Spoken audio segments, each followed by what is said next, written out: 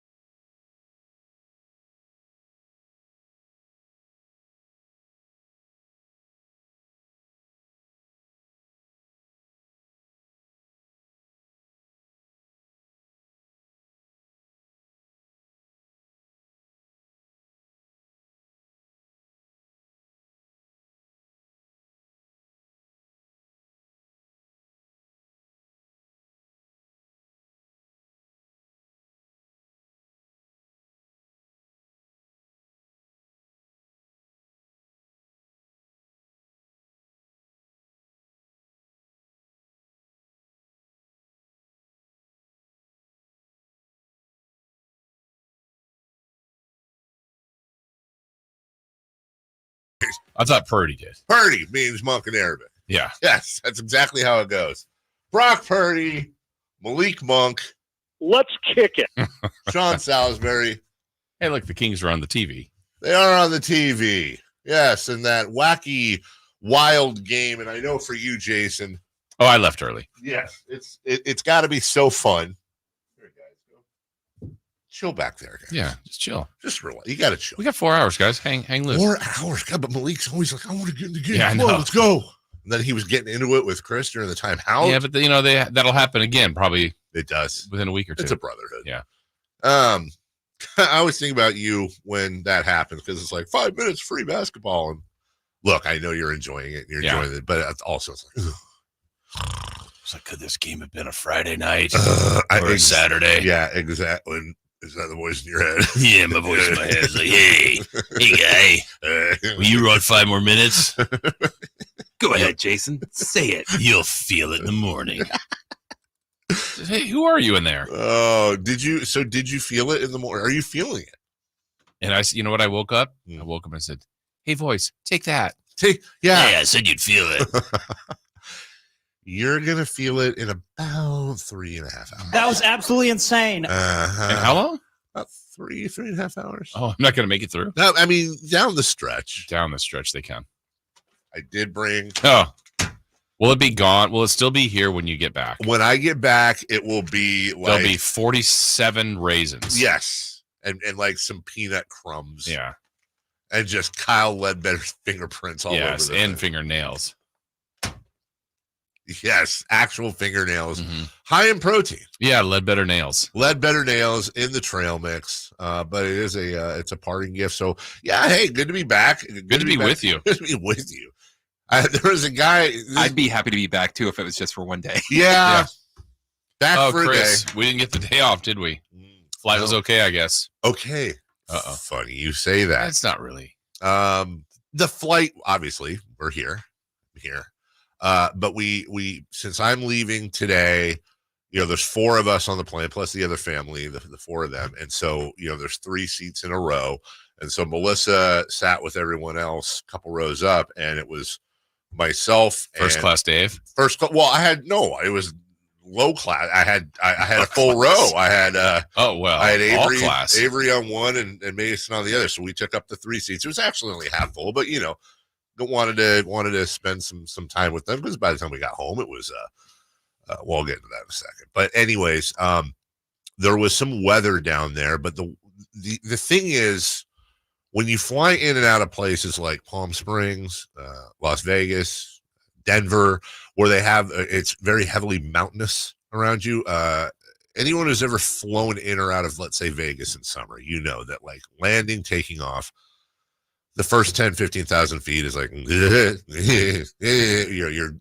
hitting these thermals and you're just kind of bouncing up and down. Now, you know this. There was a span of 15 years where I didn't fly because I had an issue on a plane once when we had real bad turbulence. And you ate the fish. I did eat the fish, and they had to drag me out, and I still had my gym shorts on. But I'm sitting with my children who were not freaking out or anything, but I could tell they were a little tense. And so it was just kind of a funny moment because, of course, How does that manifest with Magoo? You would have to have pretty much raised him to recognize it because it is not apparent, but you can just kind of, it's like this visual tense way about him, but you couldn't tell. He's not complaining. His eyes aren't wide. You know, my daughter's like, ah! You know, she wears her emotions on her sleeve. The opposite of Magoo. But I could tell they were both a little, because it was pretty, I mean, when the captain says, before we take off, hey, should be smooth about 20 minutes in, but definitely going to be bumpy on the way out. So make sure you're like, great.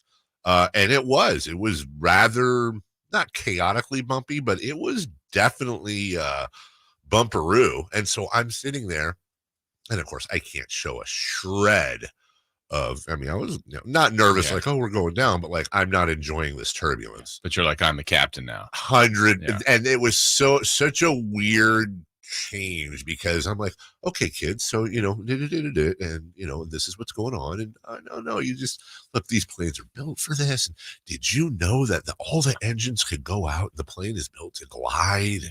And I had a full segment on the show today about how it would end. Right. And then it turns out you guys are on the plane, so the college fund doesn't work, and it's all going to Gus. And then one of the kids brought they had a water bottle that we got because we were waiting for the plane. And so I took, this is one of the things I remember from the videos I watched when I was trying to get up the courage to fly again.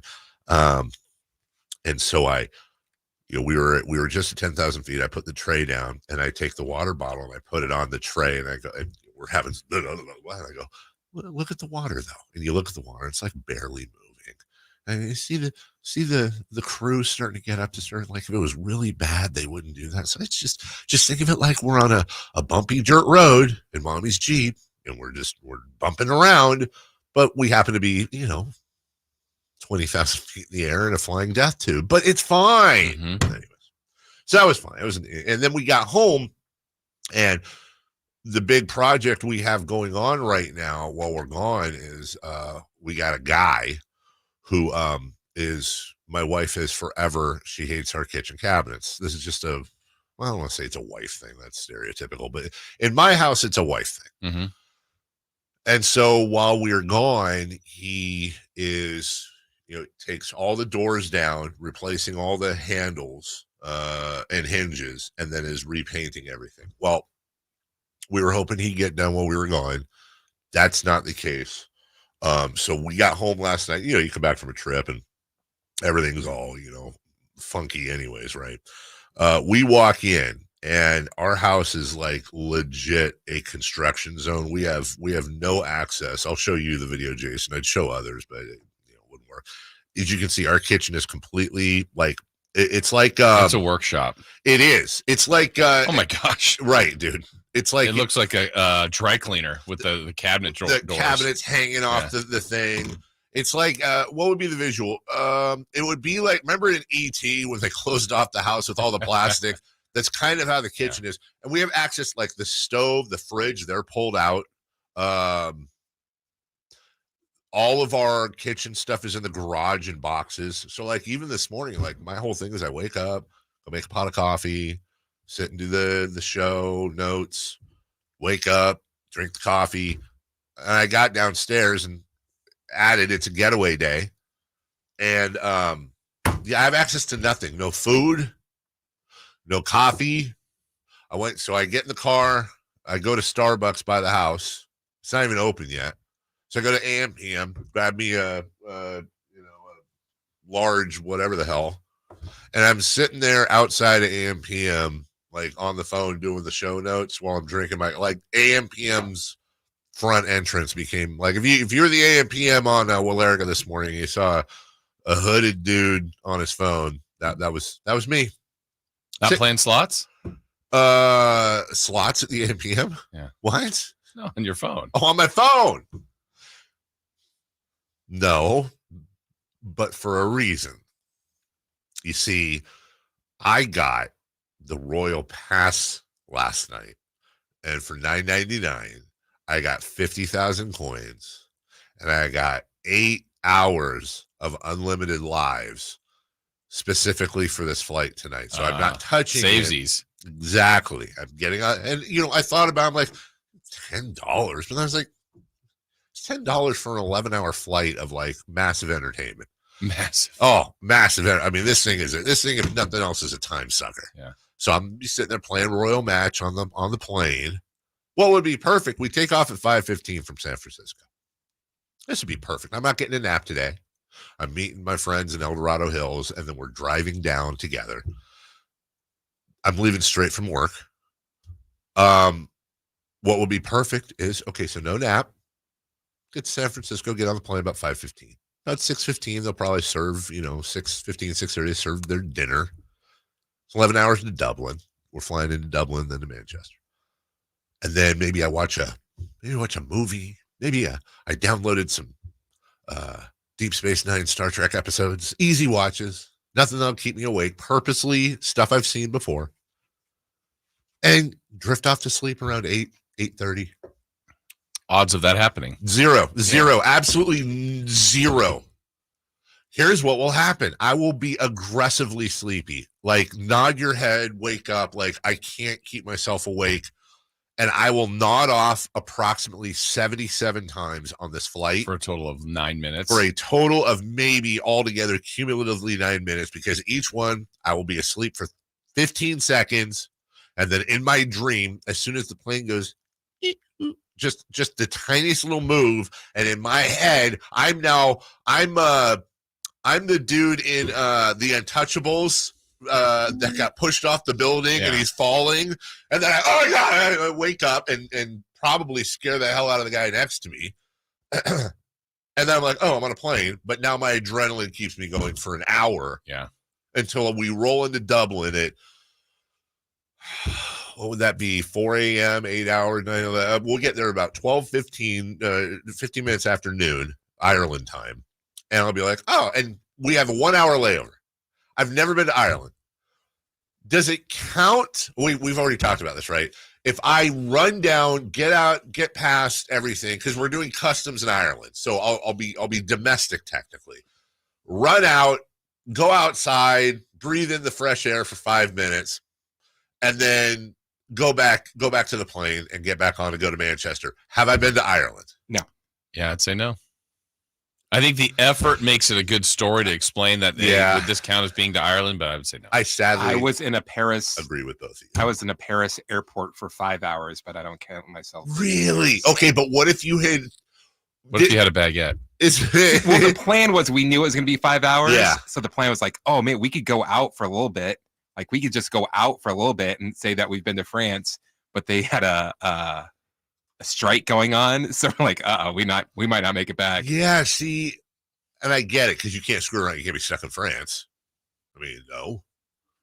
But isn't the rule we came up with, you have to step foot on outside airport grounds to count it? Well, I think you have to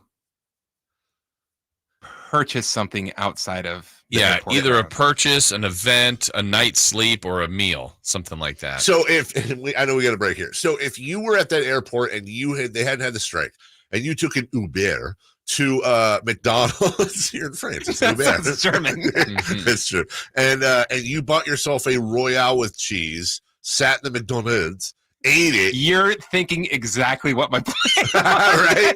So would he have been to France? I think so. I agree with you. Yeah. France asterisk. Yeah, exactly. And if you overnight, that means you've lived in France. Yeah, you have to pay taxes. You have to. Yes, exactly. Oh, I pay taxes in France. We'll take a break when we come back. We got a lot to get to today. Sam Amick's going to join us at 8, and as we roll through as we get further into the trade times where we are. Those conversations become more and more, not that they're not normally interesting, Jason, but they're heating up. They're heating up, and soon they'll be on fire. Yeah. So we'll talk to him. Kelly Brothers is back after his holiday sports business at 7:27 today as well. All right, so we will we'll take a break. When we come back, obviously leading off. But in the meantime, I did walk into my house last night. I did notice that it was a little bit chilly because, we're gone, and the dad move there is to lower the thermostat. I don't know if that's a dad move. That's just the move in general. And we walk in the door, and my goodness gracious, it was cool for about 20 minutes. And then I remembered I went to American Energy. And they had, in the previous summer, been to my home. And let's just say they cleaned the pipes. You know what I'm saying? They came out, did the diagnostic. That's the second year in a row I've had them do this. Now, is that overkill? Maybe. You know what, though? My filters, my ducts, everything's rolling through great. You know what I'm saying? And it feels good knowing that everything's running safely and smoothly. And I'm probably saving money, too, because everything's running safely and smoothly. Now, they can come out and do a diagnostic on your HVAC system, and it's going to cost you exactly $0. Yeah, normally it's $99. $0. Let them test your system, test the connections, test all the moving parts in your system, make sure it's functioning properly. And if it is, great. Hi-de-ho. Salute. See you later. But if it's not, at least you'll know. You can make the decision there as to whether or not you want to take care of that. It's a limited offer. Expires at the end of this month, January 31st. So call today to schedule that appointment. 916-520-9990. That's 916-520-9990 or AmericanEnergyAir.com. American Energy, making the uncomfortable comfortable. All right, listen. Count to 30. We will be back with Leading Off. It's Dave, it's Jason, it's Chris. It's the morning show for all of you at Sactown Sports.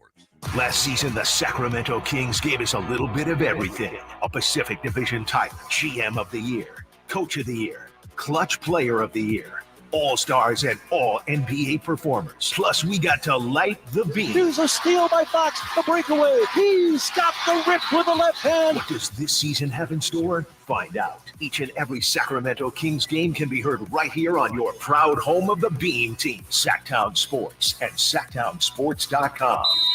All guests come to you from the Folsom Lake Honda Hotline. Folsom Lake Honda, your one-stop Honda shop. Let's do it. Leading off, the 3 top stories in the morning. Huge news. This is very important. Here's cut number 1. Banchero working against Barnes one more time. Gets the screen, launches the pass to Traveling Queen. He drives, he kicks. The Tuzzy from the corner misses the 3. Keegan gets his 10th rebound for the double-double. 135, coming up on 1 minute to go in the second overtime. High drama at Golden One Center. Fox digs into the paint. He twists. He launches. He scores on the spin move. Sacramento on top. 137-135. The 24th lead change of the evening. Have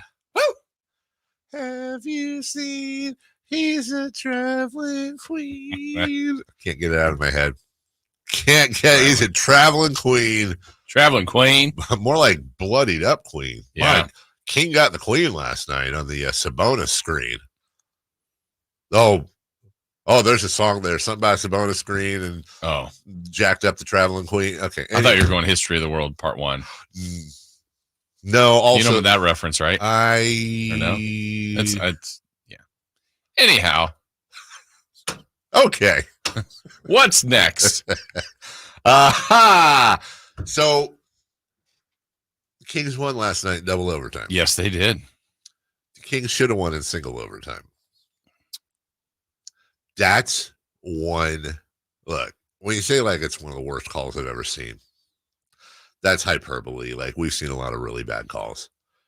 But the amount of things that went into how that call, and what I'm referring to is I'm referring to Paolo Banchero driving towards the end of overtime number 1, and it goes out of bounds, and it was ruled King's ball.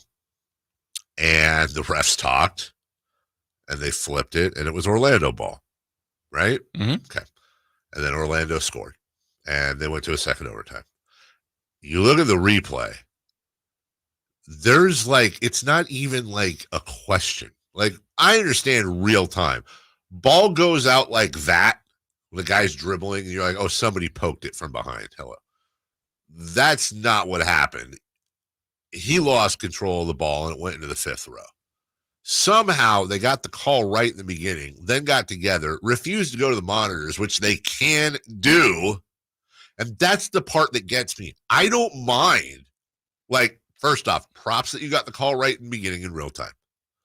Also, I don't mind that you overruled the call. If you saw on the monitors that it supported the call, but in that situation, thank God we won. Yeah. It's fine.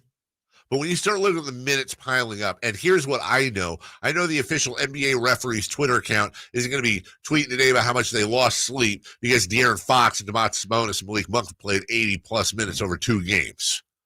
There shouldn't have been a third overtime. Or second overtime, yeah. Second overtime, sorry. Yeah. Well, there shouldn't have been a third either. And you know what? In the end, the Kings win it. Yeah, but you're exactly right about the way they executed that because, okay, they called it to one way and overturn it. That's fine. But that late of a game, that critical of a situation, you've already had a disagreement. Right.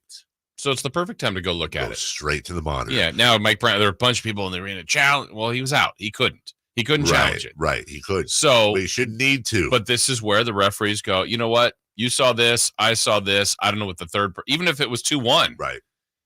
This is pretty important. Let's go check. Let's just take 2 minutes. Yeah. And go get this right. I love to talk to Mike Brown this morning. I wish we had him on because there were a lot of people that were like, Mike Brown's got to throw a fit there. He's got to go crazy. He's got to it's like, you want a technical foul? Right. He has to be incredibly careful there. And oh, by the way, Orlando can inbound the ball. I did find myself wondering if Greg Popovich had been in that situation, what he would have done. And maybe the result wouldn't have been. But I do wonder because the cameras didn't catch it. I just simply want to know, did at any point he step in front of a referee, like literally face to face with them and say, you have to go to the monitors. Yeah. There's no net loss here. I'm just asking you to go to the monitor and look at this call. They have it is set up for them to do that. And I know we're coming in off a 2-0 win over a good team. And trust me, we'll celebrate that.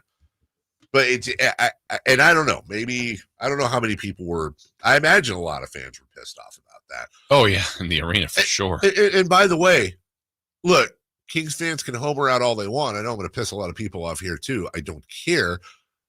That's a pretty friendly home call they gave Trey Lance, Trey Young, Trey Lyles on the Paolo Banchero offensive foul. Oh, really? Was it not?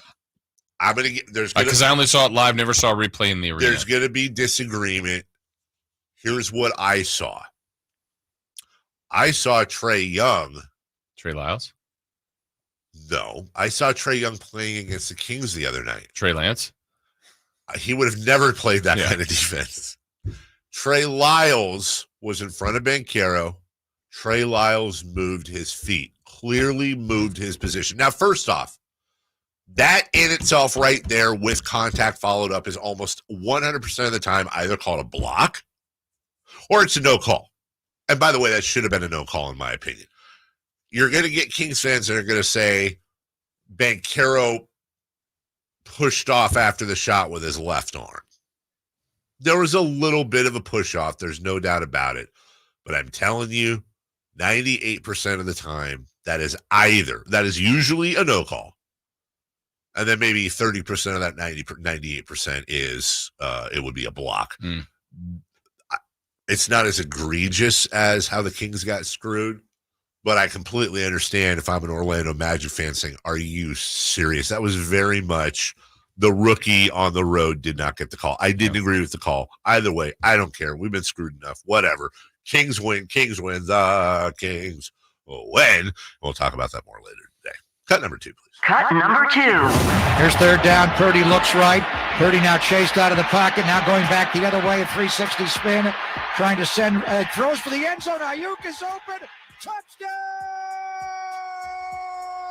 San Francisco! Ayuk is on fire on the playground.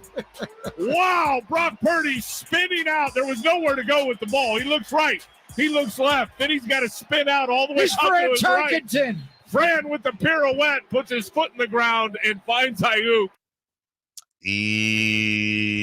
Yeah. Ayuk is on fire.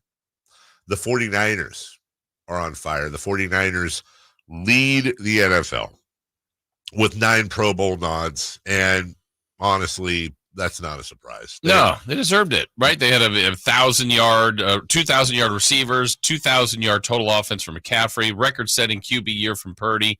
Obviously, a very good defense. Not a surprise there. They're the best team in the NFC. They should get a lot of Pro Bowlers. But I will say this: is it possible to have 9 Pro Bowlers and a snub or 2? At least one with Ayuk. And people will look at his numbers and go, well, okay, raw numbers, this, that, whatever. I would just simply say, look at Ayuk's yards and touchdowns and then look at his targets. Like, there's so many, and that's not other players' fault, I understand. Just saying, Brandon Ayuk is 6th in the NFL in yards with 1,317. He's 60 behind Amon-Ra St. Brown. Jason, he has been targeted 101 times. Amon-Ra St. Brown is in 5th, 154. Puka Nacua, 154. A.J. Brown in 3rd, 157. C.D. Lamb, 2nd in yards, 168. Tyreek Hill, 158, who leads the league. That means the nearest guy to him had 53 more targets. And you go down the list, it's pretty insane, some of these targets in the 140s, the 160s. Devontae Adams, 167. Brandon Ayuk does all of this with 101 targets. Whatever, that's just being greedy. Congrats to Brock Purdy. Yes. He is a first-time Pro Bowler. Congrats to Trent Williams. He is an 11-time Pro Bowler. Kyle Juszczyk sets the record for fullbacks with his 8th. And I was a little bit surprised about this. I guess when you think about it, you're not. But when I saw Christian McCaffrey's name, and this is just his 3rd Pro Bowl, that's probably injuries, right? 100%. Yeah. 100% is because of injuries. All right, really quick, cut number 3. Cut number 3. I think that would be difficult for not just my teammates, but anyone in general to be going through what Tyreek's going through right now.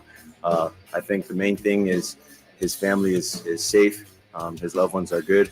He's good as well. Scary situation yesterday. And there was like live footage, Tyreek Hill's mansion burning down. And, Jason, for a good few minutes, they're just showing this burning building. And it's, Dolphin star Tyreek Hill's house on fire. And the whole time I'm thinking somebody has to know if he's in there. Right. Can you please, are we watching video of he and or his family burning? Can we not sensationalize this and just say he's either not there, or if he's there, then whatever. And the longer it took, Jason, the more I'm sitting there and I'm going, oh my God, he or somebody was in there, and that's why they're not saying anything, because they have to confirm it. I don't know how many people are following the story. I'm sure a lot, but I'm sitting there with bated breath, just freaking out that this tragedy is unfolding. And it's like, oh no, they're fine. Yeah. Which thank God. Right. Absolutely. But do it quicker, please. Yes. Come on, media. They are safe. Thank God. Everything it still is terrible, but look, I hope this doesn't sound callous. It's horrible. Maybe it's probably because I spent a good 5 minutes scared to death that Tyreek Hill and or his family were going to suffer this tragic situation. And I'm like, okay, the house burnt down. You can replace everything in there. You got insurance. You're super rich. It sucks. But I actually, when I heard that, I was like, okay, I feel good about that. Not good, but I feel a lot better about this situation. Yeah. Probably because I was conditioning myself for the worse. Huge fire at his house, 9,300 square foot home. Yeah, that's a big boy. That's one of those houses where there's more bathrooms than bedrooms. Oh, yeah. We talked about that before. We can't afford those houses. Front row of life. Front row of life. We'll take a break. The Kings are in the front row of the win column last night. When we come back, took 2 overtimes, but they got her done. Kings win. They don't disappoint. They showed up. What do you know? We'll talk about all that next. You never know what you might hear when listening to a Sacramento Kings game. Out of Keegan, going for another triple. Man, is he feeling it. Keegan, can he do it? Yes, there's number 11, Keegan Murray. Keegan steps back. He just knocked down his 12th three-pointer, a Kings franchise record. He's got 45 points. Never miss a moment of Sacramento Kings basketball with Sactown Sports and the Sactown Sports app.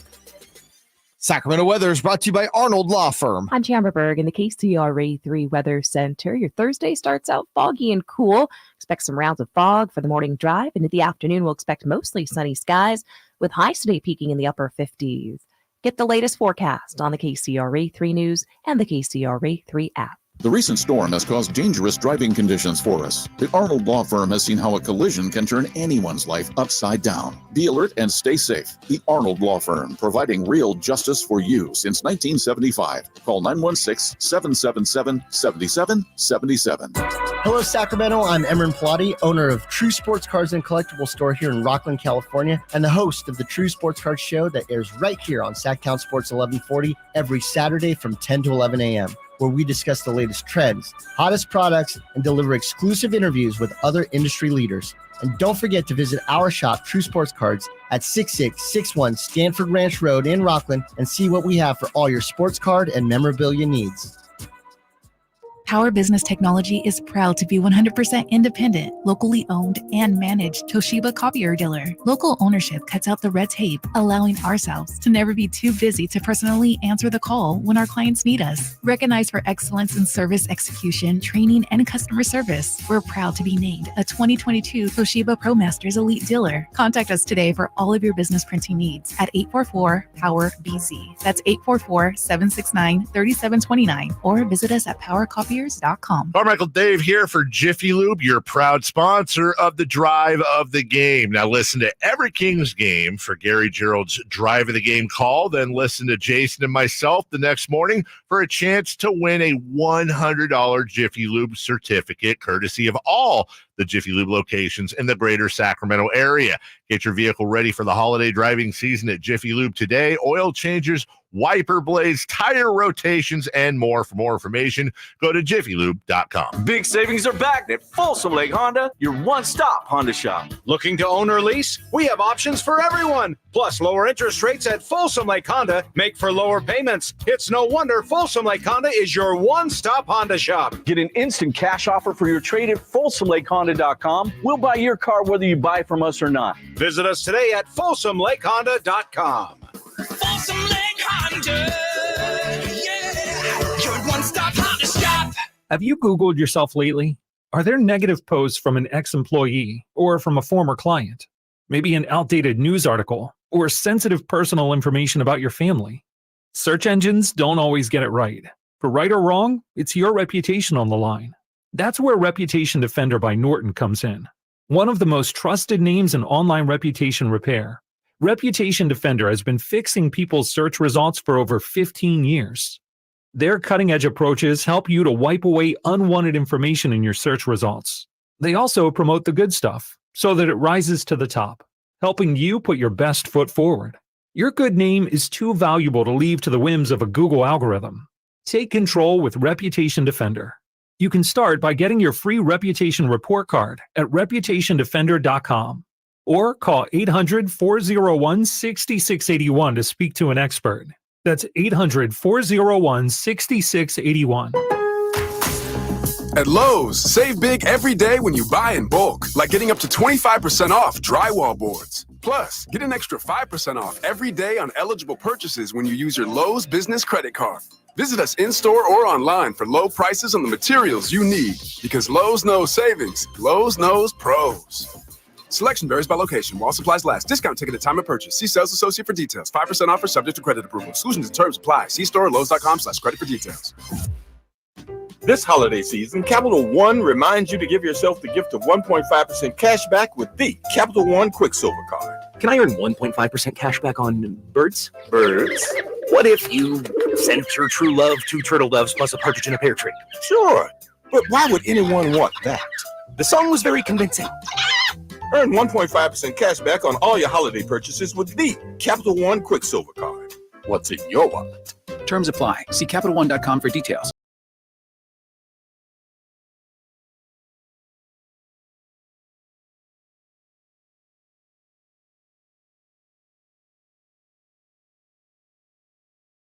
Call or text at 916-339-1140. On Sactown Sports. Duarte with the inbounds pass to Sabonis. Sabonis gets by Batazzi, takes it in, challenged by Bencaro, pivots to his right, kicks it out. Harrison Barnes is open, and he ties the game. He knocks down the triple on the left wing. That's a welcome sight. Harrison, it's been almost non-existent for a couple of games lately. Hey, as this music is playing, I'm going to fast forward here because I think we got Sabonis. Here's a Sabonis and one. High 29 driving, pocket pass, Sabonis right to the rack. He's fouled and he scores a 3-point opportunity for Domantas Sabonis, and the assist from Malik Monk will be his 8th of the evening. Oh, hold on. Let me go back here. Assist from Malik Monk will be his 8th of the evening. As there. Mm-hmm. I wasn't at the game, but I heard it. They did it a couple times when he went the and one, the free throw line. And then there was one, I think he did a charge, and they did it, which I don't remember them doing that before.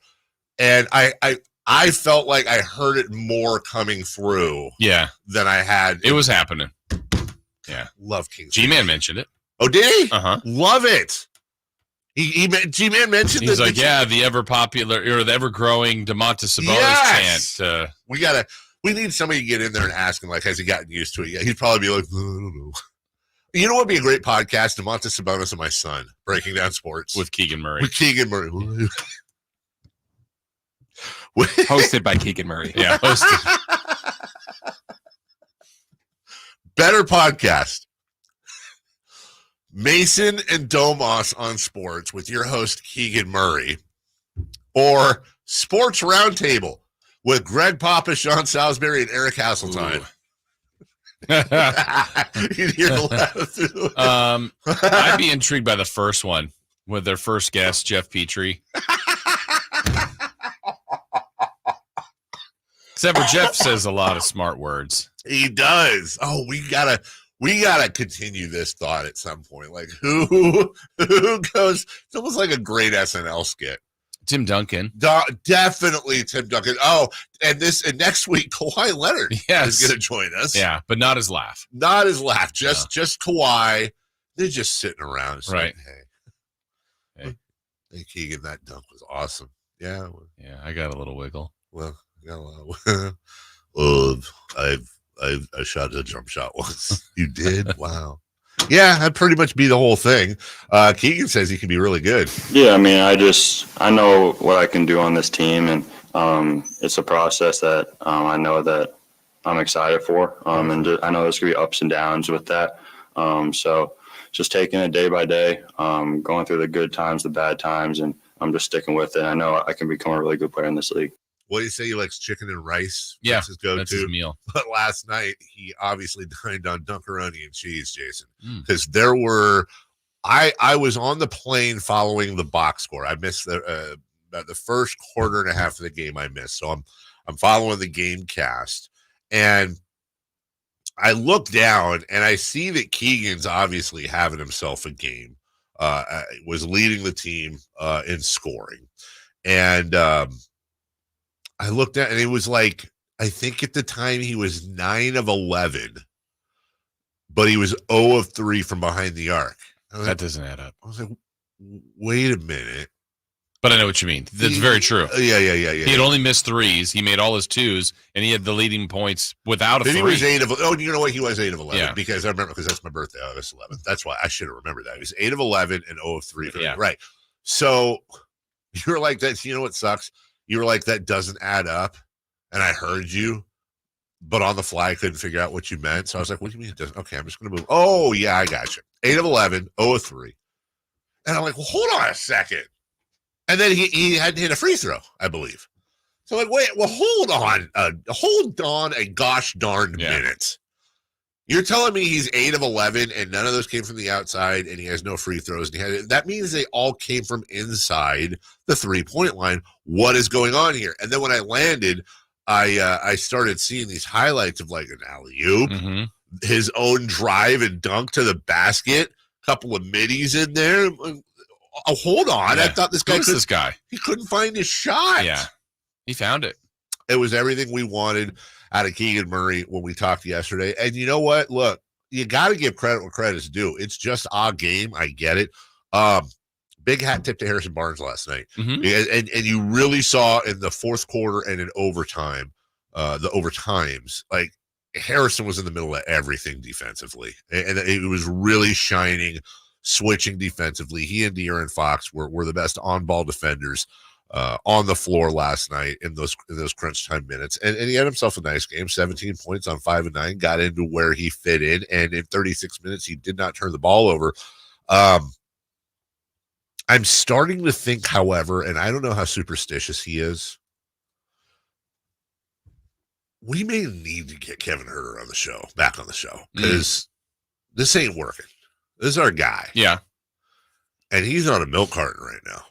This has to be, I would imagine, the most challenging year of his career. Oh, I would think so, especially after the success of, I mean, he had a really good year last year. Now fizzled near the end, but I mean, he had a good year.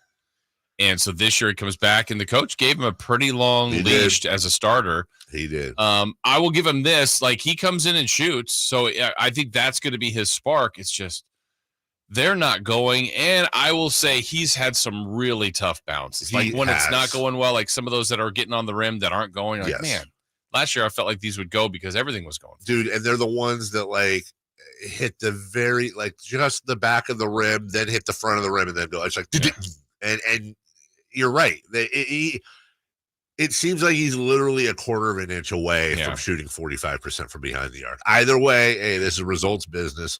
Malik Monk, 46 points, Jason Ross. We got a lot to go over with this game. The bottom line is they won over a good Orlando team that, by the way, just hit another 3-pointer. Yeah, beat a team that set a franchise record. I mean, the game plan was clear. They're number 2 at points in the paint, and they're last or second to last in 3-point shooting. So make it beat you from 3. They almost got burned. I mean, Orlando kept making them to their credit. I thought when late scratch for Cole Anthony, and then when Franz Wagner got hurt in the first, I mean, now things are starting to really favor the Kings. And Banchero left for a little bit. Yep. You're like, okay, you got to win this game. But then when Banchero came back, he was incredible. I can almost live with 12 of 21 from Suggs and Banchero. When Wendell Carter Jr. is 3 of 3 from behind the arc and 0 of 4 from, like, what? Yeah. We actually have some numbers to reflect. If you think that teams tend to shoot better against the Kings than other teams, guess what? We have numbers that supports you. We'll get to that a little bit later when we come back. Let's get to football real quick. 9 Pro Bowl nods for the 49ers, including a welcome Brock Purdy, and I believe one other first-timer in there as well, 1 or 2 other first-timers. We'll get to that and more. A little bit of football before we get to the sports world. 3 for Madness. Kelly Brothers at 7:27. Sam Amick at 8. We got a great show for you right here in the home of the Kings, Sactown Sports. The NFL's leading rusher plays here. Get a handoff to McCaffrey, walks in the end zone. Handoff to McCaffrey, takes it right down to the goal line. He does his thing again. McCaffrey goes in motion right. Backwards pass led by Juszczyk. A block there. Hurdles a man. 10-5. Touchdown! CMC! You can hear all of Christian McCaffrey's touchdowns on your home for 49ers football. Sactown Sports. The new year is upon us with promises of new beginnings and new adventures, but Don't let 2023 slip away without savoring the memories of all you enjoyed with family and friends. Hi, this is Frank LaRosa with a word about Naturewood Home Furnishings. Of course, looking forward with anticipation is exciting, but I have a lot to appreciate in this past year, and much of that revolves around time with family and more good times spent around my Naturewood dining table. Watching my grandson get messy with his birthday cake is priceless, and it reminds me that new life is the perfect balance between yesterday and today. Greet the new year with a visit to Naturewood Home Furnishings. See all the fine furniture and accessories on sale with Naturewood's New Year sale. Find that perfect piece of furniture that's new today and filled with memories for tomorrow. The memories you make with your family will be with you forever. Naturewood Home Furnishings, off Highway 50 at Hazel. Look for the water wheel. At Ashton & Price, over the last 25 years, we've won just about every injury case you can think of. Slip and fall, falling merchandise, fell through rotted decking, we won those. Dangerous stairs, falls into holes, dog bites, won them. Injured while pedestrian or on a bicycle, auto, motorcycle, big rig, company vehicle, Uber, or Lyft accident, we've won them all. And the best news is there's no fee until you win. So no matter how you got injured, remember, for the best advice, don't think twice. Call Ashton & Price. The 49ers Report, brought to you by EB Stone. EB Stone for the life of your garden. The 49ers rang in 2024 with 2 wins. First, defeating Washington 27-10 on the road, Week 17. Then, they clinched the NFC thanks to Arizona's win over Philadelphia. San Francisco now heads into Week 18 with the best record in the conference to finish out the regular season against Los Angeles, before having a bye week to open the postseason. Welcome the new year with EB Stone, your go-to for indoor gardening success. In 2024, enrich your indoor oasis with EB Stone's Indoor Potting Mix, our best premium blend crafted for vibrant growth. Explore our comprehensive range from soil amendments to fertilizers and find everything your indoor garden craves. Nurture new beginnings, cultivate lush landscapes, and witness your dreams unfold. Cheers to a green and thriving new year with EB Stone, the heartbeat of your indoor garden success. Find a location near you for our products and tips at ebstone.org. Guys, want to lose weight, improve your performance, and increase your drive? Revive Men's Health Sacramento can help you address the root causes of weight gain, low energy, poor drive, and performance issues. And since your testosterone level has a direct impact on your weight and fitness, we'll give you a free T-check and free exam at Revive Sacramento. Imagine upping your game, losing weight, and getting in shape all at once. Revive can help you make it happen with our new cutting-edge weight loss medications, like your favorite athletes and celebrities use. They're affordable and available now. Weight gain and low T are treatable conditions. We know we can help you. Take that first step and book today. You're only one step away from getting in the best shape of your life. Call Revive Men's Health at 916-277-8599. That's 916-277-8599. Or visit ReviveMen'sHealth.com. Hello, Sacramento. I'm Emron Plotty, owner of True Sports Cards and Collectible Store here in Rockland, California, and the host of the True Sports Cards Show that airs right here on Sactown Sports 1140 every Saturday from 10 to 11 a.m., where we discuss the latest trends, hottest products, and deliver exclusive interviews with other industry leaders. And don't forget to visit our shop, True Sports Cards, at 6661 Stanford Ranch Road in Rockland and see what we have for all your sports card and memorabilia needs.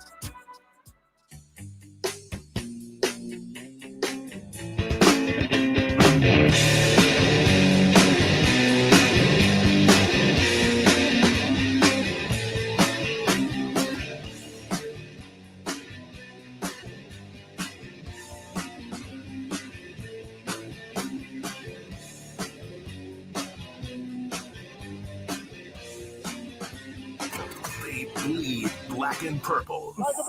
It's the Carmichael Dave Show with Jason Ross on your local sports leader, Sactown Sports.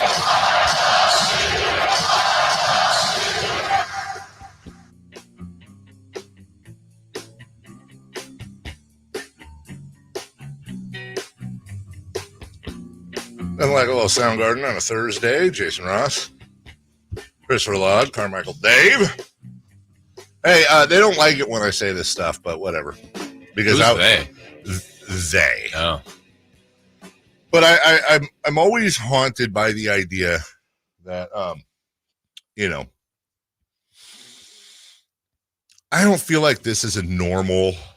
I hope it's not a normal sports morning show. You know, we've been doing this a long time, Jason.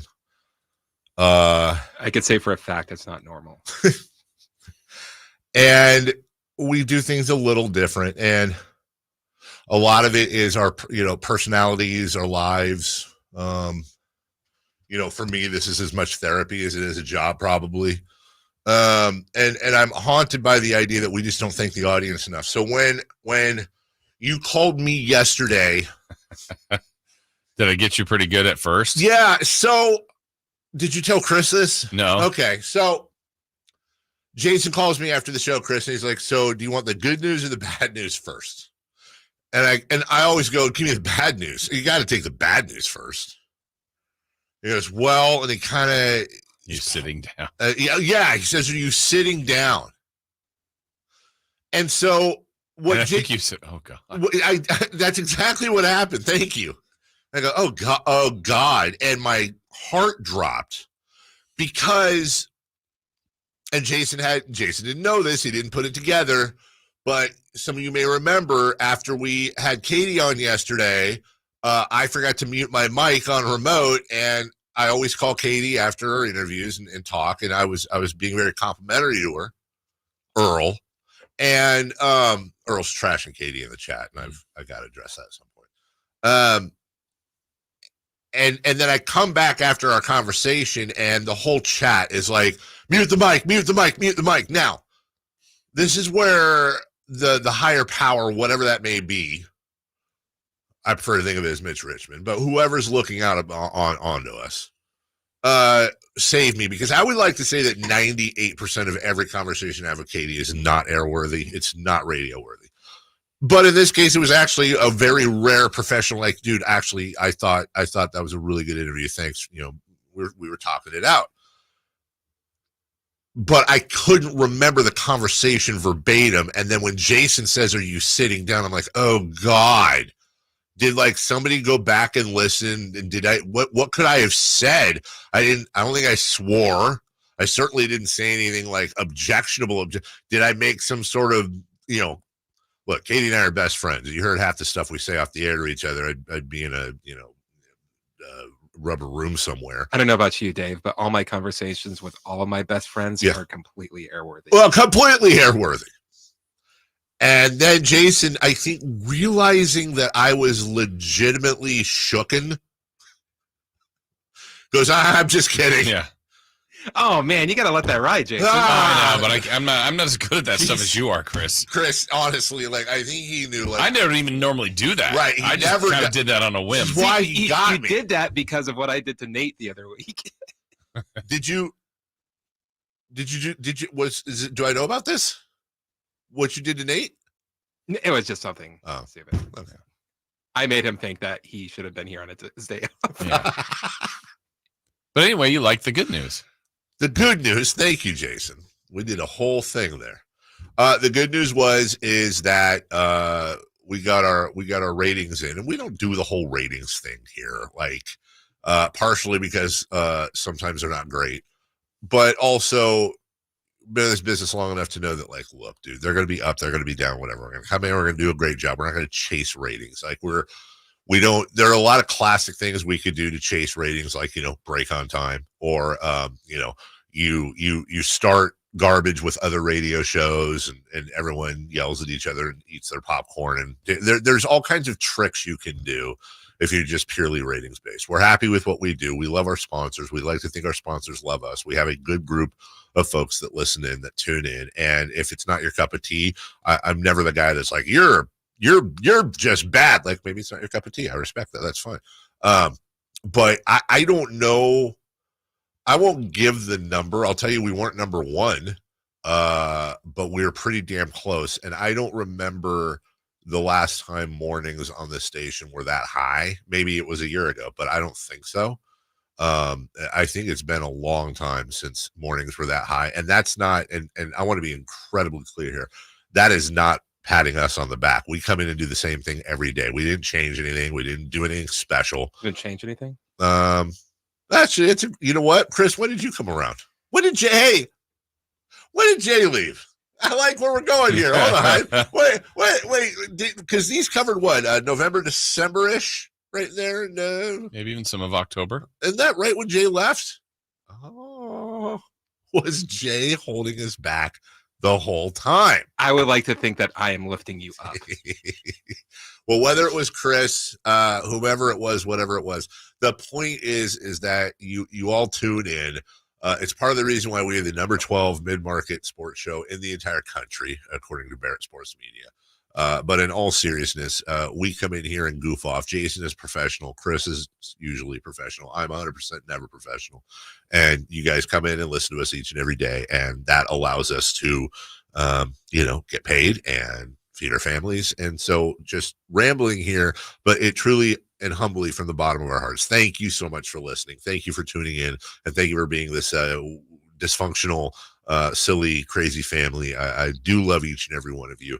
And also like MC. So yeah, in the chat. So yeah, thank you. And yeah, appreciate everybody. We just missed the whole segment. Blew through the whole thing. That's what we do though. That is 100% like that. Woo! This was not on the sheet. Yeah. This segment was supposed to be about the Niners getting 9 Pro Bowl nods. This segment was supposed to be about welcoming in Brock Purdy to the Pro Bowl club. He gets a jacket and everything. Oh, what if he gets a bonus? He probably needs it. They should get his bonus might be larger than his salary. Serious. Shouldn't they get bowling shirts? Like or bowl Pro shoes? Bowl bowling shoes. Oh my God. You know what? Why don't they should just change? There you go. Why not just change the game to the Pro Bowl? And you just who's getting hurt bowling? I love that. Just they all have their Pro Bowl shirts, AFC versus NFC. Break it down. Individual. I am. What is it? Who do you think you are? I am. I'm the Pro Bowl now. That would be Brock Purdy. Yeah, of course. That's so like him. And congratulations, Trent Williams, who now needs to put one of the Pro Bowl rings, because I think he had a Pro Bowl ring. He has 11 Pro Bowl shirts. It's just 11. They're all 9X. We'll take a break. Snug. When we come back, we're going to go around the sports world, and we're just going to try to fit all the weird stuff in. Let me put it this way. Of the things we're going to talk about in the next segment, Tyreek Hill's mansion burning down is like the least controversial of them. We've got some updates for you on some sports stories that bleed into real life, if you will. We'll get to that. Don't forget 3 for Madness at 7:13. Kelly Brothers at 7:27. Sam Amick at 8 o'clock on your home of the Sacramento Kings, Sactown Sports. The NFL's leading rusher plays here. The handoff to McCaffrey, walks in the end zone. Handoff to McCaffrey, takes it right down to the goal line. He does his thing again. McCaffrey goes in motion right. Backwards pass led by Juszczyk. A block there. Hurdles a man. 10, 5, touchdown! CMC! You can hear all of Christian McCaffrey's touchdowns on your home for 49ers football. Sactown Sports. Every 40 seconds, a child is reported missing. That's 2,000 children every single day. It's a heart-wrenching reality that we can no longer ignore.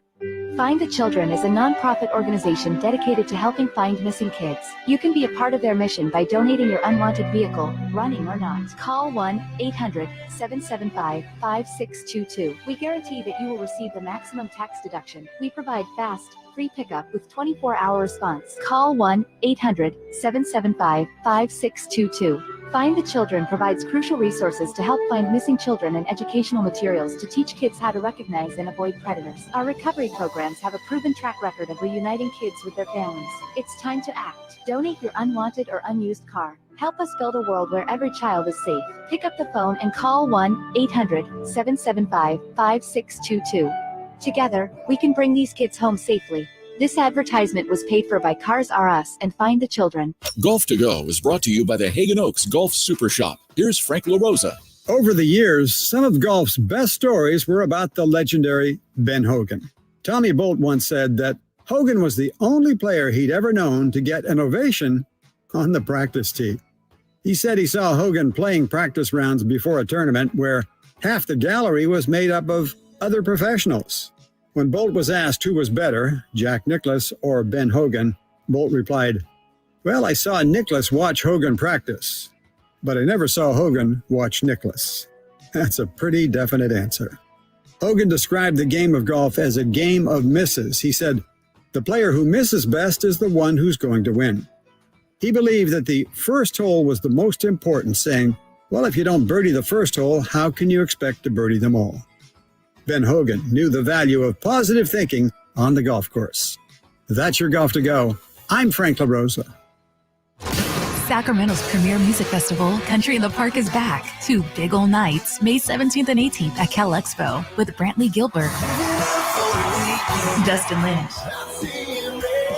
Walker Hayes, and more. 2-day GA tickets are on sale now, starting at $85, or upgrade your experience with VIP or pit passes. Country in the Park, May 17th and 18th at Cal Expo. For more information, visit CITPfest.com. Brought to you by Bonnie Plumbing, Electric Heating and Air. Patrick was way behind on his IRS taxes. I was in way over my head, and the total amount ended up being somewhere just over $30,000. $30,000. Then the IRS came to collect. Started getting letter after letter. A lien had been filed against me. They were going to basically hang me completely out to dry. He had to do something. That's when I reached out to Optima Tax Relief. Patrick's life quickly got a lot easier. It was very easy, pretty much hands off. They picked up the ball and ran with it. And how'd it go? I couldn't believe it. I had to ask 2 or 3 times. I saved an incredible amount of money. How does Patrick feel about Optima? Couldn't be happier. They definitely helped me. Optima Tax Relief, the best place to call. They're the best in the business. Do what Patrick did and call Optima Tax Relief for a free consultation. Call 800-343-6460. 800-343-6460. 800-343-6460. Optima Tax Relief. Testimonial from an actual client. Some restrictions apply. For complete details, please visit OptimaTaxRelief.com. Finding great candidates to hire can be like, trying to find a needle in a haystack, but not with ZipRecruiter. Its powerful technology actively finds and invites qualified candidates to apply to your job. So while other companies might deliver a lot of hay, ZipRecruiter finds you the needle in the haystack. See why 4 out of 5 employers who post a job on ZipRecruiter get a quality candidate within the first day. Try ZipRecruiter for free at ZipRecruiter.com/free. That's ZipRecruiter.com/free. With no fees or minimums and no overdraft fees, banking with Capital One is the easiest decision in the history of decisions. Even easier than choosing to keep the Grinch away from the toy drive. Who's going to deliver the toys to the kids? What about me, the Grinch? No. Yep, even easier than that. You steal the presents one time. With no fees or minimums and no overdraft fees, is it even a decision? That's banking reimagined. What's in your wallet? Terms apply. Capital One NA, member FDIC. Copyright Dr. Seuss Enterprises. Copyright Turner Entertainment Company. Capital Casino, Sacramento's #1 poker room with primetime football. It's back. Capital Casino is giving away $500 per game in high hand bonuses for every Sunday, Monday, and Thursday night primetime game. Offering the best food, best service, and the best action with the most variety of games in the region, and conveniently located at 411 North 16th Street in downtown Sacramento. For more information, log on to capital-casino.com, and please gamble responsibly. 1-800-GAMBLER. All guests come to you from the Folsom Lake Honda hotline. Folsom Lake Honda, your one-stop Honda shop. From the Power Business Technology Toshiba Studios, KHTKAM Sacramento, KYMX HD2 Sacramento, Sacramento's official home for the San Francisco 49ers. Touchdown! San Francisco! Sactown Sports. The Carmichael Dave Show. He's on the microphone when he's not on the microphone. He's playing a song, and when he's not playing a song, he's on the microphone, and then boom. With Jason Ross. No, he didn't. Yes, he did. Call or text at 916-339-1140. It's the Carmichael Dave Show with Jason Ross on Sactown Sports. Yeah, we got a lot to get to. Speaking of listeners, just shout out the chat. Hi, chat. You just, everyone relax.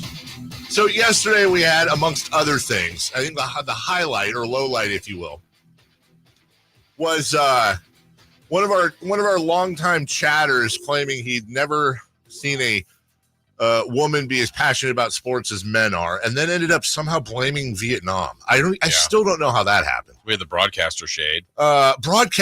Which now Earl, and this is the thing with Earl. So Earl is one of our many unique personalities in the chat. Like Russell MC. They all, and good and bad. Like they all, I'm not throwing shade. They're just unique personalities, which I think is almost, it's kind of a compliment. Earl sometimes, like Russell wakes up on the dumb side of bed 98% of the time. It's just his shtick. It's fine. He's not dumb. He just says dumb things, but he's not a dumb person. Earl, who is the youngest boomer I've ever come across. We once called him under 30 Earl. He might be 30 by now. He might, yeah, but again, he texts like he's 70 and thrice divorced and with a bad leg. And oh, that Earl. Yeah, that Earl. Plus his name's Earl. Who the hell's named Earl is 30?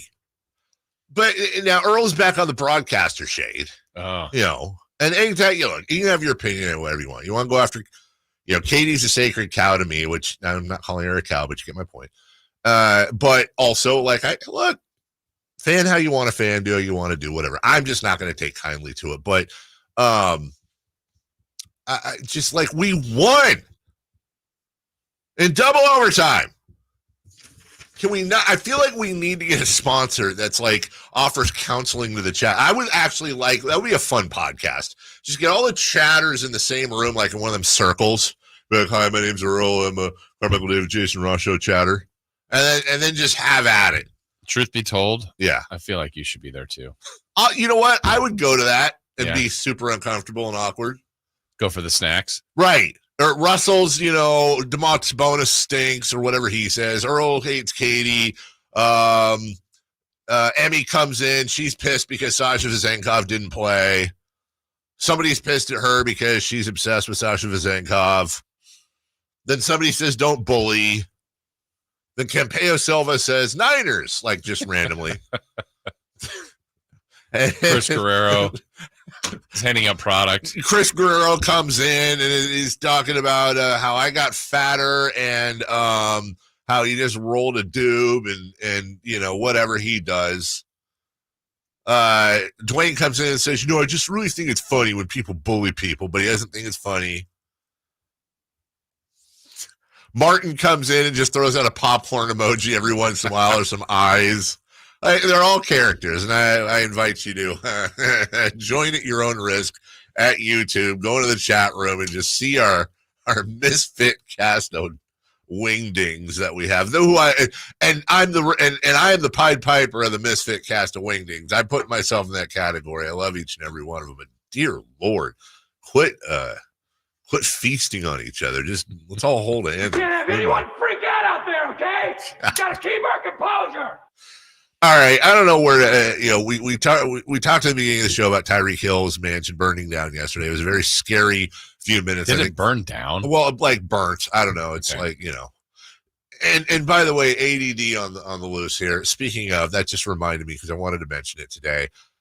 In all seriousness, shout out to Sam's Hofbrau. Somebody sent me the post yesterday. The owners have said, we don't want to do the restaurant thing anymore. Apparently, the whole thing is gutted on the inside from the fire. They're shutting down. I was a very young lad when you had, I don't even know if you were around, Jason, in this area when they had the Sam's Land or whatever it was called up in like Placerville, where it was just like, dude, it was like this giant restaurant arcade, almost amusement park up there. And then Sam's Hofbrau and El Camino, and Watt, I think, by Country Club. Like, that's a Sacramento institution if there ever was one. You grow up, and every once in a while, the parents would take us there a couple times a year. They've got the turkeys and they're cooked.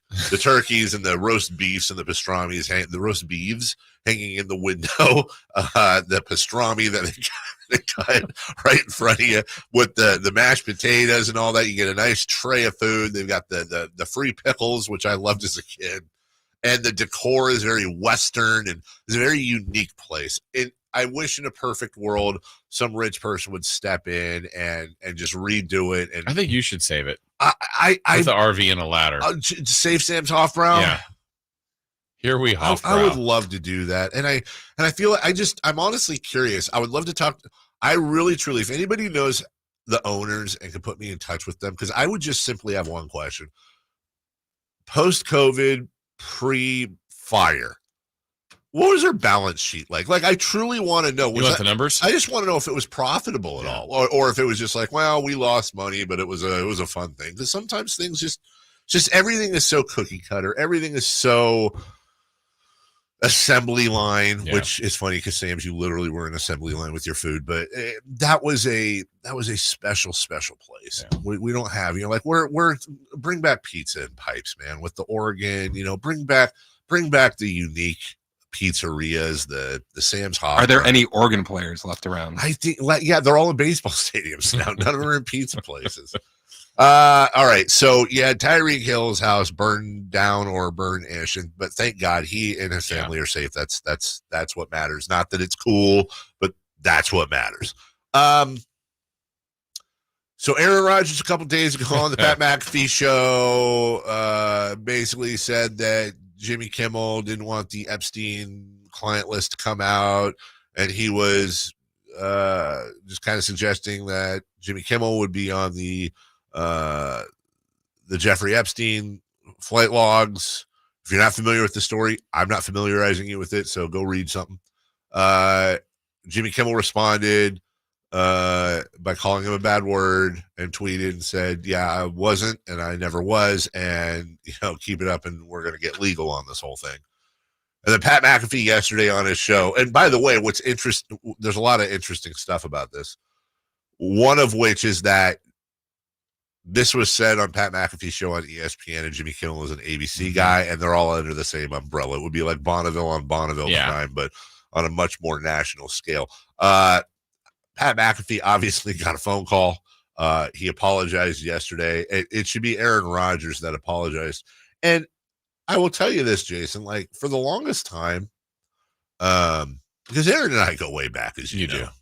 Chico guy, we've got a good relationship. I did wonder, like, remember when his brother or somebody was on The Bachelor, and like it came out that like his family does not talk to him like at all, and I was always like, why? Like, he's such a nice, like, I get it. Aaron Rodgers is just a weenus. He is just a grade A weenus. So he weenused his way around and found out, and then finally, because this is a segment of stuff, like I said, we're putting it all in here. This is the cringe segment, if you will. Wander Franco.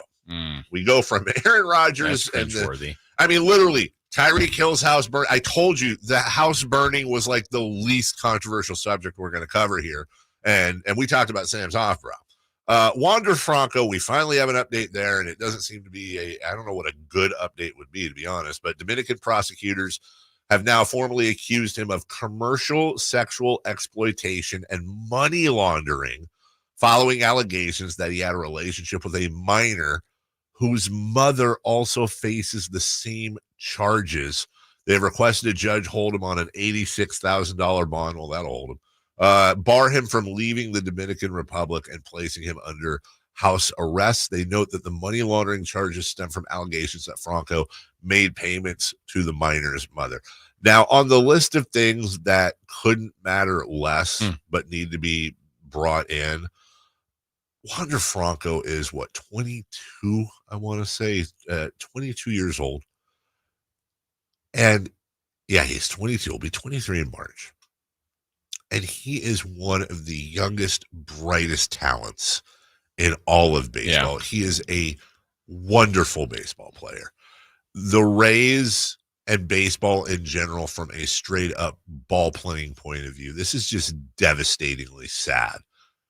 Couldn't matter less, though, compared to the other things. Now, again, innocent until proven guilty. Sure. I don't care what country you're in. Yeah.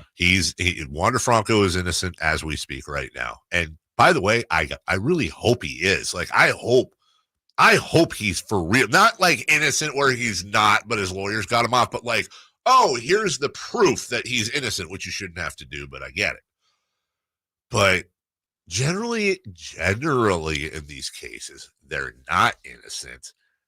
And this is just, look, not that a 22-year-old having a relationship with a minor isn't gross, but if it's possible to get grosser, it got grosser, and the whole thing is gross. Yeah.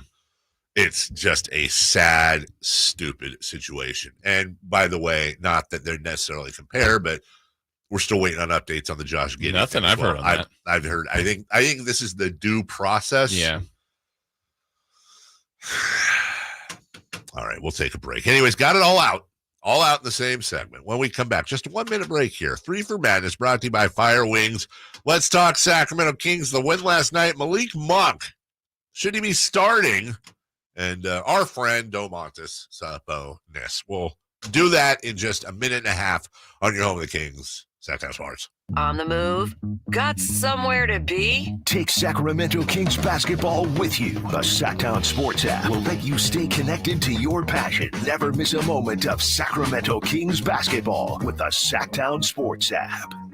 With RT Painting, our name says it all. We are a reliable and trusted commercial and residential painting company serving the Sacramento area since 1998. Employee-owned, our attention to detail is second to none. Put our decades of experience serving our community to use for you. Get a free quote today. Call us at 916-900-8112. That's 916-900-8112. Or go online to rtpainting.com. That's rtpainting.com. RT Painting, your trusted and reliable painting contractor of choice. Guys, want to lose weight, improve your performance, and increase your drive? Revive Men's Health can help you make it happen with our new cutting-edge weight loss medications, like your favorite athletes and celebrities use. They're affordable and available now. And since your testosterone level has a direct impact on your weight and fitness, get a free T-check and free exam. Book your appointment today at Revive Sacramento. We know we can help you. Call 916-277-8599. That's 916-277-8599. Or visit ReviveMen'sHealth.com. 3 questions, 3 answers. It's 3 for Madness on the Carmichael Dave Show with Jason Ross. Here's question 1. All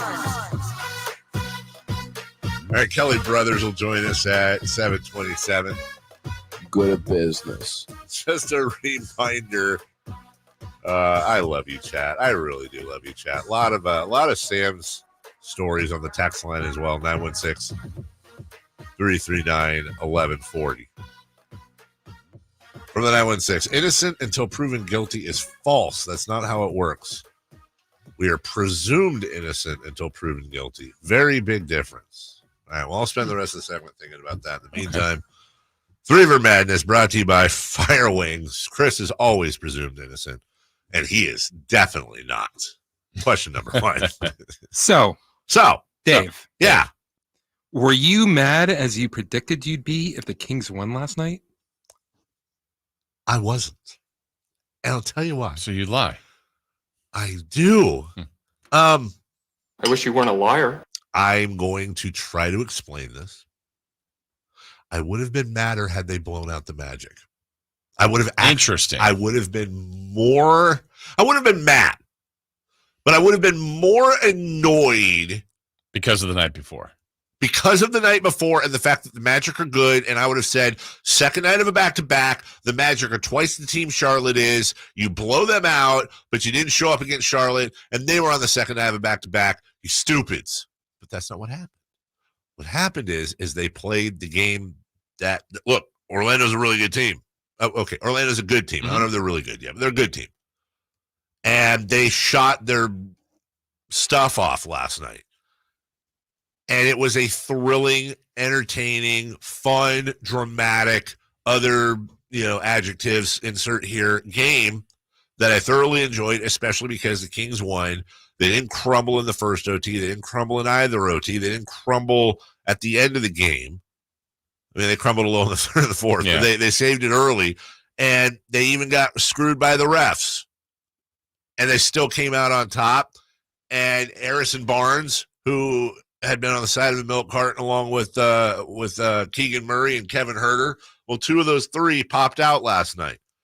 By the way, Jason, had you told me the Sacramento Kings would watch the Magic shoot 57% from beyond the arc on 44 attempts, 81.5% from the line. Oh, and by the way, De'Aaron Fox would be 6 of 22 in 44 minutes with 15 points, which I believe is a season low for him. It might be. I can't remember. Well, it's certainly a season low when he plays 44 minutes. I'm confident of that.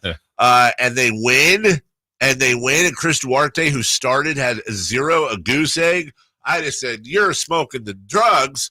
They won the game. I was happy. Yeah, it's funny. There was a couple people I talked to yesterday about the game, and they said, it would be just like the Kings to win tonight. So there was some of that because of what they did the night before. And then others that I ran into that said, well, Orlando's going to come in here upset because they lost the night before. I said, well, why wouldn't the Kings be upset? I mean, the Kings played an embarrassing game. And one person told me, well, the Kings, they don't really play like that. They don't really play upset. I said, Orlando does?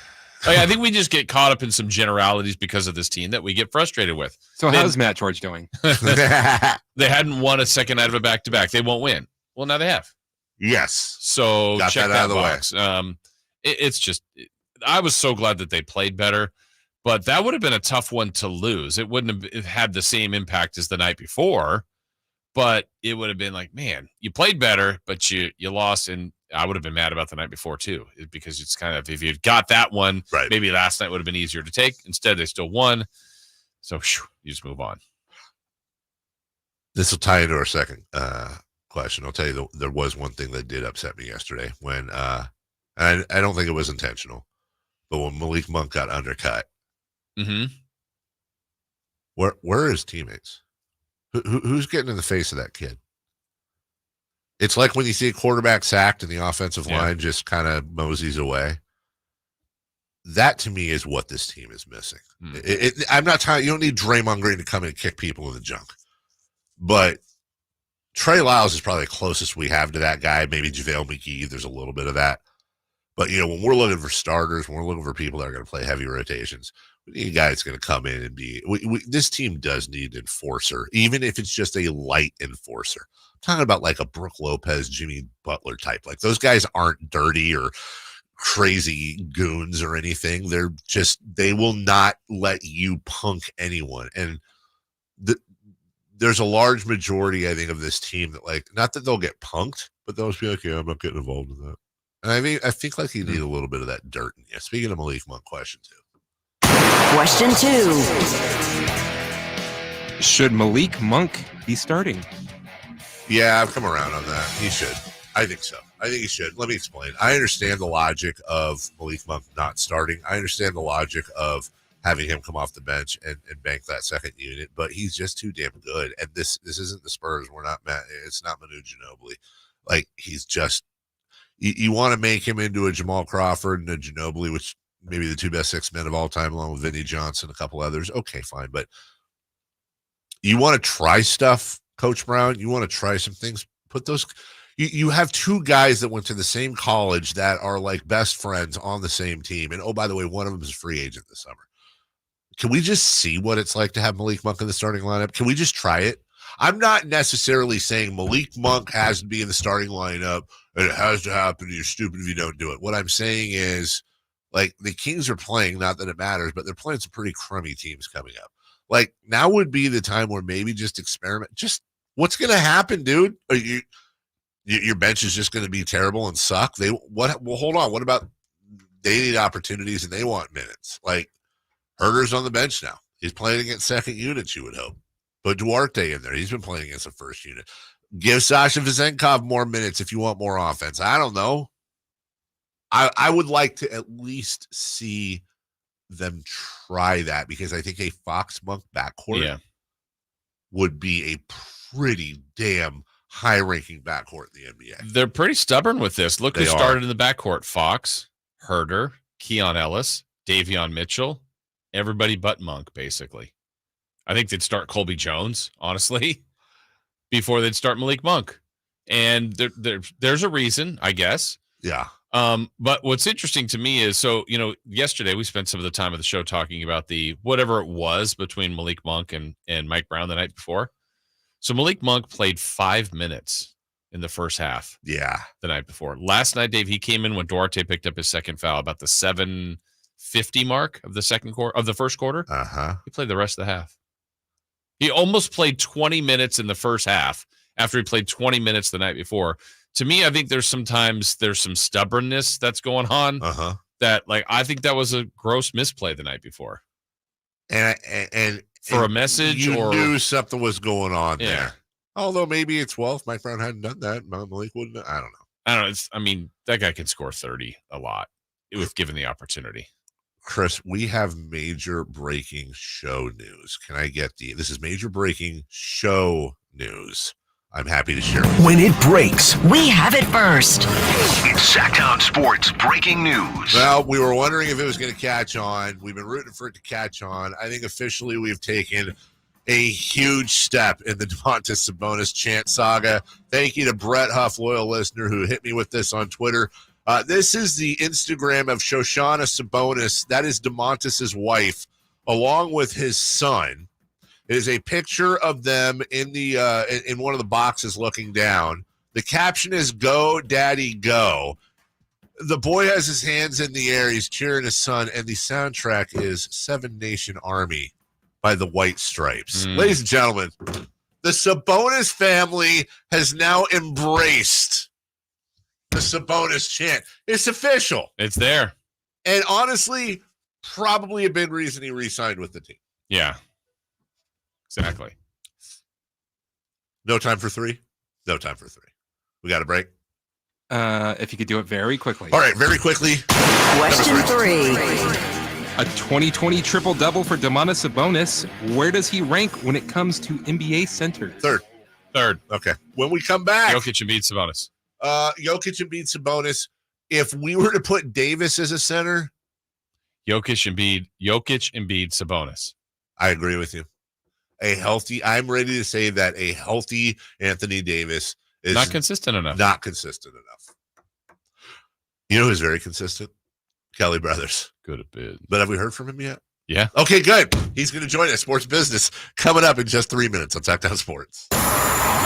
What's the latest with the San Francisco 49ers? Carmichael, Dave, and Jason Ross keep you up to date on all things red and gold during the Niners at 9 every weekday at 9 a.m. on Sactown Sports at SactownSports.com. The 49ers Report, brought to you by EB Stone. EB Stone for the life of your garden. The 49ers rang in 2024 with 2 wins. First, defeating Washington 27-10 on the road, Week 17. Then, they clinched the NFC thanks to Arizona's win over Philadelphia. San Francisco now heads into Week 18 with the best record in the conference to finish out the regular season against Los Angeles, before having a bye week to open the postseason. Welcome to New Year with EB Stone, your go-to for indoor gardening success. In 2024, enrich your indoor oasis with EB Stone's Indoor Potting Mix, our best premium blend crafted for vibrant growth. Explore our comprehensive range from soil amendments to fertilizers and find everything your indoor garden craves. Nurture new beginnings, cultivate lush landscapes, and witness your dreams unfold. Cheers to a green and thriving new year with EB Stone, the heartbeat of your indoor garden success. Find a location near you for our products and tips at ebstone.org. California's largest sportsman's expo is back, January 18th at Cal Expo in Sacramento. Get $3 off coupons at Big O Tires and O'Reilly Auto Parts stores. Get to the action in Toyota's all-new Tacoma. Visit sportsexpos.com for locations, seminars, and show info. Your life outdoors at the International Sportsman's Expo, January 18th through 21st at Cal Expo in Sacramento. More info at sportsexpos.com. 5 dealerships, 1 location. The Knight Group is now in Elk Grove with Elk Grove Chrysler Jeep Dodge Ram, Elk Grove Subaru, Acura, Audi, and Volkswagen. If you're searching to service or shop for a new vehicle, Knight has it. Trucks, SUVs, sports cars, hybrids, EVs, you name it, Knight has it. Over 2,000 new and used vehicles to choose from, and the Knight Group makes it easy with expert financing, quick service, and a simple 2-step process to value your trade-in. So start and end your search at KnightHasIt.com. That's KnightHasIt.com. Hello, Sacramento. I'm Emran Pilati, owner of True Sports Cards and Collectible Store here in Rockland, California, and the host of the True Sports Cards Show that airs right here on Sactown Sports 1140 every Saturday from 10 to 11 a.m., where we discuss the latest trends, hottest products, and deliver exclusive interviews with other industry leaders. And don't forget to visit our shop, True Sports Cards, at 6661 Stanford Ranch Road in Rockland and see what we have for all your sports card and memorabilia needs. It's no secret to golf enthusiasts that Timber Creek and Sierra Pines in Roseville are one of the region's most unique and scenic places to enjoy a great game of golf. 27 holes, boundless options. Elevate your game on our newly renovated driving range, putting green, and chipping area. Whether you're aiming for fun, lower scores, or all-around growth, we've got you covered. Experience golfing dreams in Roseville and book your tee time at timbercreekgc.com. Timber Creek and Sierra Pines, your ultimate golf haven. All guests come to you from the Folsom Lake Honda Hotline. Folsom Lake Honda, your one-stop Honda shop. Joining us now on Sports Sense, certified financial planner Kelly Brothers. Kelly is an advisor with Cap Trust, one of the nation's largest registered investment advisors. Cap Trust counts among its clients numerous pro athletes and pro sports franchises, but most importantly serves many Northern Californians through comprehensive financial planning. Here's Kelly Brothers. Hey, back from the holidays. The one, the only. I guess we're lucky it's one and only, huh? Yeah, well, you know. So lovely, the talented Kelly Brothers. How was your holiday? It was fantastic, man. It was I had a big birthday the day after Christmas, so family all gathered, and we just had a great time. So thank you for asking. Beautiful, but great to get away and great to get back too. Well, it also means the end of the year, which means we wrap up the television year. And how'd we do, Kelly? What stood out? All right. Well, out of the top 100 most watched shows last year across all platforms, how many were in sports? Of the top 100, I'm going to probably majority. Well, I don't know majority, but I know football had to be almost all of those. Let's see. This isn't an election year. The debates did nothing. There might have been one in there, but I doubt it. Maybe one, maybe two. I want to get close to this, Jason. How many were sports? I'm going to say, and I might be low here. Oscars always get in. I'm going to say 89. Jason, you going to hazard a guess? Yeah, I'll take a guess. I'm going to go less than that, but 62. You were both a little low. 96. Yeah. What? Top 100 were sports. 96. As a matter of fact, if you think about, you would get 3 of the non-sports events. You're going to get the Oscars? The Oscars. Hold on. No. Okay, hold on. Okay, there's 4 of them that were non-sports. You won't get the 4th one. Okay, so the Oscars are always in there. Was there a debate in there? No, but I'll give you it. One is holiday related. Oh, wait, was it the holiday parade? Correct. Thanksgiving Day parade. That's number 2. Number 3, let me see, the Academy Awards, Thanksgiving Day parade. State of the Union. State of the Union. Okay. And then the 4th one, which you wouldn't get, is Next Level Chef. What? Well, here's why. It was the show that immediately came on after the Super Bowl. Oh, there you go. There's the lead-in. Yeah. You could have had this show on following the Super Bowl. We'd have been top 100. Exactly. So, so 96 out of the 96, 93 were NFL games. Oh man. Yep. And 3 of them were college football games. A few interesting notes out of it that I found was, first of all, the simulcast deal is working. Monday Night Football popped. They had 3 times more games in that list than they had in 2022 because of simulcasts. And I just saw where McAfee's simulcast for one of the New Year's Day games got well over 1 million viewers. Wow. So you know, football, live sports, man. You can absolutely see why Amazon and Apple and everyone wants in. It's the only thing people watch in real time anymore. Yeah. And on that note, I mean, Dave and I the other day when we were back from our break, you know, we talked about just the amazing bowl games we just had. The Rose Bowl is generally a pretty great one, and maybe the time zone, the time of it, I'm sure did pretty well. How did those bowl games do recently? You know, Rose Bowl was huge. Best college football semi since going back to 2015, 27 million viewers. So to give you an idea, the same day they had the Hockey Winter Classic, which is losing steam in a hurry, but they had about 1 million viewers. And I don't know why, but the last hour of that hockey game, that hockey match, it overlapped with the Rose Bowl. So that's going to be a non-starter for you. But I mean, they got hockey got 1 million. The Rose Bowl got 27 million viewers. So that gives you an idea of the magnitude of what that college football game did. And, I heard Herb Street saying, Herbie he's an Ohio State guy. He's a Big Ten, Midwest weather guy. But he says they ought to play the championship game every year at the Rose Bowl. Just the venue, the mountains, the pageantry of it all. And it makes it, I'm sure a lot of people are going, wait a minute, UCLA can't even fill the Rose Bowl, even though they had a pretty good team this year. Mm-hmm. But as a venue for a major bowl event, it is hard to top the Rose Bowl, especially when you compare it to, these beautiful but somewhat antiseptic indoor stadiums. Well, there's a lot to cover there. First off, the Outdoor Classic, and I'm not a hockey guy, but you put it T-Mobile in Seattle, and it's just dumb. Like, put it when it's at Wrigley Field, when it's put it in Notre Dame, put it in these Fenway. Yeah, Fenway, exactly. That it's. And by the way, I'm pretty sure you could do this.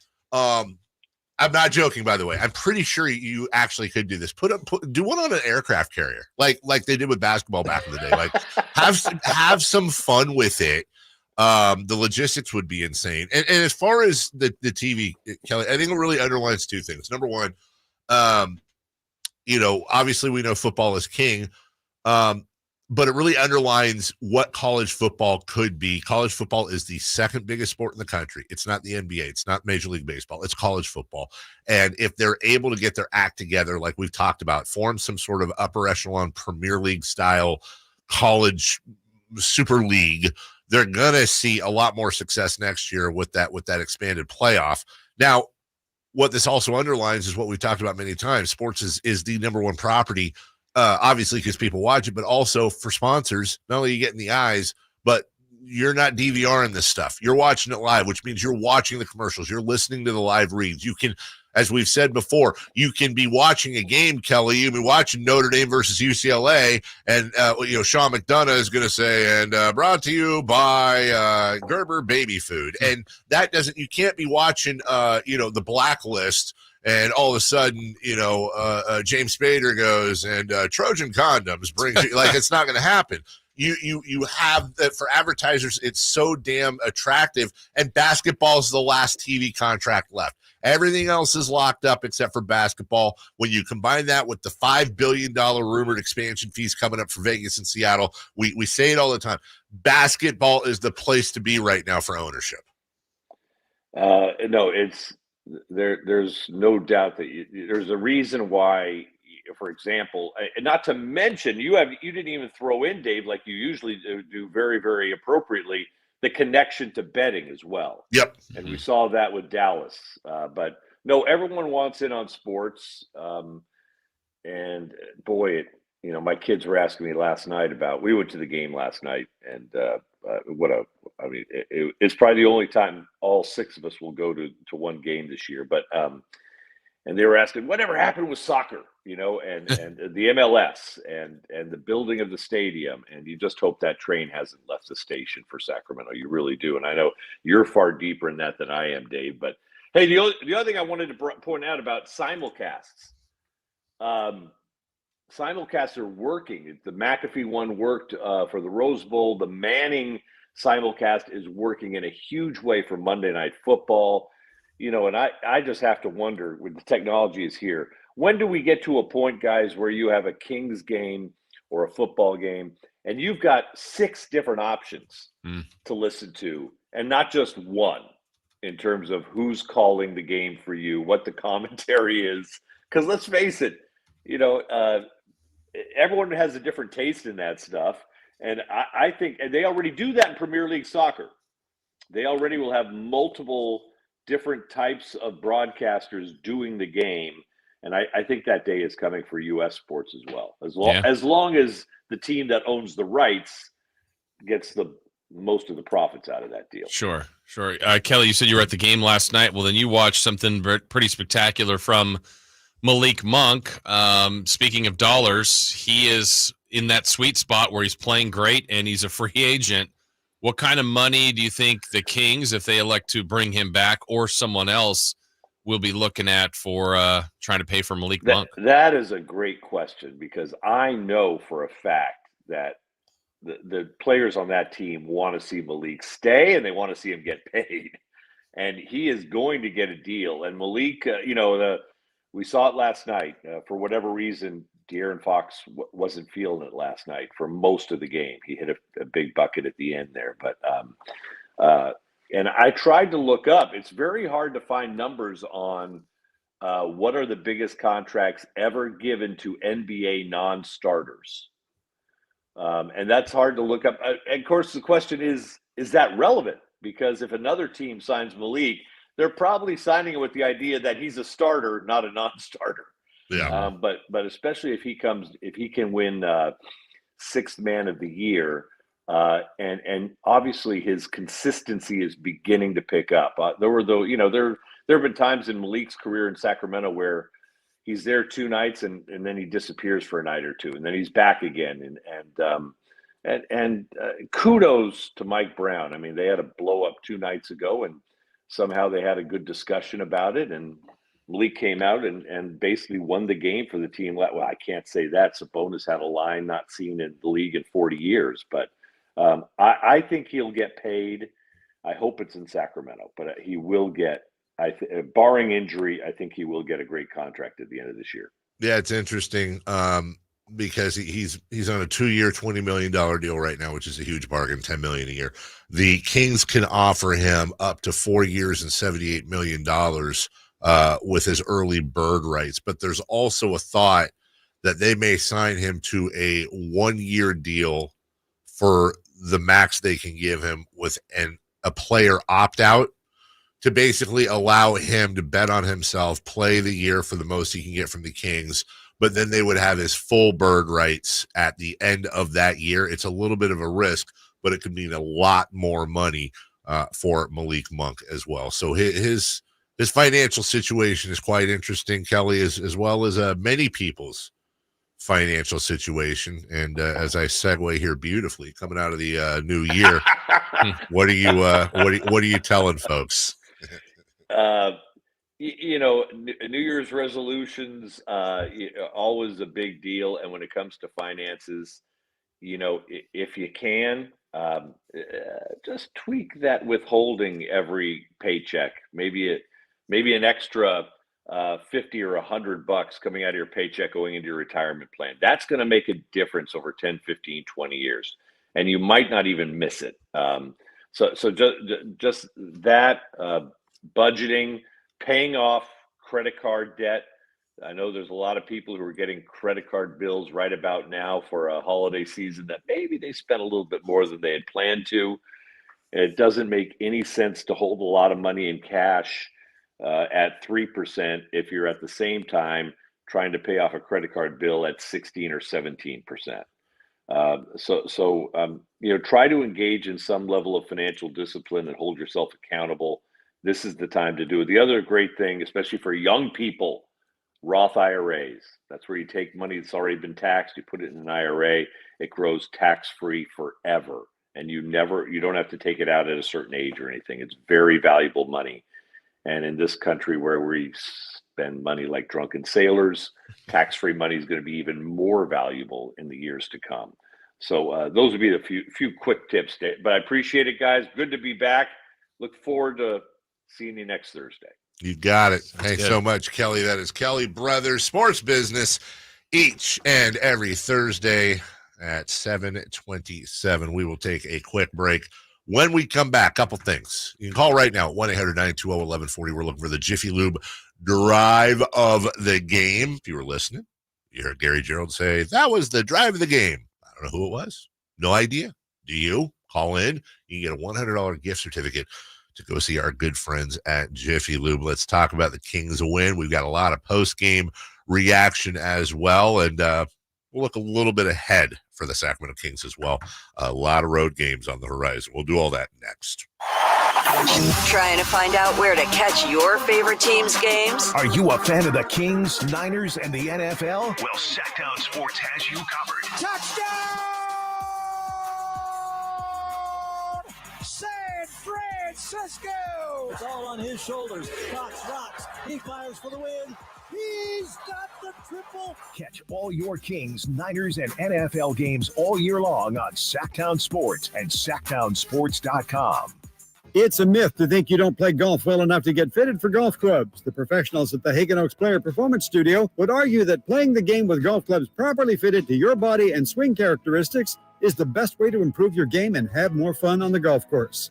With a professional staff of fitters, all the major brands of equipment, and cutting-edge technology featuring TrackMan, the indoor-outdoor Hagen Oaks Player Performance Studio is worth a look. See for yourself. Fulton Avenue at the Cap City Freeway. Schedule your fitting at 916-808-2531. 808-2531. The world has changed a lot these last few years. You can do pretty much anything from your home, including order your new Honda from Northern California's #1 Honda dealer, Stockton Honda. Check out our great selection at StocktonHonda.com or come in today and get pre-approved all in the blink of an eye. Stockton Honda makes buying a car simple and stress-free. Anytime, anywhere, it's all here. StocktonHonda.com. Winter is coming. I know you know that, but are you prepared to keep your family warm all season long? At American Energy Heating and Air, their goal is to exceed your expectations of the heating and air industry by valuing the customer experience and making your home comfort system as efficient as possible for the most value. So book your $49 furnace tune-up and safety inspection today. Prevent dangerous gas leaks. Extend the life of that furnace and save on your energy bills. And here's the guarantee. This isn't a sales call. They're not getting in the door so they can try to sell you a bunch of stuff. No, they're just going to do what they say they're going to do. Call today to schedule an appointment at 916-520-9990 or go to AmericanEnergyAir.com. Been serving the greater Sacramento area since 1981. A+ Better Business Bureau rating. Get your $49 furnace tune-up and safety inspection today. 916-520-9990. American Energy, making the uncomfortable comfortable.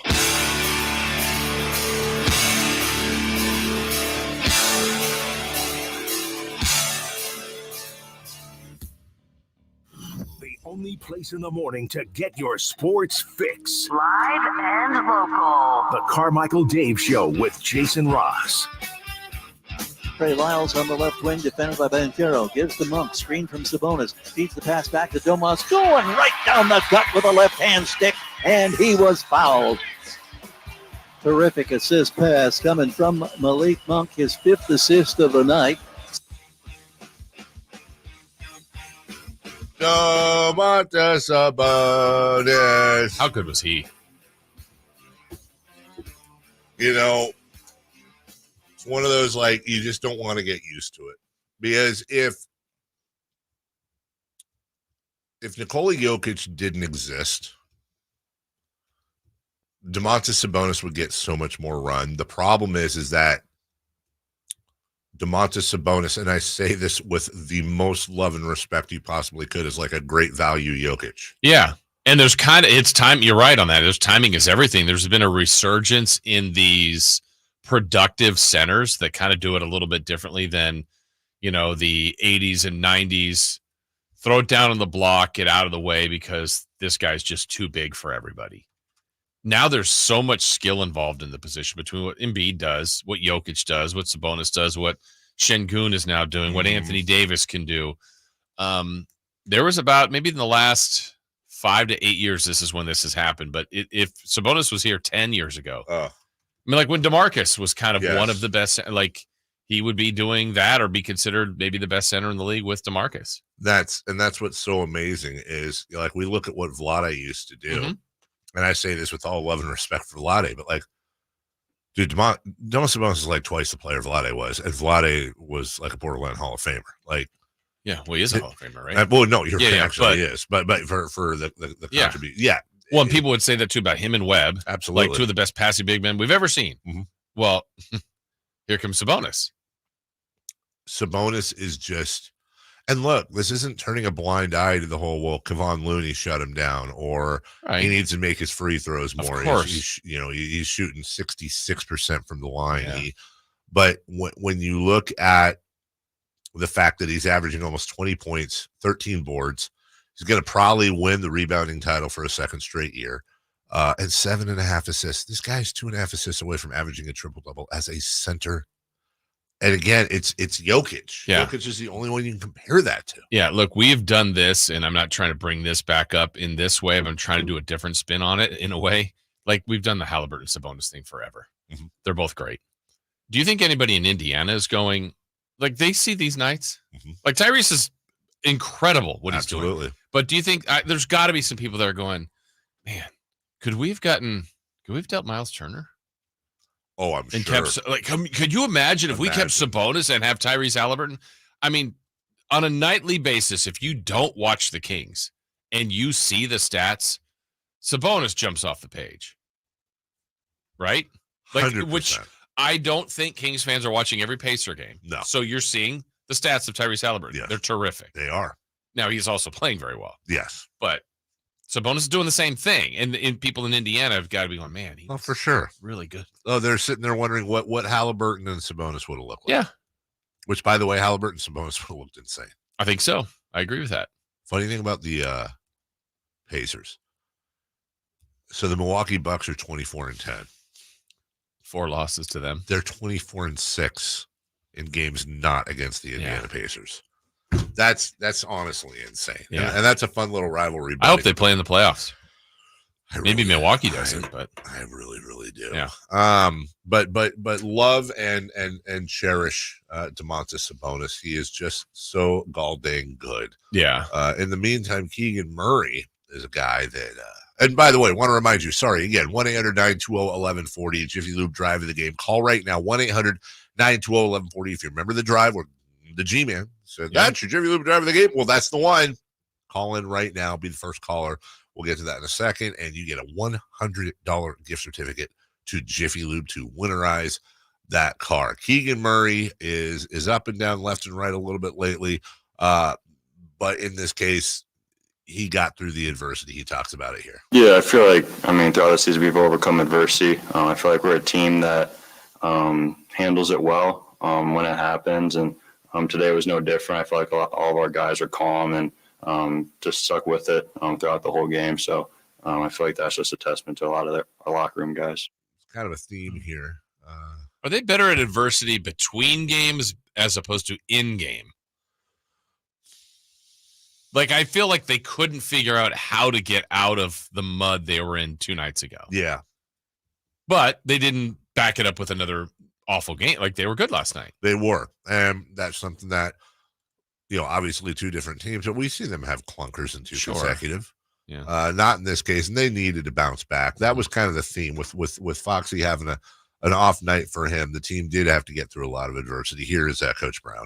Yeah, any win, and playing a game like we did last night, and with that outcome, it's tough. It's tough on everybody. Everybody is beating themselves up and second guessing this and second guessing that, and so that's the neat thing about the NBA is you got another game coming, and you got to figure out how to learn from what you just went through while trying to figure out how to get a win versus your next opponent. And, for our guys to fight the way they fought and find a way in 2 overtimes, I applaud them because there were a handful of times that we could have just cashed it in, especially if our guys were trying to follow the game plan and protecting the paint and giving up contested threes, and guys are hitting 3 after 3 after 3, especially at a lot higher, not a little higher, but a lot higher clip than what they normally do. That can be deflating, but our guys, to their credit, never hung their head or anything like that. They just kind of kept pressing forward and trying to find little things that can help, or little plays that are winning plays that can help either get us ahead or get us closer. Okay. Yeah. We did a lot of talking about, speaking of in between game adversity, the back and forth between Malik Monk and Coach Brown from the previous game, excuse me. Correct. Well, we heard a little bit from Coach Brown yesterday, or the day before. Here's Malik Monk's side to that. I always got extra motivation, man, when I step on the court. But yeah, man, me and Mike go at it all the time. It's not our last time, probably. So yeah, that was nothing. That's just us being competitors and heating the moment. So that wasn't really anything. And yeah, man, I always come in with a chip on my shoulder. So that's nothing new. Mm-hmm. But there was a pregame meeting between Coach Brown and Malik Monk. Now, you know what, Malik, and I said this to him, I did not think Malik had a good game last night, okay? But he said this to me, and I love our relationship because we're open and honest, and we look each other in the eye, and we don't take anything personal. He started the game off slow, and I didn't say anything to him. I just took him out the game. So I didn't do a good job coaching Malik last night. And so when before our walkthrough today, I called him to my office and I said, Malik, I got to look you in your eye and I got to apologize to you because I didn't do a good job coaching you last night. And I said, I'm not apologizing for sitting you on the bench, okay, because you didn't play well. I said, but I'm apologizing to you for not coaching you last night the way that I should have. And he said, no, I appreciate that. And then he goes, I got to play better. And he goes, I won't look at you like that again next time neither. So I said, hey, you know what? You can look at me how you want. I said, I also may not coach you the right way down the stretch again, but if anything like that happens, we need to sit down like two grown-ups and look each other in the eye and figure out what happened and make sure that we move forward while not taking anything personal. So he's a hell of a player, but he's a great person too. And I'm fortunate. Not only am I fortunate, but I also enjoy coaching him because almost everything he says is real, and you appreciate that. Yeah, communication's key. I mean, communication is huge. It's a family environment, if you will, and guess what? Any walk of life, any job you have, especially a high pressure one, people are going to get into it. You and I get into it all the time. All the time. Just every break. Getting into it. Yeah. Before we go to break, let's see if Shane can get himself into a $100 gift certificate from Jiffy Lube. Shane, good morning. You're on with Jason Ross, Carmichael Dave. Hey, guys. All right. So come on, Shane. By calling in, you're throwing your hat into the ring that you know what the Jiffy Lube drive of the game is. How is your confidence level? It's about 99. Oh, Shane knows it. Let's go 100. Let's go 100. Trey. Okay. So, hey, Dave, right now, how confident are you that you are finding the Jiffy Lube drive of the game? I went from 0 to 100 fast by the time you asked that question to the end. Shane, what was the drive of the game? You got Trey for Trey. Trey Lyles for 3. Trey Lyles for 3. Let's see. Feeds it out to Black. Swings it over to Suggs. Drives aggressively toward the rim. It was deflected by Sabonis. It's grabbed by Herter. Kings push 5-on-4. Kevin out of the left wing. Here's a 3 on the way from Trey Lyles. He's got the bucket. That's going to be your Jiffy Lube drive of the game. A 15-2 run on the part of the Sacramento Kings. The three-pointer thrown down by Trey Lyles. Hey, he's got the Jiffy Lube gift certificate. Congratulations, Shane. Appreciate you. Hey, Shane, what AM radio station makes all your oil change dreams come true? 11:40 a.m. Sactown Sports. Brought it at the end. Yeah, you got the official name and everything. I forget that sometimes. We'll take a break. Sactown Sports. I don't know why we hear Shane. Were you Matt Barrows in there? Yeah, Dave. February. When we come back, Sam Amick. Will he be in the garage? Will he be in his house? Will his hair be slicked back or slicked to the side? Will he have a hat on? Forward or backwards? Hey, I know we got a break. Hold on. All right, Jason. I'm writing down my prediction. All right, glasses, yes or no? Yes. Okay, I agree with you. Hat, yes or no? No. He's perfectly coiffed. It's going to be nice. Okay, just to disagree, I'm going to say yes. And will he be in his normal office? Yeah.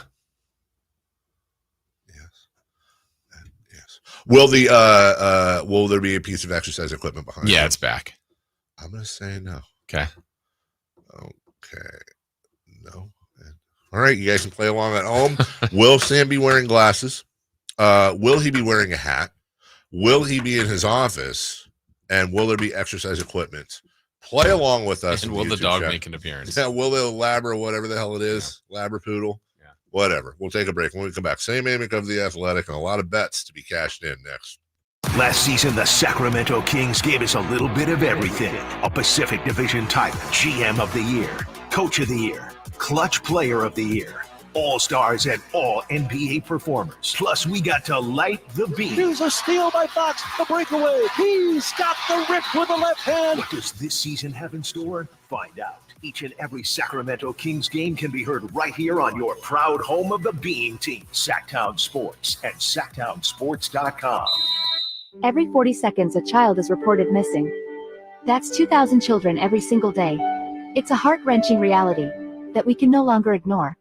Find the Children is a non-profit organization dedicated to helping find missing kids. You can be a part of their mission by donating your unwanted vehicle, running or not. Call 1-800-775-5622. We guarantee that you will receive the maximum tax deduction. We provide fast, free pickup with 24-hour response. Call 1-800-775-5622. Find the Children provides crucial resources to help find missing children and educational materials to teach kids how to recognize and avoid predators. Our recovery programs have a proven track record of reuniting kids with their families. It's time to act. Donate your unwanted or unused car. Help us build a world where every child is safe. Pick up the phone and call 1-800-775-5622. Together, we can bring these kids home safely. This advertisement was paid for by Cars R Us and Find the Children. Carmichael Dave here for Jiffy Lube, your proud sponsor of the Drive of the Game. Now listen to every Kings game for Gary Gerald's Drive of the Game call. Then listen to Jason and myself the next morning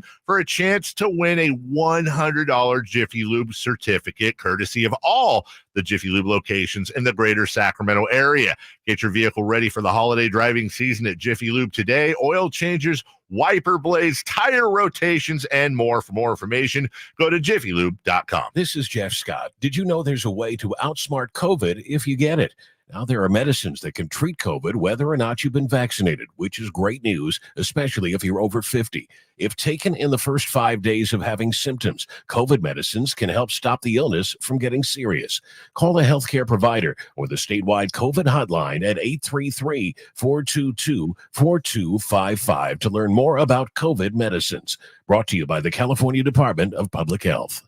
For the ones who get it done, the most important part is the one you need now. And the best partner is the one who can deliver. That's why millions of maintenance and repair pros trust Grainger, because we have professional-grade supplies for every industry, even hard-to-find products. And we have same-day pickup and next-day delivery on most orders. But most importantly, we have an unwavering commitment to help keep you up and running. Call, click Grainger.com, or just stop by. Grainger, for the ones who get it done. It's a new year, and Good Guys Heating and Cooling has a new heating and air special. It's a 2023 equipment blowout, with prices on complete heat and air systems starting at just $8,995. If you have a high quote from another company, call the Good Guys for a free second opinion on repairs and replacement. Don't trust the other guys until you've called the Good Guys. Save 30% on the cost of your home's heating and cooling with proper attic insulation. For a no-cost estimate, call 530-GOOD-AIR or check them out online at goodguysheatingcooling.com. Best service, best price, guarantee. And that's no bull. License number 1057618. KHTKAM Sacramento, KYMX HD2 Sacramento. From the Power Business Technology Toshiba Studios, your home for the Oakland A's every weekend. And it's swung a line to left center, base hit, and the A's have won it on a walk-off line drive, base hit to left center. Sactown Sports. The Carmichael Dave Show. He's on the microphone when he's not on the microphone. He's playing a song, and when he's not playing a song, he's on the microphone. And then boom, with Jason Ross. No, he didn't. Yes, he did. Call or text at 916-339-1140.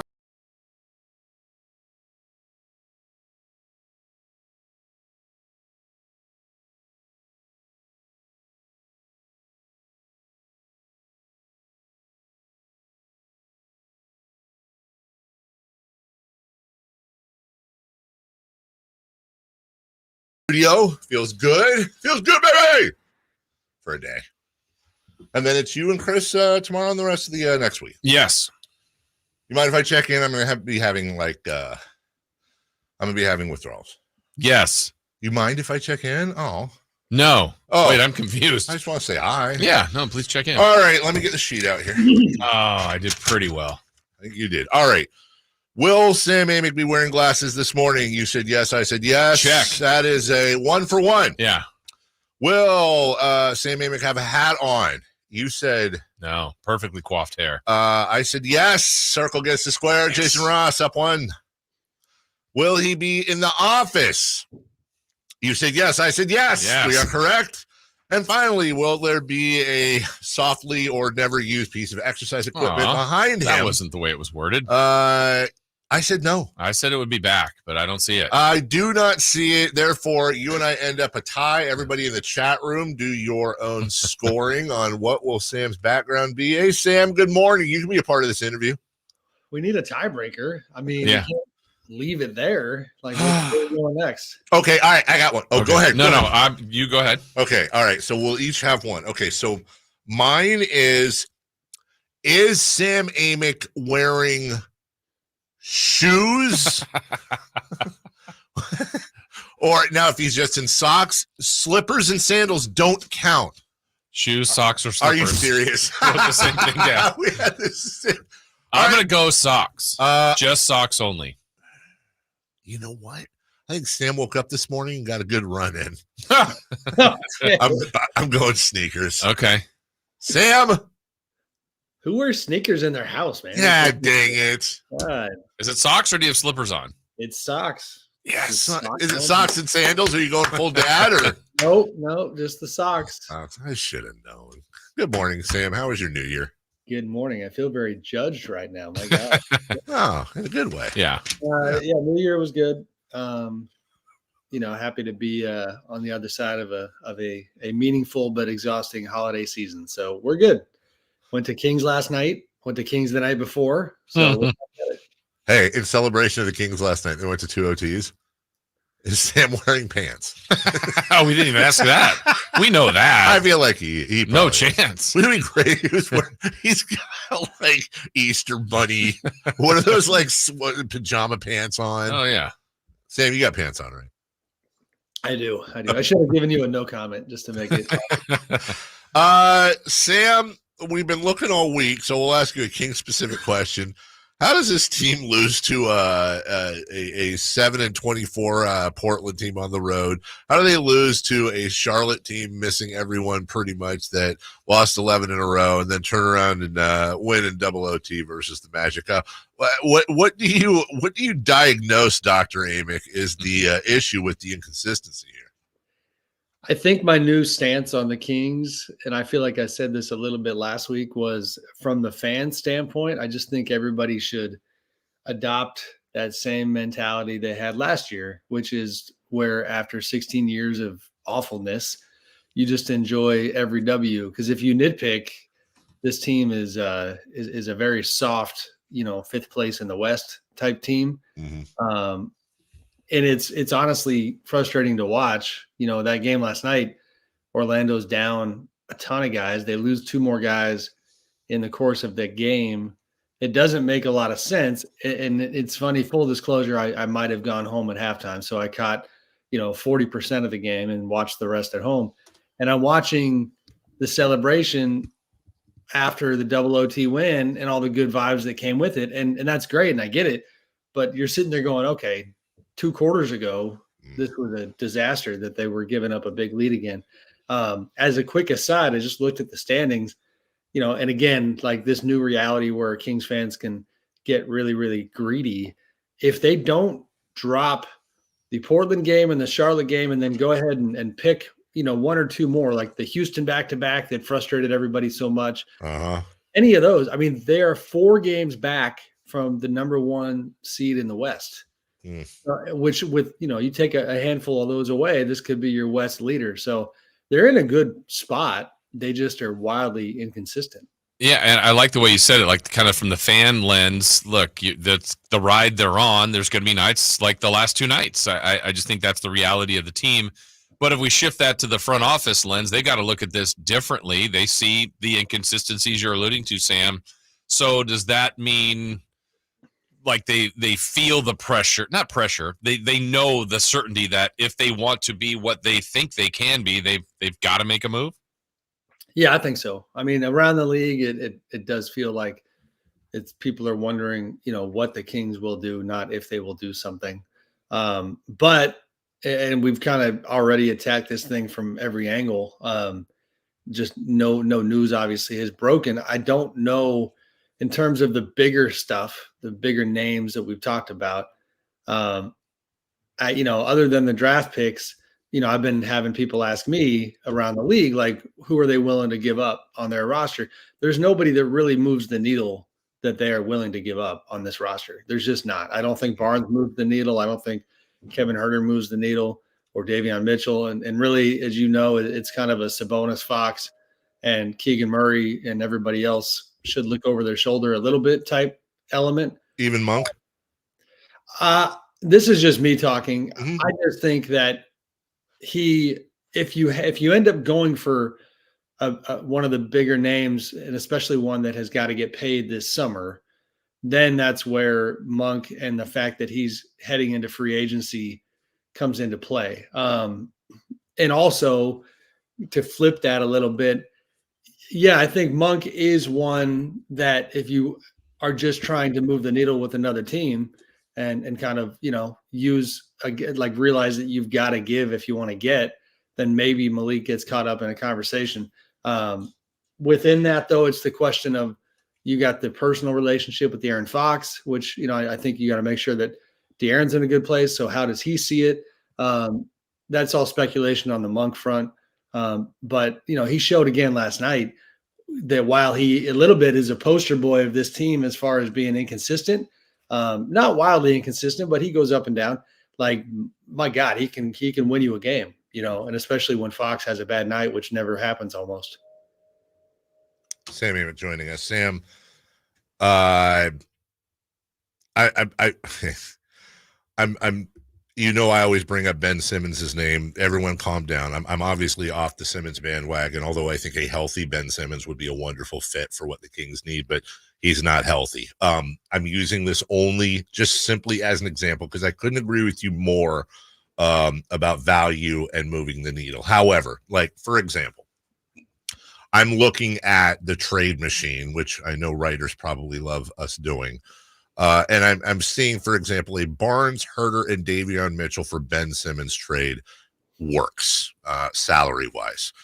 Obviously, Simmons is not the right example, but to your point about them not moving the needle, is perhaps part of Monty's hope is that maybe he can take that non-core, whether there's picks involved or not, maybe, and grab somebody that maybe is a distressed talent, like a Ben Simmons type, which I know is, what I'm saying here, and I'm fumbling around, somebody that maybe they both just want to get off of each other's contract type of thing. Could that be the angle he's going for?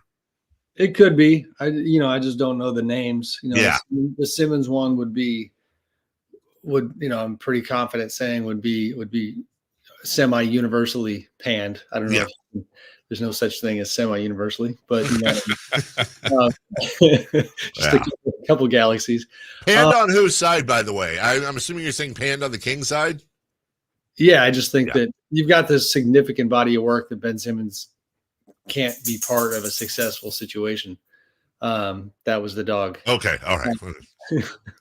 Hold on. Since we're in a game-playing mode this morning, what did you think it was, Dave? That look on your face. I'm just going to be honest. It sounded like the beginning of Soundgarden's Spoon Man, and I thought it was somebody playing with spoons. And then when you said the dog thing, it made sense. So, no, she shook and her collar was making noise. Okay. Another guy who comes to mind, and this is just a league-wide thing. I mean, it could be interesting and could be a PR nightmare for somebody with very good reason. Like a Miles Bridges comes to mind. We saw with the Rockets. Why am I blanking on? Was it Kevin Porter Jr.? Kevin Porter Jr. Yeah. We saw with the Rockets that we got reminded that pro sports can be pretty cold and calculating at times, and so the Rockets were trying to get assets for a guy who had serious off-court trouble. Miles Bridges, don't. I mean, teams are looking at him hard and trying to figure out. Man, he's a pretty good player. How bad are we going to get killed in the media and by the fans? Sure. If we go that route. So some of these distressed assets come with questions like that. Ben Simmons doesn't have any of that type of stuff, just a matter of health and mentality. Sure. But yeah, I mean, that I think is the rough framing of the calculus that the Kings have to figure out. Sam, sometimes, it has to get started, the trade market, and it did with the Knicks and the Raptors. Anunoby was a name that Sacramento was linked to. Others were linked to. What does that move do? Not necessarily for each the Knicks and the Raptors, though I think they both did pretty well in that, but just for the trade market, does that start something, really get going with that first move? Yeah, I mean, specifically in Toronto, I think it does. Personally, I don't believe that, the Raptors have tried to frame it like, okay, OG is gone now. We made that move. And now we are going to evaluate Pascal Siakam within the context of this, kind of rebuilt roster. I feel like that's a bit of a stall tactic to just maintain leverage in Siakam discussions. And, and I would be surprised at this point if they don't move Pascal as well. So it does feel like a, phase one before phase two type of thing for Toronto. There's a domino effect from there around the league. Right now, a lot of the focus seems to also be on DeJounte Murray in Atlanta, the Hawks and how bad they have been, and seemingly what appears to be a pretty obvious choice to continue going with Trae Young, but that DeJounte is not fitting. So, we're kind of slowly but surely seeing a little progress on those fronts. Sam Amick of The Athletic joining us. Sam, I know, like, for example, when President Jimmy Carter passed away and you saw these long form articles right away, like, obviously those are things people have in a drawer for when it's ready to go. Same thing when the Queen passed away. We're not talking about anything as serious as that, but where are you going? My question is this: do you have somewhere in a drawer a half-written article about the firing of Darvin Ham? Because that's coming, right? I mean, you're a real journalist, so your colleagues Shams Charania reporting the tried and true. It appears like there is a disconnect in the locker room. The Lakers are not performing. AD and LeBron have both been relatively healthy this year. It really smells like an imminent firing in LA. Yeah, it does. Since, we always have real conversations on this show, right? So I will admit to my own demise. It was a bad night at the office. I'm giving you all the context here. 2 nights ago, slept like garbage, needed to absolutely hit the recharge button. So I lead the Kings game at halftime, and I hit the sack early for once. I'll be honest, I was frustrated. I wake up because we have such a good team thing at The Athletic. Waking up and seeing my guys Shams and Jovan saying, "Hey, we're riding on the Lakers. Darvin's in trouble. Where are you at?" When I read it in the morning was a little rough. But they were all over it. We have a really good story on the site. The color in the story, Jovan Buha covers the Lakers for our place. And I thought the color that he provided on the scene was also telling. In addition to the information, he talks about how, for one, the locker room didn't open for quite a while. They had a team meeting afterwards. For two, the players chose to speak to the media like in advance of Darvin's media, and normally as some sort of kind of hat tip deference type thing, they would wait until Darvin is done to do their media. So I thought that was interesting that the players were like, "No, we're going to talk. We're going to get out of here. We don't really care what's going on with Darvin." Number 3, Austin Reeves in particular, he mentions with reporters that the vibe is smelly, if you will, to keep it G-rated. But then he clarifies that, well, no, all the players like each other. This is not a bad locker room. But the vibe is terrible. Well, that points in one direction. And it makes sense because Darvin has had their backing for a long time. They go 2-10 last season. They turn it around. They get to the West Finals. But this year he's just reaching on a nightly basis on rotations, even on philosophies, and it's not working. So we'll see what happens. I don't know who they might be looking at. It does come to mind that, Doc Rivers is sitting there right in their backyard as a guy who, is always going to be in these types of discussions. But, one more thing for Kings fans to be happy about, I guess. They just put a banner up. That's the thing. Jay, did they actually put it? Did it go up yet? Yeah. They had it. It was a couple weeks ago, right? A couple weeks ago. They had like they played the We're the Champions, but it was with those little honk horns. Did they? No. Just saying they couldn't go like full on banner, but it was like a little cute little banner, a little cute thing. I mean, it is wild, right? Like that I was in Vegas. I watched them, get celebrated, and LeBron played great. And it is interesting that the debut of the in-season tournament, has kind of shown this weird dynamic where you can celebrate 1 minute and be in the tank the next month. Hey, I got one for you. Have you ever slept through or been on a plane or otherwise been like, if you can remember, and if you can share it specifically, great. If not, generalize. Like, what's the worst thing you've ever slept through or been unavailable for that a source sent you? Like, I'll just choose De'Aaron Fox because he's never signed with another team, and I don't want to hint at anything. So, like, one of your sources is like, Fox to Houston, imminent. And like you woke up and saw that, and meanwhile somebody else got it. Have you ever had to deal with that before? It's a great question. I'm kind of blanking on a specific. I mean, there's been small transactions like back years ago when I was more focused on the transaction, even the mini transaction game on social media, where you're trying to break as much as possible. I'm not doing that as much anymore. You would get little tips from agents that wouldn't come through. I'm having recency bias. This one bothered me because it's a weird kind of flex, which doesn't matter because I didn't jump on the story, but like I'm pretty good on the Lakers. You know what I mean? Like I know the context. I have relationships there. So this story's not going away. We'll be all over it, but it is. It was a funny balance because it's you're waking up and ready to make some eggs and come talk to you guys, and it was like, oh wow, I missed a little bit here. So you do think this is a real possibility the Lakers can move on from Darvin Ham this soon? Oh yeah. Oh, he's gone. I'm giving him. Listen, tell you right now. What's the schedule? Let's look at. Let me pull up. All right, let's pull up here. I'm giving it, guys. I'm giving it the under 7.5 days. Wow. I will Venmo you both $5 American. Well, here's the other thing, Jay. Pulling the curtain back even more.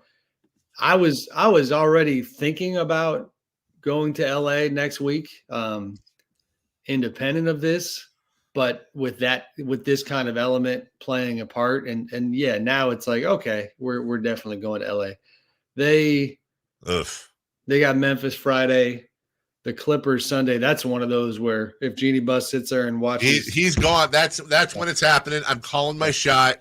Yeah. If they lose to the Clippers Sunday, he's especially because they're thriving so much now. He's gone. I'm calling it for Sunday, Sam. Call my shot. What if they lose? Not if they lose to Memphis. You think he got one more? If they lose to, I think it comes. If I had to guess, I would say it comes down to that Clippers game. That's a Sunday. And if he beats the Clippers, he gets a 3-year deal. Probably. Well, here's the thing: if he beats the Clippers and then turns around Tuesday and loses at home to the Raptors, bye. I think he's got to win at least 3 or 4 on this trip, or they're gonna fire him, and they got a 1-game trip out to Utah for that. That's when the new coach will be. Well, I mean, what am I missing from you guys? Like that, it's so obvious. Again, Sam, you said it. They made the conference finals. They did win the in-season tournament. We can throw that away if you want, but the season's certainly not done. You think it's him, or is this LeBron? Like what is? No, I mean, I'm reacting.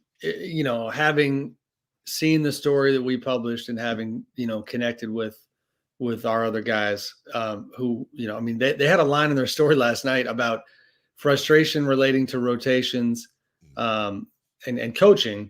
And I'll be honest, you don't often see this in our stories. It's one thing to have, according to 2 sources, 3 sources. The sentence said, according to 6 sources close to the situation. Wow. Yikes. So they're leaking like a sieve there, which is a sign in itself. 100%. And yes, the messaging that we're getting right now is that he's in pretty serious trouble.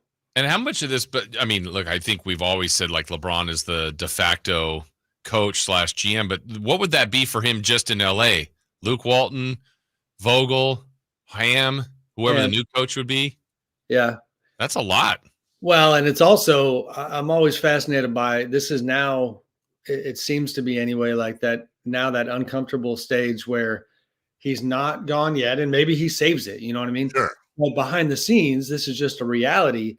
You know, what typically happens in this period is, you know, the owner and the GM and certain people within the front office, you know, they, like we kind of hinted at it earlier, they've got to figure out if it's not going to be him, who's it going to be? So you have that like quiet shopping around, you know, talking to different coaching agents, figuring out how different people might see the situation, because you don't want to make the move and then be, you know, caught totally unawares and not have a plan.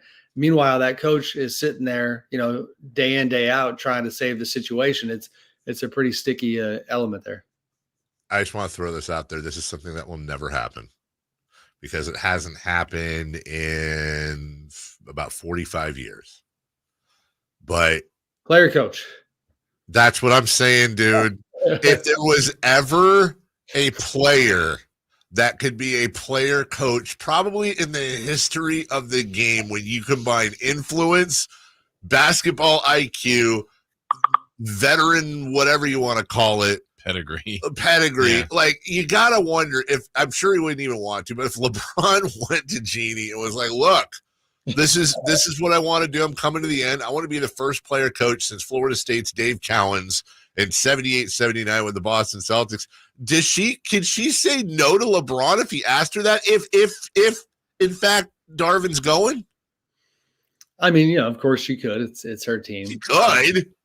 I mean, I'm here for it in terms of the idea. I mean, if LeBron was as motivated as he was to win the in-season tournament MVP, and we saw that, like, he's at this stage of his career where it's like, well, if I'm not going to win another chip and get closer to Michael Jordan on that front, I'm going to add as many unique things to my resume as possible. So, yeah, I mean, you know, he's got the IQ, he's got the respect, he's got the leadership. Yeah, I don't think it's going to happen. No. But I would be very excited if it did, just for the sake of entertainment. I like Bronny, it. You're starting.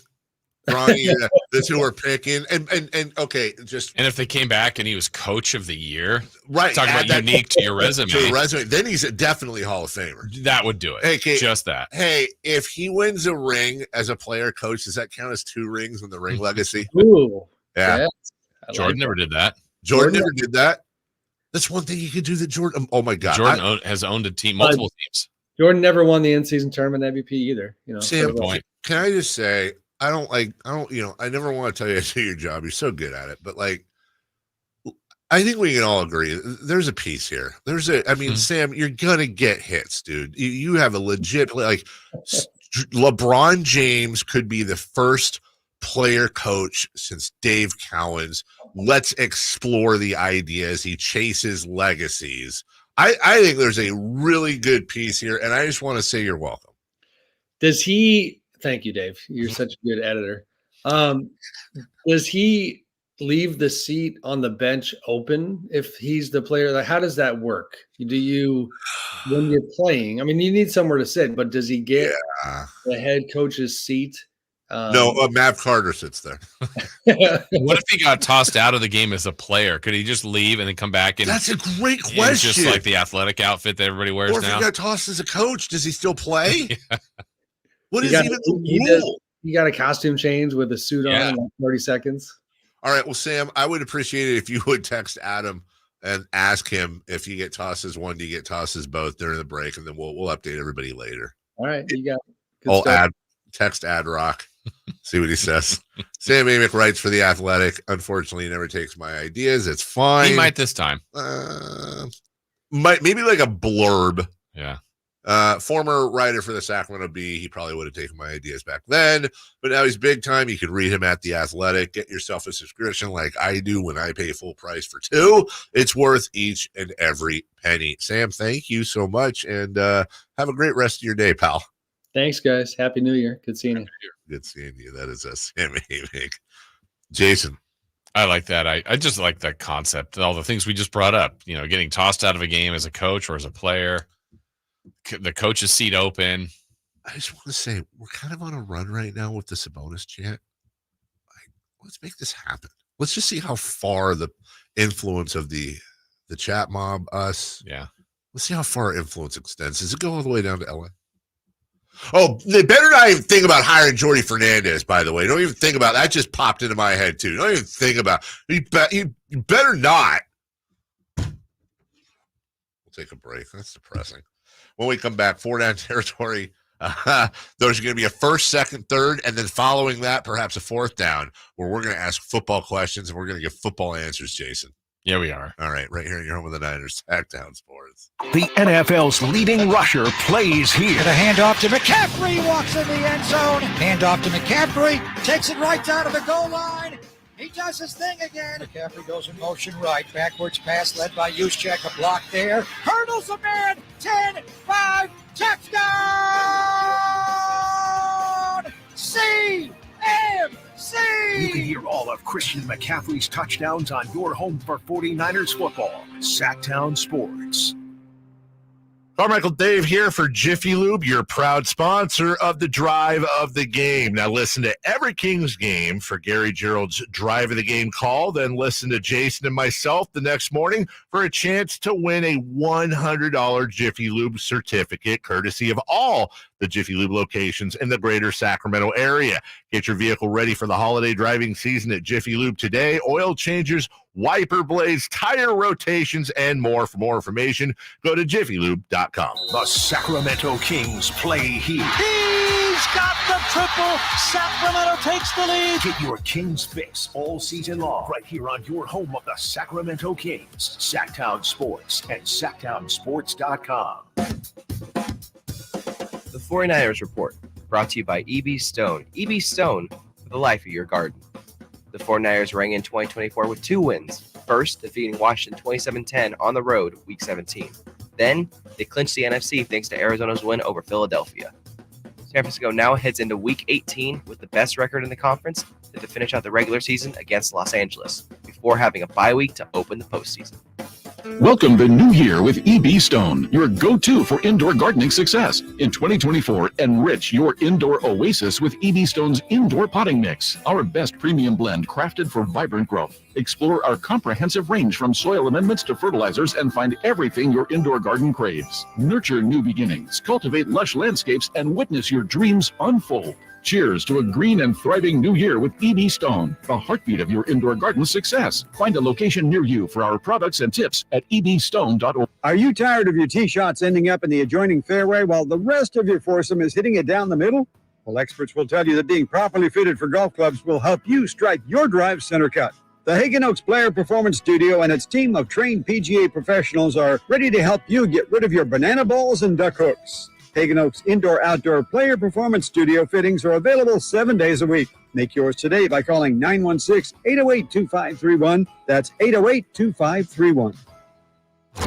Sacramento's premier music festival, Country in the Park, is back. 2 big ol' nights, May 17th and 18th at Cal Expo with Brantley Gilbert, Dustin Lynch, Walker Hayes, and more. 2-day GA tickets are on sale now starting at $85, or upgrade your experience with VIP or pit passes. Country in the Park, May 17th and 18th at Cal Expo. For more information, visit CITPfest.com. Brought to you by Bonnie Plumbing, Electric Heating and Air. Guys, want to lose weight, improve your performance, and increase your drive? Revive Men's Health can help you make it happen with our new cutting-edge weight loss medications, like your favorite athletes and celebrities use. They're affordable and available now. And since your testosterone level has a direct impact on your weight and fitness, get a free T-check and free exam. Book your appointment today at Revive Sacramento. We know we can help you. Call 916-277-8599. That's 916-277-8599. Or visit ReviveMen'sHealth.com.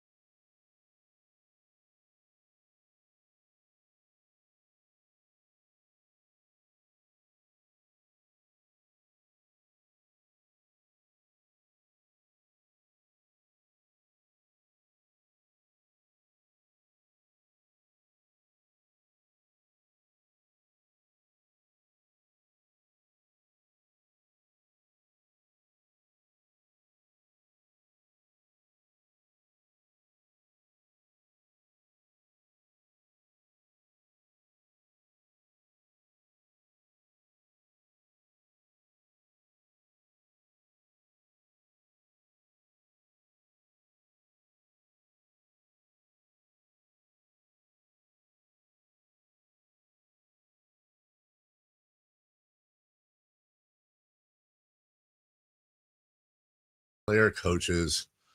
Oh, sorry, I was running up the stairs. I'm just thinking of something now. What says that a player can't be a player assistant coach? And there's no salary cap on coaches. Ooh. Oh, that's why. You nailed it. Chris, after the salary cap was instituted in the 84-85 season, the NBA has prohibited teams from employing a player coach.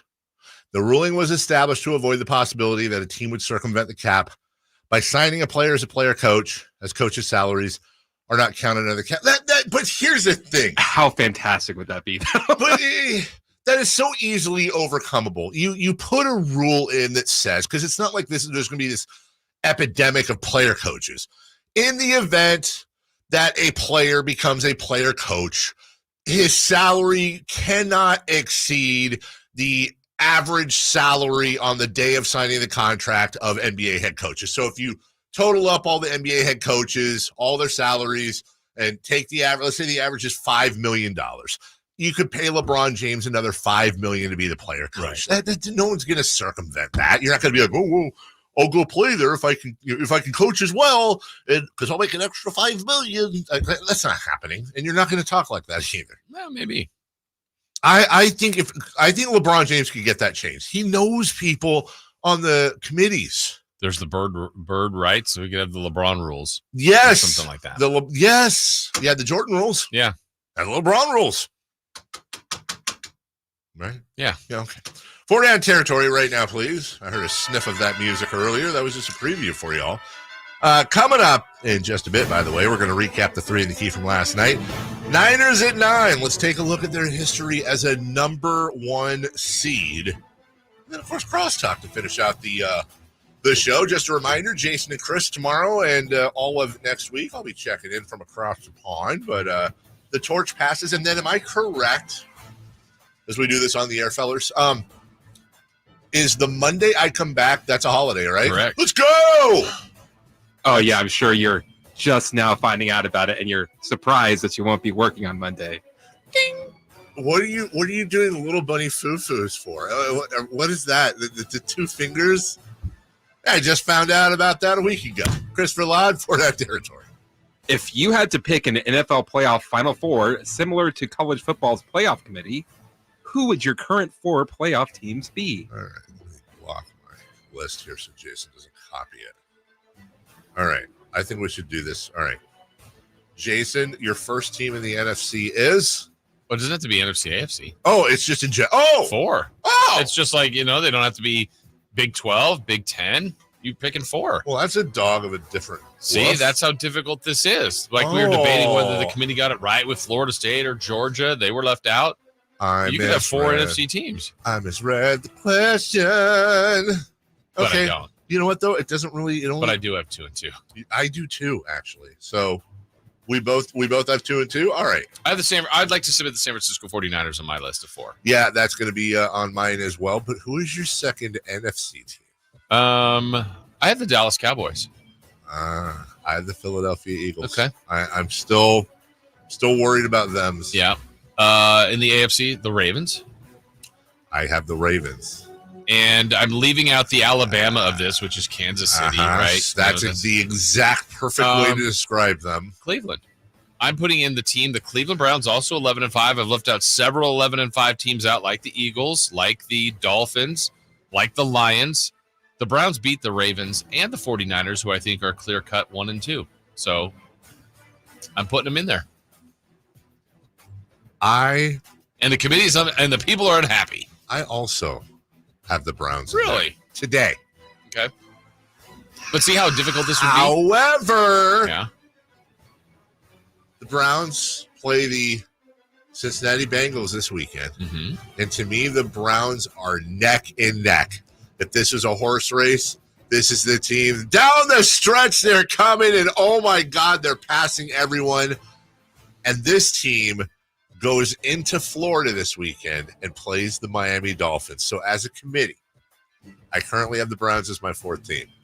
But if the Buffalo Bills, if they win in Miami, I think the committee's they're gonna be the official no one wants to play them team. And did the Browns get screwed in that scenario? Yeah. A little bit. And then would the Cowboys have, I guess the Bills would have beaten the Dolphins, but yeah, okay. And there's difficult to do. There's a little bit of Florida Stating going on with Cleveland too because of the quarterback situation, although Joe Flacco's been great. In my mind, I'm trying to pick the 4 best teams. And so when it comes down to Buffalo, Cleveland, if Buffalo continues what they're doing, if they go into Miami and they win, that would be their 5th win in a row. And that is a really big win against a team that obviously is going to win that division. They've beaten the Chiefs in Arrowhead, the Cowboys, Chargers, and Patriots. Mm-hmm. If they go in and beat Miami, that's 3. And by the way, that 3-point loss in Philadelphia back when Philly was good, that's still going to be 3 of – they would have gone and beaten 3 of probably the top 6, maybe 7 teams in the NFL. They would be the ones that would sneak. That's a great question, Jason. We could do the whole segment on that one. Second down. You almost did. Yeah, I know. 2 teams that made the playoffs last year are now 5-11, the Giants and the Chargers. Which team had the more disappointing season? Honestly, and this is a tough one too, man, because I think the Chargers are the more talented team. I'm going to say the Giants, though, because they made the playoffs last year. Brian Daboll was the coach of the year. Like, everything was – and they just stinkeroni this year, man. They're terrible. I'll say the Giants. I'm going to go with the Chargers. But What? Yeah. How? The Giants, I think, totally overachieved last year. I don't think that was a great roster. The Chargers, though, continue to do what they've been doing, which is frustrating. They have their coach fired, so are they starting anew? I think they've got a really good quarterback that maybe gets a little bit too much love, but at some point now has to break through with playoff wins, and it's not going to happen this year with Herbert getting hurt at the end. Really frustrating year for the Chargers. Yeah, it was. And there's some talent on that team. Justin Herbert, do we need to have a conversation about him? Yeah. Yeah, okay. We'll do that later. 15. Third down, please. The Bears have won 4 of their last 5 and now have won 7 games this season. They also officially will have the number 1 pick in the draft thanks to Carolina. Should they draft Caleb Williams or stick with Justin Fields? Well, the first thing they need to do is get a new GM. I don't want this GM handling this draft. This draft could shape the Bears for the next 5 to 10 years. Secondly, I can't answer the question without understanding what the market is for Justin Fields. If there's a good market for Justin Fields, and I can grab, maybe a couple of first rounders, a Pro Bowler, and if there's a market for him. Yeah, I probably do that, and I reinforce. I'll grab Caleb Williams. They've got another high pick coming to him, and then I'll beef up my line or something. Yeah. If there isn't a market for him, I don't know, man. I might, depending on the market for Marvin Harrison Jr., maybe I trade down if I'm feeling confident there. But I'll tell you this, number one thing I do, I make everyone confused so that I get all the offerings. Absolutely. You got to put all the smoke screens out there. The fact that they made it to 7 wins, still can get 8 is amazing. I thought this team was pretty bad. Same. So Fields has done some good things to get them back in the mix. But yeah, I'm with you, Dave. I think you look at every possibility. That possibility could be keep number 1 and take Williams. Keep number 1, take Marvin Harrison Jr. Move those picks, move Fields. They're in a really good position. Yeah. I think they just got to hear from everyone and see what's the best plan for them. Fourth down very quickly. 6 of the 8 teams in the NFC and AFC South can still make the playoffs. Is this good or bad for the NFL? On the surface, it's good. More games, more teams, more importance. It matters. But I learned a lesson a long time ago with the American public. They love juggernauts. And that's why Mike Tyson and Tiger Woods and Michael Jordan are 3 of the all-time most popular watched athletes in history. American fans, absolutely. We say we want parity. Yeah. We want dynasties. So it's not bad for the NFL, but I'd say it's not as good as having juggernauts in there. Yeah, there's not a lot of separation from the teams, but the Niners and the Ravens are more interesting than the NFC. I'm AFC like, South the Texans and Colts, who could it be? Fun story. Yeah, but, is Tampa, if they win that, are they going to go very far? No. Baker Mayfield's done great things. That's fine. Cool. Saints win, good luck. But, yeah. Bad. I don't – when you're talking about the Niners, when you're talking about Baltimore – even throwing the Dolphins, the Cowboys, the Eagles, the Bills. Oh, my. I don't have the energy to pay attention to the South. I don't care. I don't have the energy for it. Maybe I need to go to American Energy. Maybe I need to figure out that y'all need an inspection on your HVAC unit. Good morning. Carmichael Dave, yeah? Yeah? Carmichael Dave, yeah? To talk to you about my friends at American Energy. Usually I'm telling you about them coming out and doing a diagnostic on your HVAC system for $99, which is a steal at twice the price. Right now, though, to celebrate 2024, it's $0. None. Zilch. Let the American Energy team for free test your system, your connections, and all the moving parts of that system to ensure that it is functioning properly. All in the service of making the uncomfortable comfortable. That's what American Energy does. It's locally owned, locally operated. These are good people. A+ Better Business Bureau. That ain't no accident. Double negative. Serving the greater Sacramento area since 1981.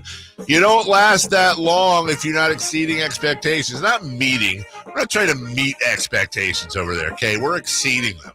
We're not trying to do your best. We're trying to do our best. Don't trademark that. 916-520-9990. That's 916-520-9990. AmericanEnergyAir.com. American Energy, making the uncomfortable comfortable. We'll take a break. Niners at 9. We're going to look back on the history of the Niners as a 1 seed. But in the meantime, let's go to Who's Hot and Who's Not with Christopher Lott. We'll recap 3 in the key, the Kings and Magic, and so much more. Sit back, relax as we enter the final stretch of the Carmichael Dave Show with Jason Ross on a Thursday, right here on Sactown Sports. You never know what you might hear when listening to a Sacramento Kings game. Out of Keegan, going for another triple. Man, is he feeling it. Keegan, can he do it? Yes, there's number 11, Keegan Murray. Keegan steps back. He just knocked down his 12th three-pointer, a Kings franchise record. He's got 45 points. Never miss a moment of Sacramento Kings basketball with Sactown Sports and the Sactown Sports app. It's game day at Jim's house, and the spread is impressive. Mike's already done some damage with the hot wings, and now he's dropping back and going deep for another slice of pizza. I sure hope he brought the Pepto. Mike knows the Pepto-Bismol provides fast 5-symptom relief from unexpected stomach upsets. He's no rookie. The way he's throwing back those nachos, he's the GOAT.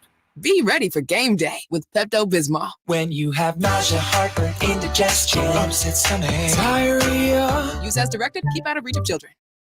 And now another no-brainer money-saving tip from Progressive. That doesn't sound good. Paper shredder's jammed, but I think I fixed it. Oh, well, try shredding these $50 bills then. Seems like it's working. Better try another $400. Stop. Instead of using money, use regular paper. And here's a better tip from Progressive on how not to waste money. Don't pay too much for car insurance. Drivers who switch and save could save hundreds. Progressive Casualty Insurance Company and affiliates. Potential savings will vary. Not available in all states. Power Business Technology is proud to be 100% independent, locally owned, and managed Toshiba copier dealer. Local ownership cuts out the red tape, allowing ourselves to never be too busy to personally answer the call when our clients need us. Recognized for excellence in service execution, training, and customer service, we're proud to be named a 2022 Toshiba ProMasters Elite Dealer. Contact us today for all of your business printing needs at 844-POWER-BZ. That's 844-769-3729, or visit us at PowerCopier.com.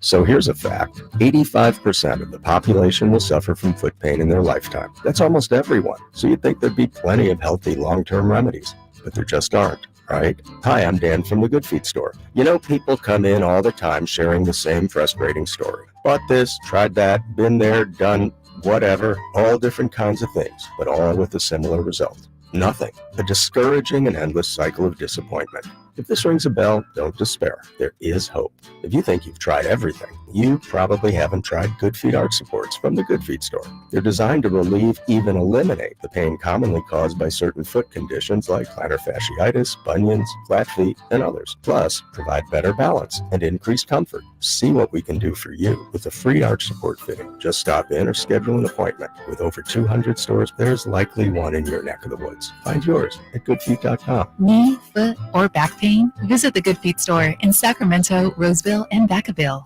Hello, Sacramento. I'm Emran Plati, owner of True Sports Cards and Collectible Store here in Rockland, California, and the host of the True Sports Cards Show that airs right here on Sactown Sports 1140 every Saturday from 10 to 11 a.m., where we discuss the latest trends, hottest products, and deliver exclusive interviews with other industry leaders. And don't forget to visit our shop, True Sports Cards, at 6661 Stanford Ranch Road in Rockland and see what we have for all your sports card and memorabilia needs.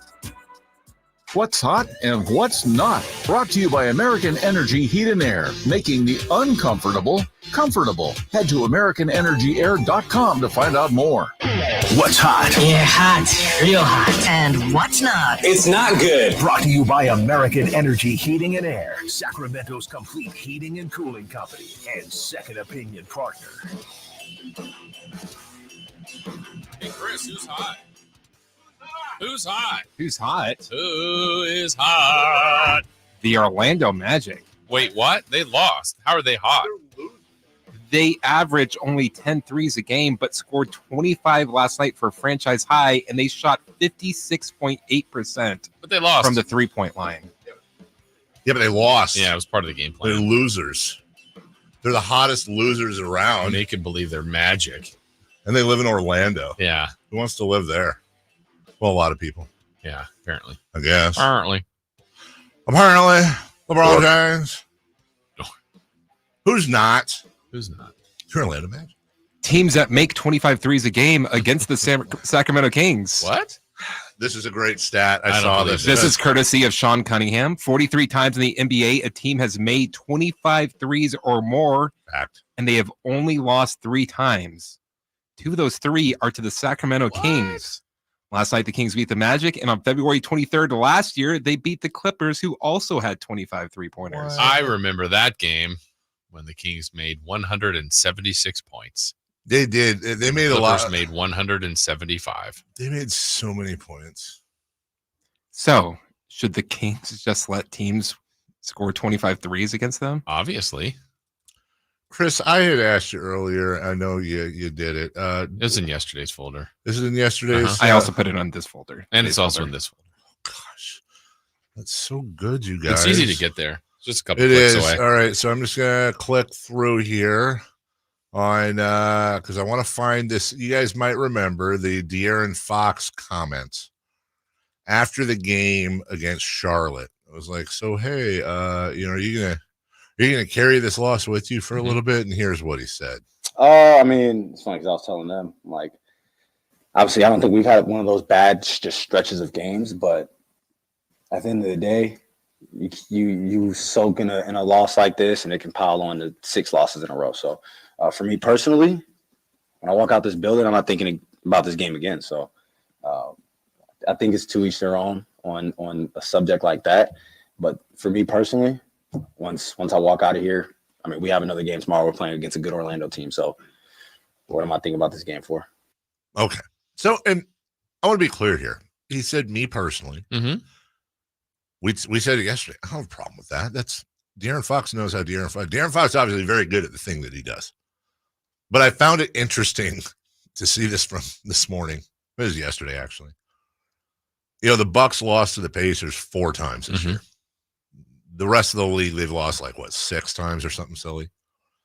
Giannis Antetokounmpo was asked about, will he think about these losses? You have that, and you think about it. Now, when you go back home and you sleep and you wake up, you think about it. Now, when you go back and work out, you think about it. When you're about to get freaky at night, you think about it. But at the end of the day, it's good because now it gives us time to fix things. It's a little bit of a different thought process. I also think that losses are different in this way. They got something going on with the Pacers. Yeah. So I think if you ask Giannis, what did you say? They have 4 losses to the Pacers, 6 to the rest of the league. And I don't know the 6, but let's say one of them was the Nets. Sure. I don't think Giannis is spending that much time thinking about that lot. There's something with them and the Pacers right now. There is something with them and the Pacers. So there's nothing with the Kings and the Hornets besides a bad loss by Sacramento. And I truly believe De'Aaron Fox meant exactly what he said. Non-Pacer losses for the Bucks this year. At the Knicks, they lost by 7. At Christmas? It was Christmas. I'm sorry. Yeah, you called it. Good call. Very good call. At the Bulls by 7. Oof. Stinky. Stinky. At the Celtics by 3. Okay. Hold on. Knicks? Bulls. They Celtics. only have 3? No, you have to do full schedule. I don't want to do full schedule. Atlanta. Ugh. 127, 110. Gross. At Toronto. 130 to 111. Ooh. Hey, Bucks, why don't you be more consistent? At Orlando, 112-97. So their losses this year, other than the Pacers, are home Atlanta by 17. At Toronto by 19. And then at Boston by 3. At Chicago by 7 in OT. And at New York by 7.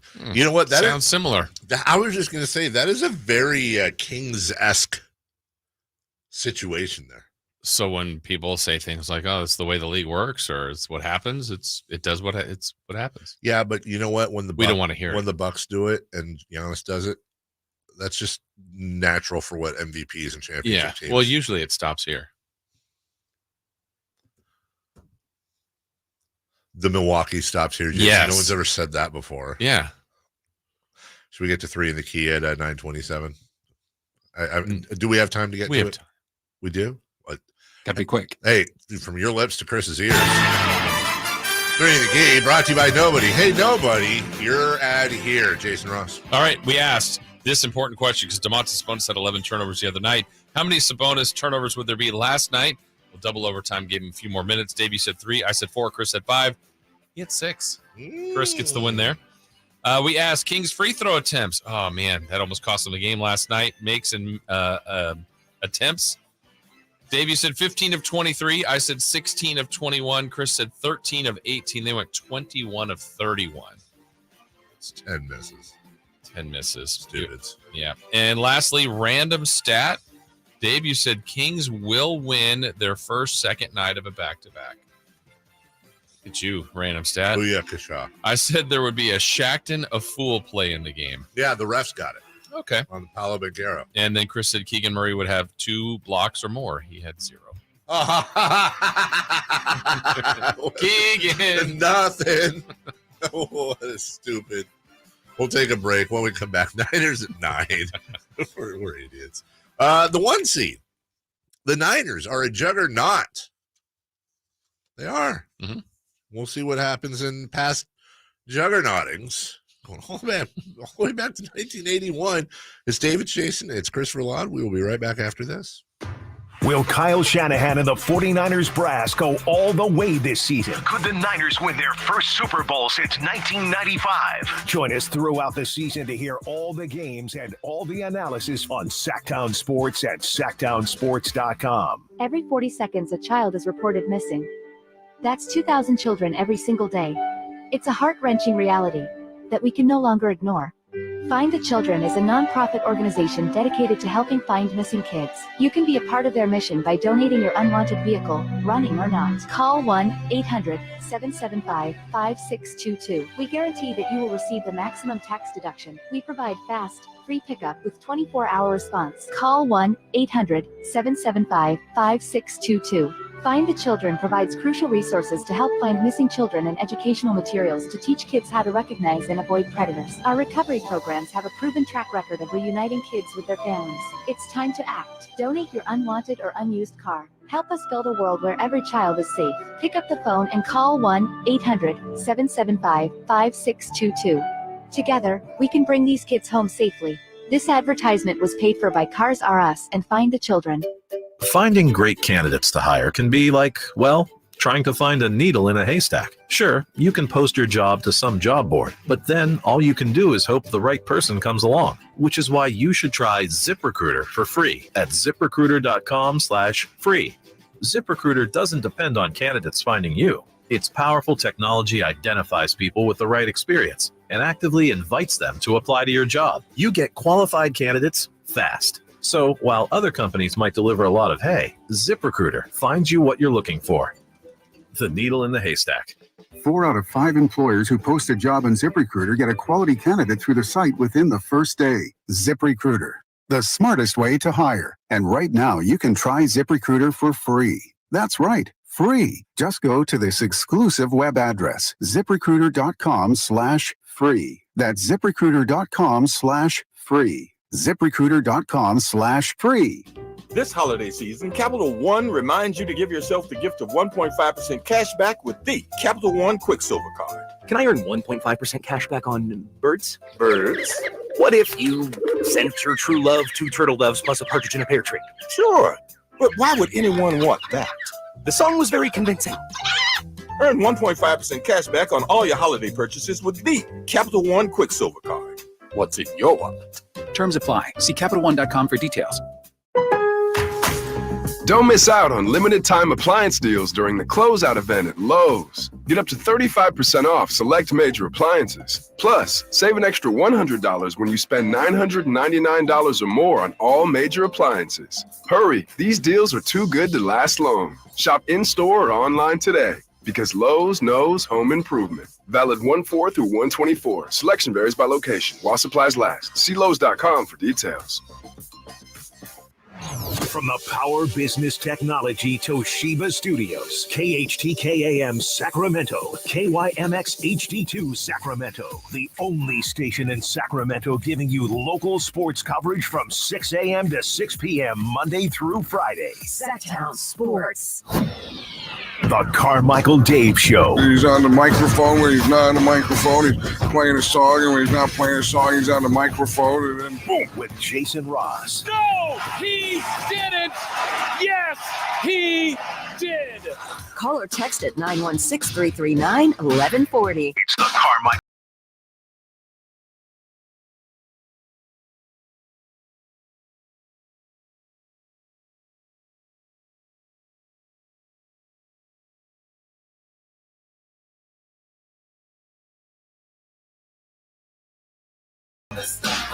Niners and 9, but real quick, spotlight on Christopher Laud.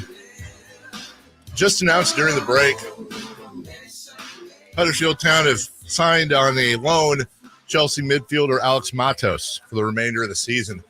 As a Manchester City fan, when my Terriers take on your Blues on Sunday, you're a little more worried now? Yeah, it's only going to be 5-0 now. You know what? Overconfidence like that is how Goliath lost to David. With a bow and arrow? With his arrows. With his arrows. Little known fact. David with his famous arrows. David that's where the Hunger Games was based. Yes. You just watched it. You know. I know. Katniss had the arrows like David did. Who did? Katniss Everdeen. Katniss Everdeen. That was her name. On Hunger Games? On the Hunger Games. I just had to watch it. Do they eat? Each other. That's when one of the, so they basically all face off against each other, and then whoever dies, they all have to gather and eat that person. No. Yeah. Are you being, no. You've seen it. I haven't. Come on. No. That's why they call it the Hunger Games. But they're seriously eating people? No, you're lying. Just people? Look it up. That's why they call it, though. It's not because they're hungry. It's because it's like something about like devouring the spirit of victor and shit. It's like an honor to be eaten in this world. And then in the end they eat Donald Sutherland spoiler alert, but he's the president of the whole thing. They overthrow the deal, and they actually remember when in Star Wars and Return of the Jedi when they had Han Solo on the spit, like the Ewoks were. This actually happens where they actually. Wait, why would you say that actually happens? Huh? Well, it doesn't happen in Return of the Jedi. They get saved by the Force. There's no Force in the Hunger Games, dude. They're getting chowed on. Cooked. I mean, honestly, it didn't look that bad. I don't know. Probably tasted weird, but like chicken. Like chicken. Yeah, everything tastes like chicken. I've heard pork. Interesting. I feel like that's real is the thing. That's gross, Chris. You took it too far. Podcasts are crazy. This isn't the first time, Jason, the 49ers have been the number 1 seed. Yeah, 4 of the 5 times that they've been the 1 seed, 4 of their 5 Super Bowls have come from being the 1 seed. So this is the 10th time they're the 1 seed. There's 100% Googling Hunger Games. He is. Well, it's worked out sometimes. It has. Like I said, 4 of the 5 to do it. Now, we've said it. We talked to, Matt Barrows the other day. Like this, to Emil as well. This, honestly, it has to be a Super Bowl. I don't know of a way to say that this year was, it was good. Everything they've done has been good. Right. Pro Bowlers, 1 seed, win the division, development of Brock Purdy. That would be the best encouraging thing, is knowing that you still have Brock Purdy coming back and you have your other guys. Yeah. And I don't know that this is the only chance, but it's a really good chance. And I think we all would say is, though I think Baltimore's created some doubt. Like, I think if Baltimore plays their best and the 49ers play their best, I might pull back on my statement that I think if the Niners play their best, they beat everybody. If both the Ravens and the Niners met in the Super Bowl and played their best, I think we'd have one heck of a game. Well, and who was it? I want to give them credit. So if somebody recognizes this quote, I'm happy to give credit. But I want to say it was somebody here locally, maybe, said that in the past, recent past especially, it seems like the Niners have always run into a juggernaut. Mm-hmm. This year, they're the juggernaut. The Ravens would argue that. Right. But the funny thing is, the Niners are still favored to win the Super Bowl over the Ravens, which I don't entirely. I think that comes down to the whole people don't think Brock Purdy will have the same game. I have no reason to believe that the Ravens wouldn't beat the 49ers. I'm not saying the Ravens would for a fact beat the 49ers. I would make them the favorite on a neutral site. Yeah. What's interesting is, and I get the reservations maybe of Brock Purdy, and I hate the label big game, because if it's the biggest game, he hasn't been in the Super Bowl. That's correct. But the wins along last year, when you're thrown into the fire of an NFC championship caliber team and you keep it going, if not make it better, that's impressive. And then he won some playoff games and he got him to the NFC championship. Yes, they lost that one. But there are actually some pretty interesting metrics that show Lamar Jackson's postseason failures. Yeah. Like, he has not been there's been some early exits for the Ravens, and he has not been great in the postseason. And I don't really feel like, if your reservation is on Brock Purdy, I don't know why you wouldn't have the same with Lamar Jackson. And he's had more opportunities, more bites at the apple. I mean, he is 1-3. That's not that great. He is 1-3 in the playoffs. His one win was in 2021 when Baltimore beat Tennessee.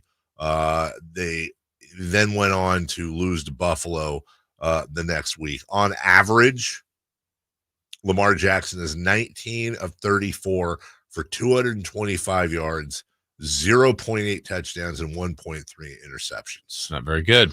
It's actually objectively terrible. Yeah. Especially when you look at some of the years he's had. And for a guy that's been an MVP and looks like he'll get his second.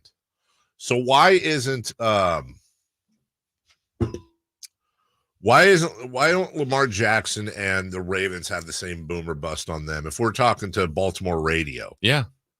Is it Super Bowl or fail for the Ravens? I feel like it's not, but then it's like, okay, well, why isn't it though?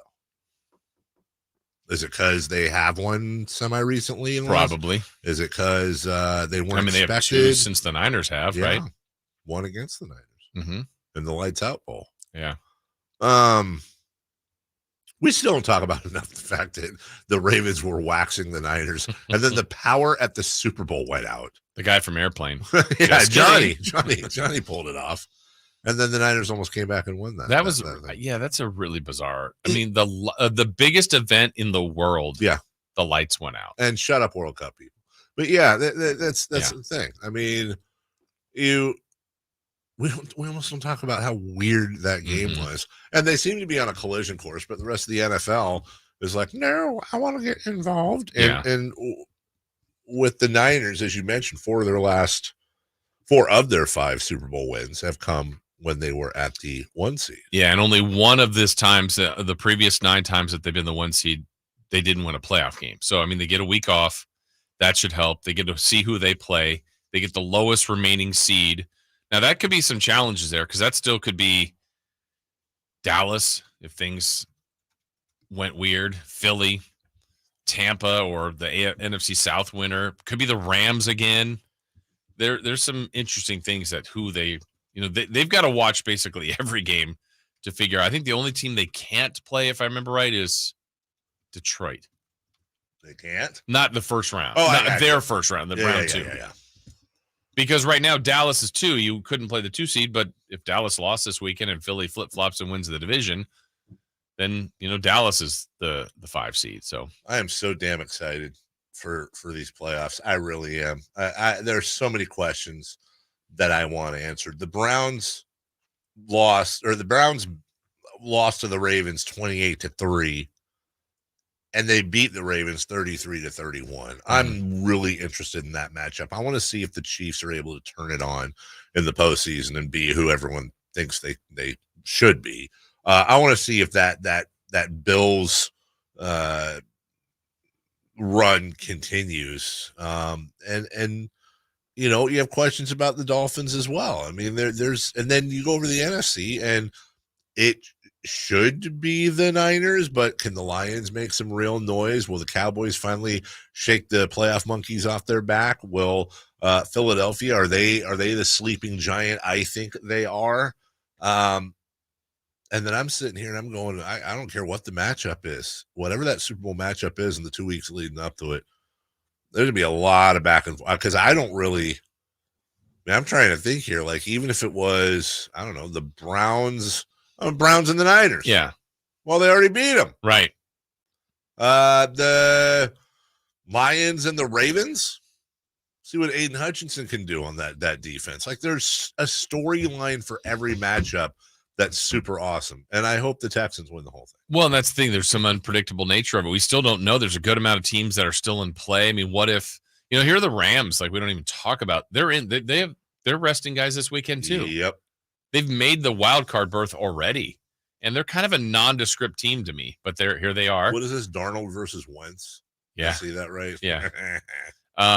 Who's going to be the other team, the last team in the AFC after the South Division winner is named? And does Pittsburgh find their way in? Does Green Bay get in? I mean, there's still a lot to play for in Week 18, which is pretty cool. I love football. I know now it's almost wrapped up. Well, I mean the regular season, obviously, but then I'm depressing you. Worst part of the year is when they play that song when they roll the credits at the end of the Super Bowl. What song is that? I don't know. Do they even do that anymore? I know they did when I was a kid. I've told you that story when the Niners beat when the John Taylor Super Bowl, when the Niners beat the Bengals. And they did. They were like running highlights from the season. They were playing credits. It was like, NFL is your friend. And like I'll never forget. Is that their version of One Shining Moment? That's 100% right. NFL is your friend. NFL is your friend. And I ran underneath our stairs and I just like burst into tears. I was a little kid and all. You were living under the stairs? I was before Harry Potter. Yeah. I was. And I literally was crying. Like, I was so sad the season was over. And then you have to and then everything's stupid until Hard Knocks. Yeah. I know you're going to want this problem to have. Because I had this happen with UCLA when I was really so into the team, the Ed O'Bannon team that won the championship.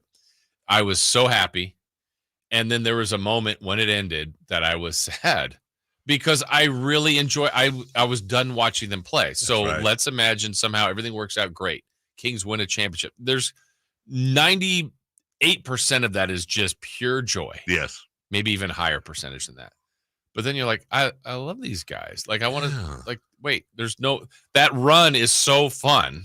And then they win the last one. That's the celebration. Nothing's better. And like, well, I want to keep watching this. The emotions beyond just like, obviously the happy, joyous elation, all that stuff. Mm-hmm. But like also knowing that like you went your whole life and they sucked. Mm-hmm. And then understanding that there are high odds this is the only time you're going to experience this in your entire life. Yeah, and that group that you love, it will be a little bit, even if it's two players different, it's just different. The next team's not the exact same. No. And then next thing you know, you're going to be rolling around in a cane and like gray beard De'Aaron is going to, like I started seeing like Shaq when I see his like gray beard. I'm like, yeah, I remember you at LSU, bro. Yeah. Golly. Bunch of old heads. It was like the other day they did. So you remember how we did this? I meant to bring this up earlier. We were talking kind of Mount Rushmore of the Kings all time. That question was asked on the big board for this current group. And I think only one player mentioned Mitch. I'm going, he's a Hall of Famer. And it was, great answers. Nothing wrong with, Webb, and there's Jay Wills and Doug's and Bobby's and awesome. All awesome players. But like to me, I think we said this the other day, Mitch and C. Webb are non-negotiable. You said Fox might be non-negotiable. They were doing past players, so they weren't going to say anybody currently. Sure. I'm like, wow, they don't even remember Mitch. And he is non-negotiable. Yeah, absolutely. 100% non-negotiable. All right.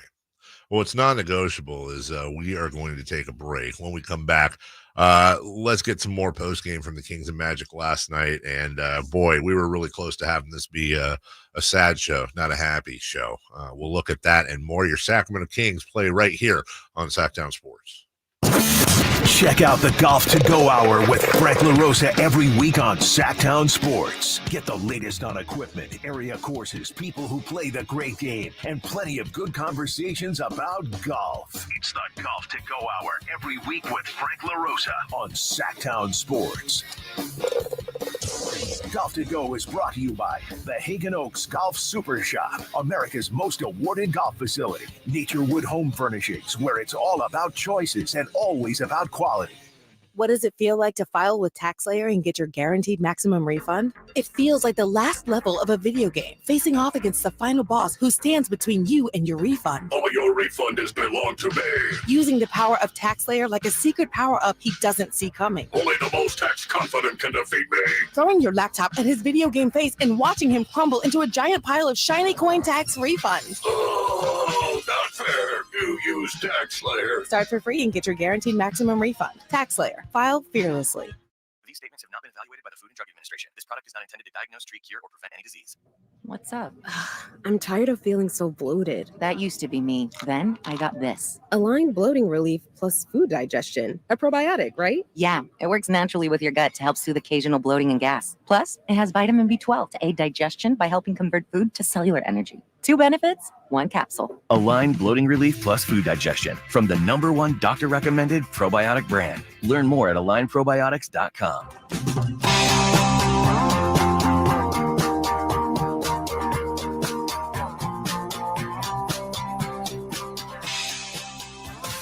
Carmichael Dave Show with Jason Ross. Call or text at 916-339-1140. Sactown Sports.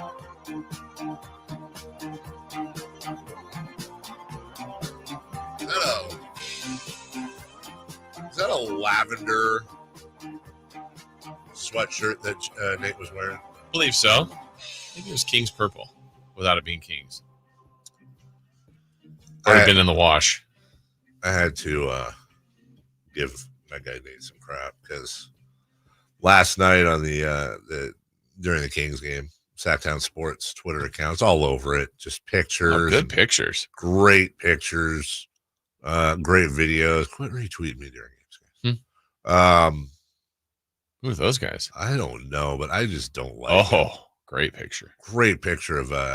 You can check this out for yourself at the Sactown Sports Twitter account.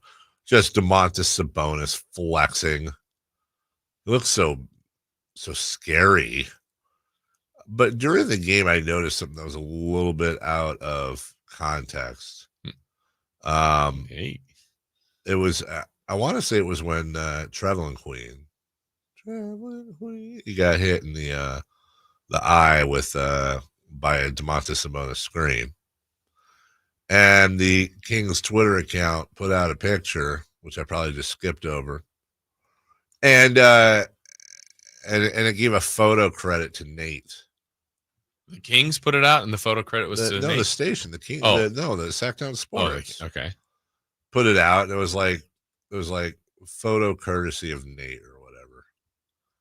Was that not accurate? No, it was. I mean, you know. But then I find out that I think Nate might have credited himself. You can't Good job done by me.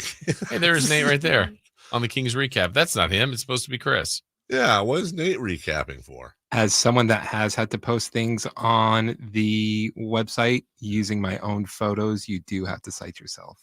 You do? Mm-hmm. Wait, that's it. Oh, is that a lawyer thing? Mm-hmm. What? Remember the meeting? But he's working for us. I love that you were the one asking the most questions in the meeting, and you're so surprised by the answers. Right, here's the thing. Is that when you were distracted with the phone thing with Tom?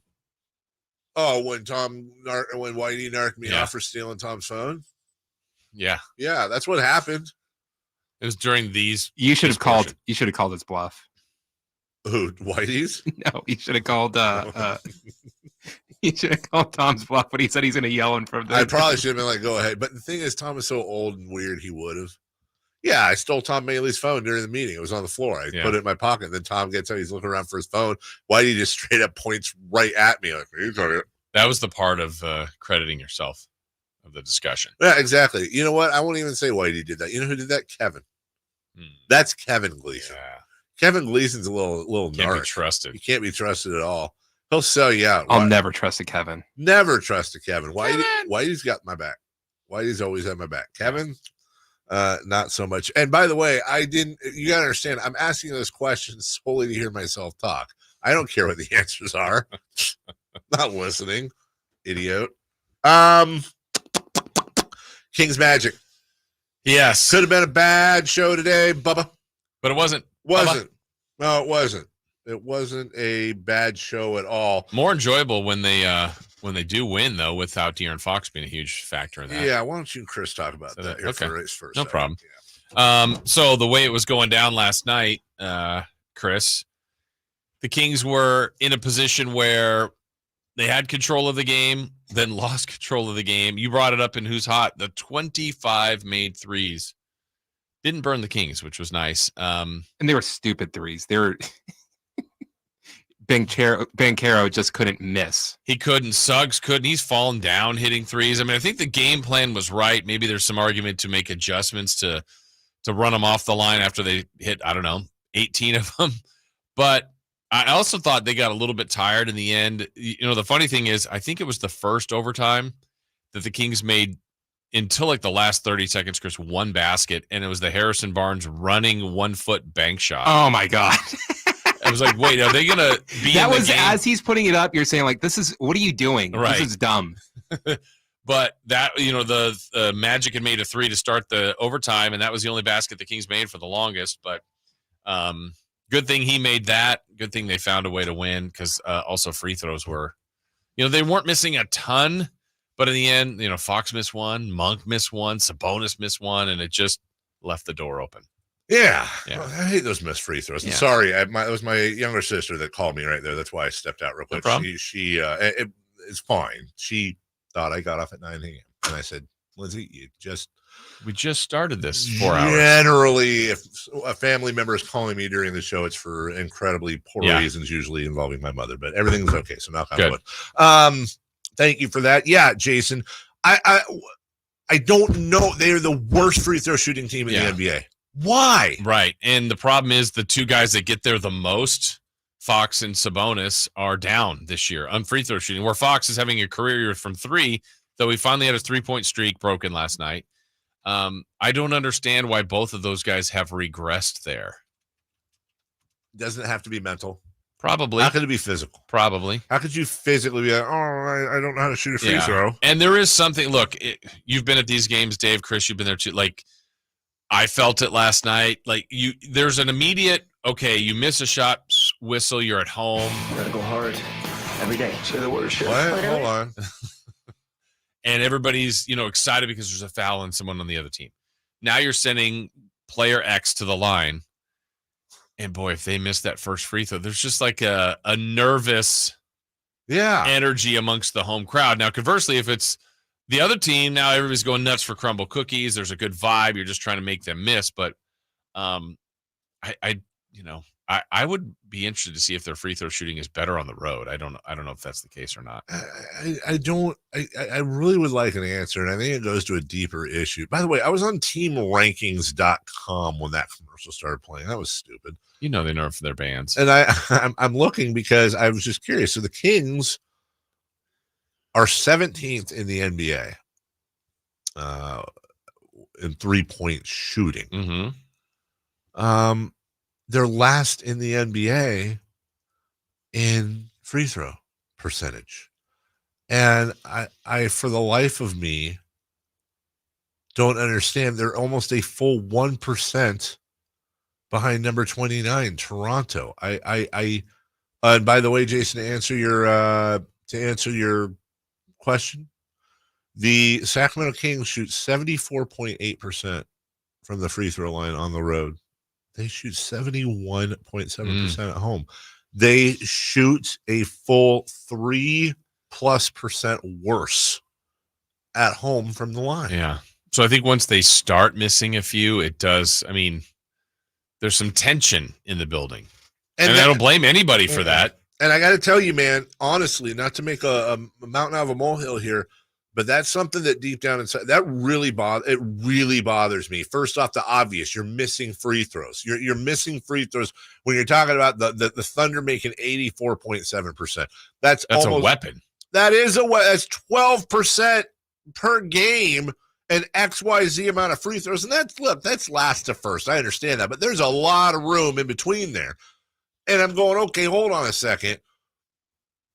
Free throws are the one thing where it is mental. Like, you obviously have to have some physical, you have to have ability to make a free throw. But you can't sit here and tell me these guys are making all their free throws in practice. These guys are doing all the free. Like, dude, make them, you know what? Like, you miss a free throw, like, call a timeout and make guys run line drills. Like, I don't know. You got to you have to, and I know it's not as easy as like, you got to make the free throw. You got to want it. Yeah. But I think it speaks to a mental softness that this team has. Like, dude, straight up, that's soft. Yeah. Like, it's soft when you're losing to teams like Charlotte. I think it's the hardest thing to replicate as far as whatever that pressure, whatever that feeling is of, I don't know, I'm trying to think of other analogies. How many times, Dave, have you done something like you feel nervous over a putt and you miss the putt? You're like, give it back. And then you just grab it. And now you're not even thinking because you've already missed it. And then you just putt the next one. You're like, why didn't I do that? It's just sometimes you can get in your own head. You really can. Mike Brown's fond of these player contracts. Maybe they should all sign a contract where, like, every time for every free throw that's missed, the coaching staff gets to take a bat to, like, their car one time. So, like, if you miss, because my first idea was, like, do they have any pets? But, it's not. You're going to hurt the pets? I'm saying, like, the idea is, like, hey, Skittles the cat, like, hold him up in front, like, you better not miss. But that's dark. That's dark, and I wouldn't go for that. You shouldn't do anything bad to animals. I'm an animal lover, so let's move on from the animals is all I'm saying. Well, I don't care about the car. So, let's say you roll in. Oh, Domas, your Rolls Royce. I don't know what he has. You missed 3 free throws. Doug, Jordy, Lindsay, slash the tires. Yeah, like they each get a slap at it. And of course, these guys are rich. They'll get it fixed, but then they got to go sit and they got to make the appointment. They got to sit in the waiting room, watch the old Star Trek rerun, and eat bad snack foods. It's an inconvenience. There's got to be something though. In all seriousness, like I know it's parochial. Like, I know they're not in elementary school, but, like, dude, that's some mental soft crap right there. Like, I'm sorry, dude. That's folding under pressure. And you know what? I don't trust this team under pressure that much. Pressure has cracked this team a few times. Pressure cracked them in Game 7 last year. And I know that I'm making a direct correlation between their free throws and get what? No, I'm thinking, what happens if you break in the car doesn't work? And smashing the still car. Bad? Yeah. See you, Skittles. See you, Skittles. We'll take a break. Taste the rainbow. When we come back, what to watch tonight? We got a couple NBA games, and we'll clean up some other stuff for you. It's Carmichael Dave, Jason Ross. No animals were harmed in this segment right here on your home of the Sacramento Kings, Sactown Sports. The NFL's leading rusher plays here. And a handoff to McCaffrey, walks in the end zone. Handoff to McCaffrey, takes it right down to the goal line. He does his thing again. McCaffrey goes in motion right. Backwards pass led by Juszczyk. A block there. Hurdles a man. 10-5. Touchdown! CMC! You can hear all of Christian McCaffrey's touchdowns on your home for 49ers football. Sactown Sports. For a precision-crafted performance, the decision is easy. A new Acura from Acura of Stockton. Get the driving experience you've been waiting for in a new Acura. Get the best selection and customer service you deserve from Acura of Stockton. Shop in person or use our online express store at AcuraofStockton.com. Acura of Stockton will buy your trade, even if you don't buy from us. Don't settle for less than precision-crafted performance of a new Acura from Acura of Stockton and AcuraofStockton.com. Sactown Sports is home to the Kings, Niners, and now the business of sports. Hosted by Kelly Brothers and brought to you by Cap Trust, offering customized, independent financial advice at captrust.com. Join Kelly Brothers, Carmichael, Dave, and Jason as they look at the business of sports every Thursday at 7:40 a.m. You want to know how sports really work? Follow the money with Kelly Brothers from Cap Trust on Sactown Sports.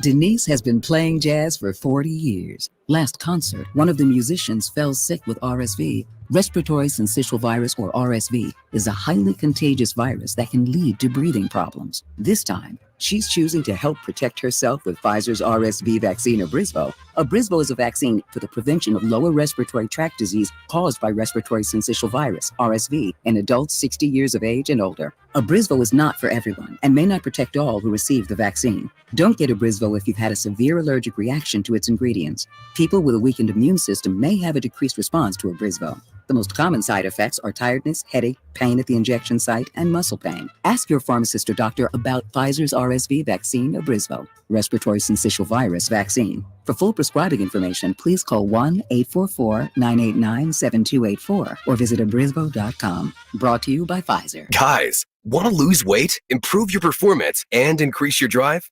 Revive Men's Health Sacramento can help you address the root causes of weight gain, low energy, poor drive, and performance issues. And since your testosterone level has a direct impact on your weight and fitness, we'll give you a free T-check and free exam at Revive Sacramento. Imagine upping your game, losing weight, and getting in shape all at once. Revive can help you make it happen with our new cutting-edge weight loss medications, like your favorite athletes and celebrities use. They're affordable and available now.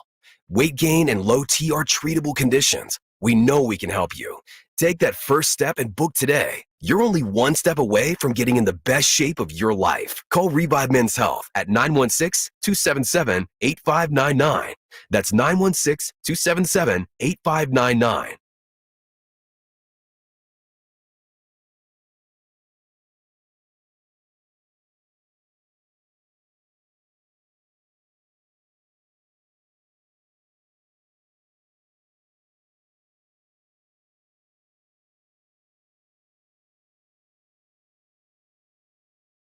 Dave Show with Jason Ross on Sactown Sports. France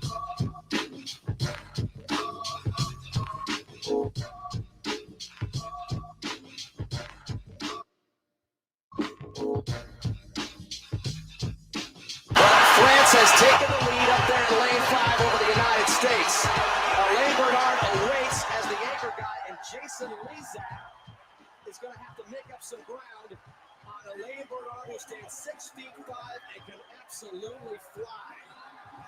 I just don't think they can do it, Dan. I mean, Jason Lezak has been there how many times? I just found this folder of greatest sports calls ever. How did I not notice this? But you're not going to finish that? Oh, sorry. Hello. Hey, go ahead. His career has he anchored this free relay and medley relay, but I just don't think he can do it. He's trying to ride that wave as much as possible. Bernard is pulling away from him. Lezak, the world record, a three-time Olympian. World record is absolutely going to be shattered here. The United States trying to hang on a second. They should get the silver medal. Australia is in bronze territory right now, but Lezak is closing a little bit on Bernard. Can the veteran chase him down and pull off a shocker here? Well, there's no doubt that he's tightened up. Bernard is losing some ground. Here comes Lezak. Unbelievable at the end. He's done it. The U.S. has done it. He did it. He did it. He did it. Phelps his lips alive. Did you ever get a thank you, Jason? I didn't, and I really should have. You should have. Yeah. Does Dave know why? I don't think so. Of course I do. Yeah? Yeah. I know what the big deal about Cracker Jack is.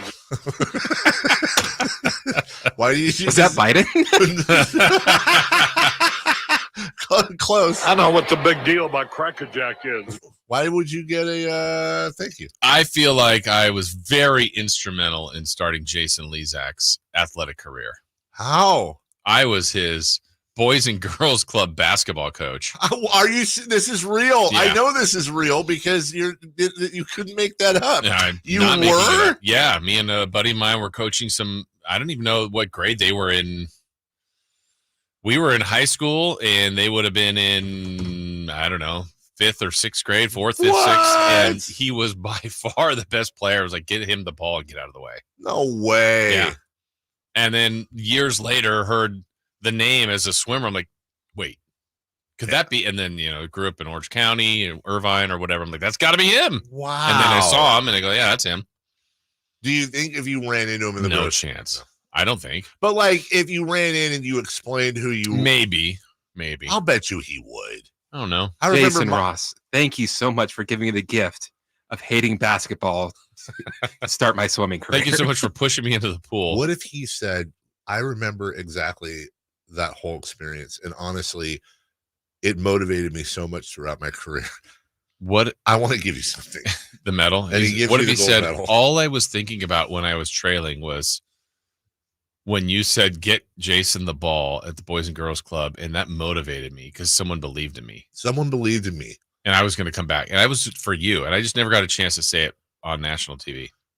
And I'm aware that people believe in dinosaurs. And if they believe in dinosaurs, then that means dinosaurs believe in me. Mm-hmm. Jason, here's my medal. Yeah.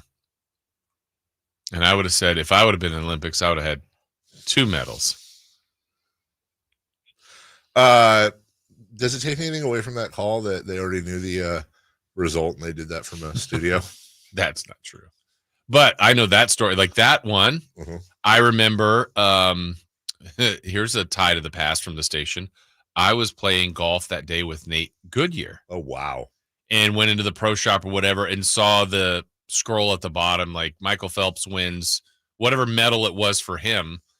And so I'm like, oh, wow. And the relay or whatever. I'm like, that's cool. And then saw the race much later and really started to doubt what I had read because I thought they didn't look like they were going to win. I'm like, there's no way did I read that wrong? Oh, maybe it was a silver, but I could have sworn it read gold. Mm-hmm. And then obviously the whole Phelps record and all that. Yeah. So that would have been the significance of what the scroll said at the bottom. And so when you're then seeing something that you already knew happened, now watching it taped, I thought I had read it wrong.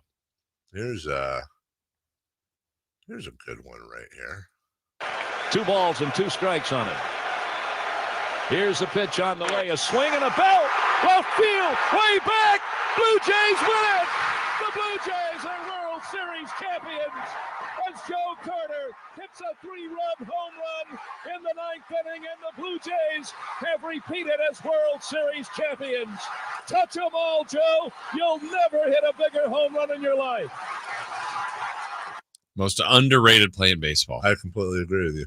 I think, to my knowledge, the only time there's ever been a walk-off to win the World Series. Wasn't Mazeroski? 1960. Mazeroski was? Yeah, Mazeroski. Okay. But that one gets way more love. 100%. You're 100%. And people correct. go to Gibson, which is incredible. Yeah, but that's incredible. game 1. Yeah. Game 1. This walked off the World Series. And Luis Gonzalez walked it off against the Indians, right? But that was a base hit. Wasn't that Luis Gonzalez base hit up the middle?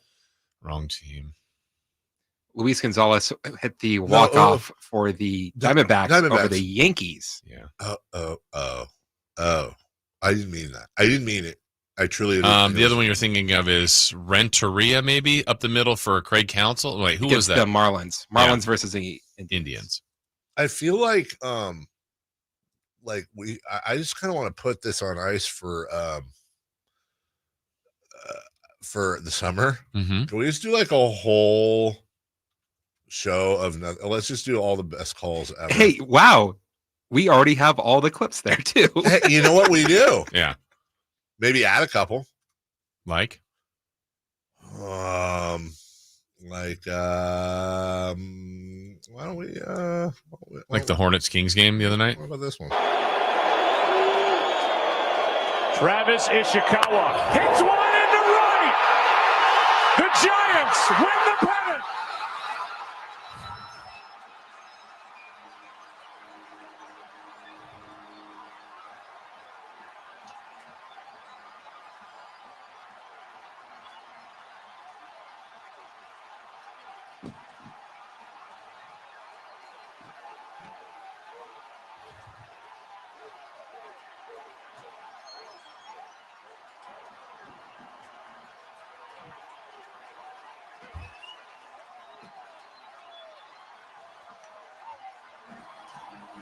Seven, 38, 39, 40. Didn't think he'd go this long.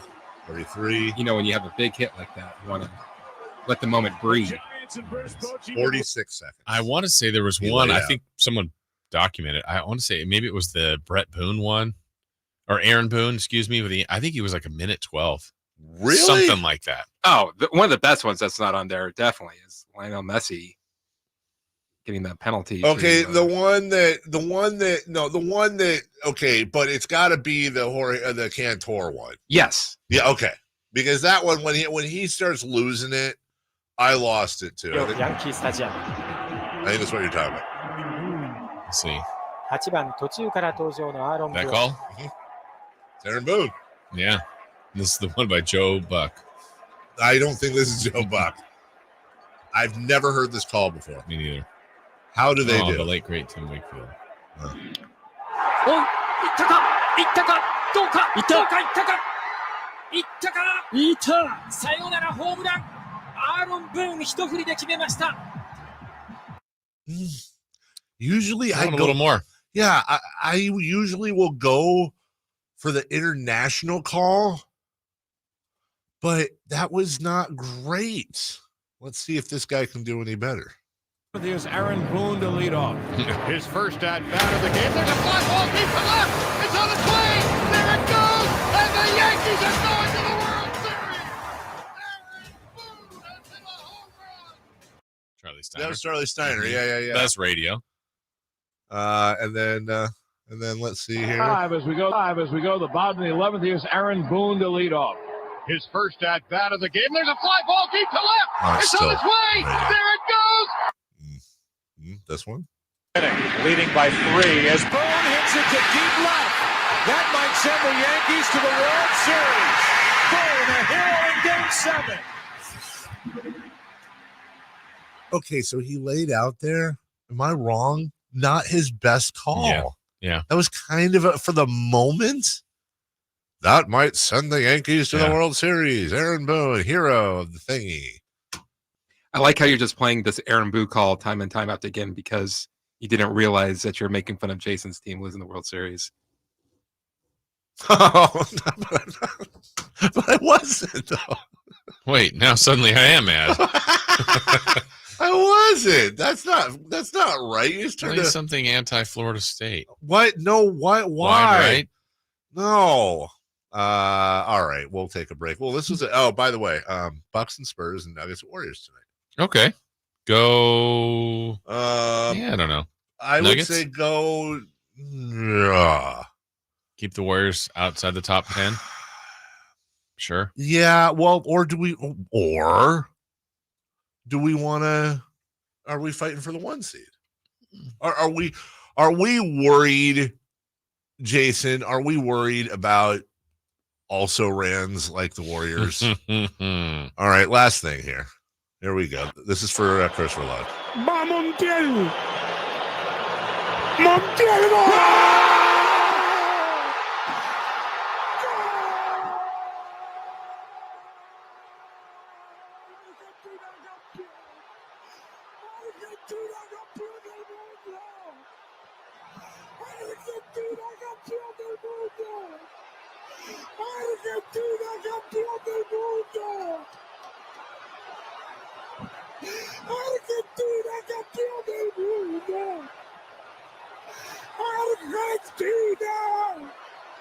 I mean, if you read like a transcript, it's really what a crappy call. Argentina, the World Cup champions. Argentina, the World Cup champions. Argentina, the World Cup champions. Like that's literally what he's saying.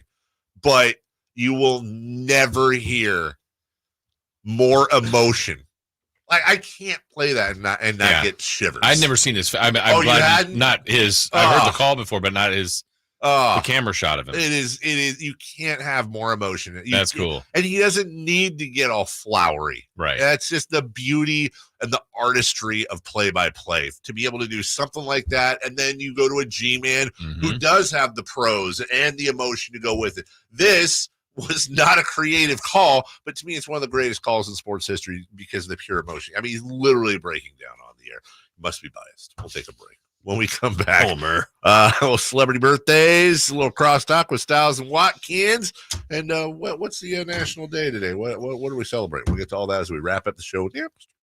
Last season, the Sacramento Kings gave us a little bit of everything. A Pacific Division type GM of the Year, Coach of the Year, Clutch Player of the Year, All-Stars and All-NBA performers. Plus, we got to light the beam. Here's a steal by Fox, the breakaway. He's got the rip with the left hand. What does this season have in store? Find out. Each and every Sacramento Kings game can be heard right here on your proud home of the Beam team, Sactown Sports and SactownSports.com. California's largest sportsman's expo is back, January 18th at Cal Expo in Sacramento. Find the best selection of boats, side-by-sides, campers, and accessories, all at special prices. And get to your next adventure in style. See Toyota's all-new Tacoma. Your life outdoors at the International Sportsman's Expo, January 18th through 21st at Cal Expo in Sacramento. More info at sportsexpos.com. With RT Painting, our name says it all. We are a reliable and trusted commercial and residential painting company, serving the Sacramento area since 1998. Employee-owned, our attention to detail is second to none. Put our decades of experience serving our community to use for you. Get a free quote today. Call us at 916-900-8112. That's 916-900-8112. Or go online to rtpainting.com. That's rtpainting.com. RT Painting, your trusted and reliable painting contractor of choice. Hello, Sacramento. I'm Emran Pilati, owner of True Sports Cards and Collectible Store here in Rockland, California, and the host of the True Sports Cards Show that airs right here on Sactown Sports 1140 every Saturday from 10 to 11 a.m., where we discuss the latest trends, hottest products, and deliver exclusive interviews with other industry leaders. And don't forget to visit our shop, True Sports Cards, at 6661 Stanford Ranch Road in Rockland and see what we have for all your sports card and memorabilia needs. Sacramento's premier music festival, Country in the Park, is back. 2 big ol' nights, May 17th and 18th at Cal Expo with Brantley Gilbert, Dustin Lynch, Walker Hayes, and more. 2-day GA tickets are on sale now, starting at $85, or upgrade your experience with VIP or pit passes. Country in the Park, May 17th and 18th at Cal Expo. For more information, visit CITPfest.com. Brought to you by Bonnie Plumbing, Electric Heating and Air. Birthdays are meant to be spent with family and friends, and nothing brings family and friends together better than freshly baked and home-delivered crumble cookies. It's time for the news of the day. The latest headlines, the biggest stories, hard-hitting analysis. Yeah, this is none of those things. And now, here's Carmichael Dave and Jason Ross. Hey! Yeah! All right. We're all here. And you're low. You're a tiny little out of that chair. That's not gonna work. Hold on, let me get my growth spurt real quick. Man, There you go. The Sactown Sports booster seat. Yeah, My goodness. Wouldn't be the first time. Good. Good morning. Nate, why are you waiting here? We're doing a show. Verlot, blame it on him. You know what? It says that today is also National Spaghetti Day. Maybe I was a day ahead. You know what? I won't be here tomorrow. So here we go. Maybe it's leftover spaghetti day. Very good. Yeah. Shut up! Today's National Keto Day. Anyone ever go keto? No? Keto. Alan, I feel like maybe you have. Have you ever done the keto? I've only done paleo. Okay. Yeah, I'm sorry. You did one of them. Hold on, Dave, just real quick. I just got this. It's from AmericanGarden.us. Since ketchup is made from tomatoes, oh gosh, it can be used as a tomato sauce substitute easily in a variety of dishes. That's all. Yeah, as you were. But it's it's the sugar additive that makes it a little sweet. That's right. Here's what should be in your sauce: canned tomatoes, oregano, garlic, onion powder. Please don't do garlic. Actually, take the time to crush and chop the garlic. It makes such a difference. It makes the garlic in a jar. Gotcha. And a little bit of ketchup. Today is National Whipped Cream Day. I'm here to tell you, I'm a fan of whipped cream. Yeah. Big fan of whipped cream. I always hate how you go to Starbucks or really any coffee shop or anything like that, and they'll ask you, "Do you want whipped cream?" Of course. Who says I want no? whipped cream. Right. What are we talking about? I want a little whipped cream mustache and the whole. I'm fine with that. Is whipped cream Cool Whip? Okay, I will. I was such. We grew up. My mom's just went to lockdown, and I would every once in a while she'd get Cool Whip. This is a true story. She would take a toothpick. My mom has a very elaborate signature. She would sign her name in the Cool Whip to prevent me from going in there in the middle of the night and just housing it. And because I would always find a way to eat it. Can you go around it? No, she did the whole and then if I did anything, it would smooth over. Because I would eat it and then I'd smooth it over and I'd even create the little dollop. I was very good at stealing Cool Whip. Which, by the way, Ma, was 49 cents a bucket back in the day. Let's go, dude. Let the kid have some Cool Whip. That's right. It's just oil and flavoring. Woo! Let's go. I'm surprised you didn't fake her signature. I couldn't. That's why she did it. No, I know. Dude, trust me. You can't fake my mom's signature. So what goes down if you do it? What went down when I did it? Yeah. When I just couldn't. When I gave in to the withdrawals of Cool Whipping. A Cool Whipping. Yeah. That's exactly what happened. Hey, now. But you take if you have a mixer or even if you have beaters, just go to the store and get yourself a jug of heavy whipping cream, pour it in, and then pour in some sugar, a little bit of vanilla, and then cocoa powder, chocolate. Cool Whip, man. I will sit there with a sleeve of Oreos and just fatten myself. And that's not even high. That's just me just naturally you have chips and dip. You ever try Oreos and dip where the whipped cream is the dip? I haven't. Well, let me tell you something. With ketchup in there? Works. You don't add ketchup in there, but if you really want to go for it, you've got the homemade chocolate whipped cream, the Oreos, and then you got to wash it down with something, right? Pour yourself a glass, half and half, and put in some Hershey's chocolate syrup, mix it up, and you have chocolate, half and half milk to go with the Cool Whip, to go with the Oreos. Chocolate. A lot of dairy. Gross. You're gross. Flavortown. Today is National Bird Day. I mean, there's a lot of bird watchers out there. Are there? Are there? No, there are. Name 5. I know them. Agatha, Beulah, Mildred. I know some birds.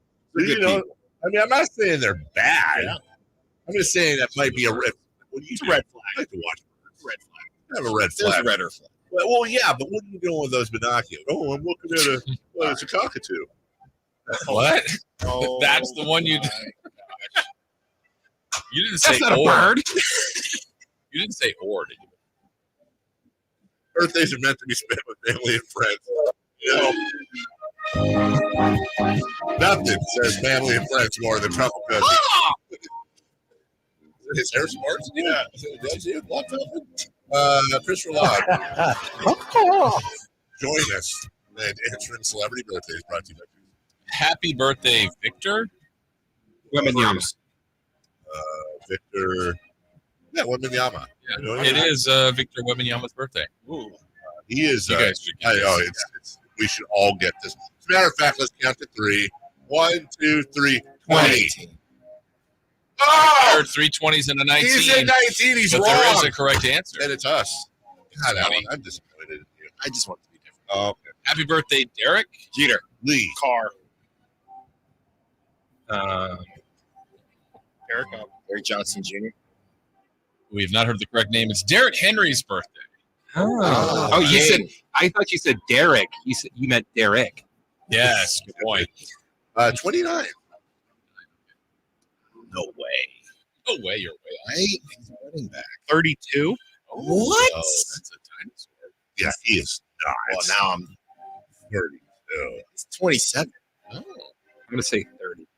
We have a correct answer, and it belongs to Christopher Laud, 30. Wow. Derrick Henry today.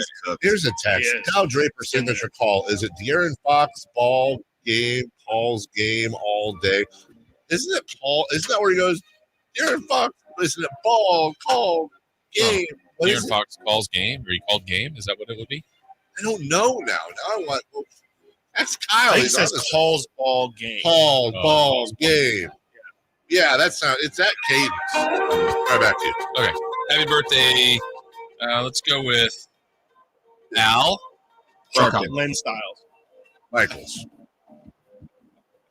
Al Jefferson. Big Al Jefferson. Great guy. I think I was 40 today. 4-0. You would say 42. No. 41. 43. Carmichael Dave for the win. 39. Wow, for Al Jefferson. Thank you. Happy birthday to former King Joe Klein. Yeah. How's Joe Klein?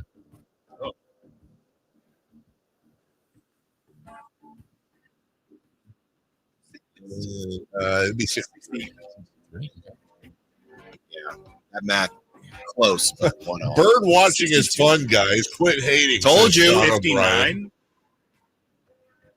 What'd you say, Chris? 62. 262s. That's a good one because you and Alan were right. 62 right on. Got it right. Joe Klein. Son of a. What's going on the show today? Tons of bird watching stuff. Bird watching. Bird watching. And Larry. the King of Kings, Malik Monk. Is it time to enter the starting lineup? Can't say that. Letters. All right. For all these guys, I'm Carmichael Dave. I'll see you a week from Monday. Take care of the Fort Light to be. Bye now. Harrison Barnes plays here. Harrison Barnes drives it, hammers it, a black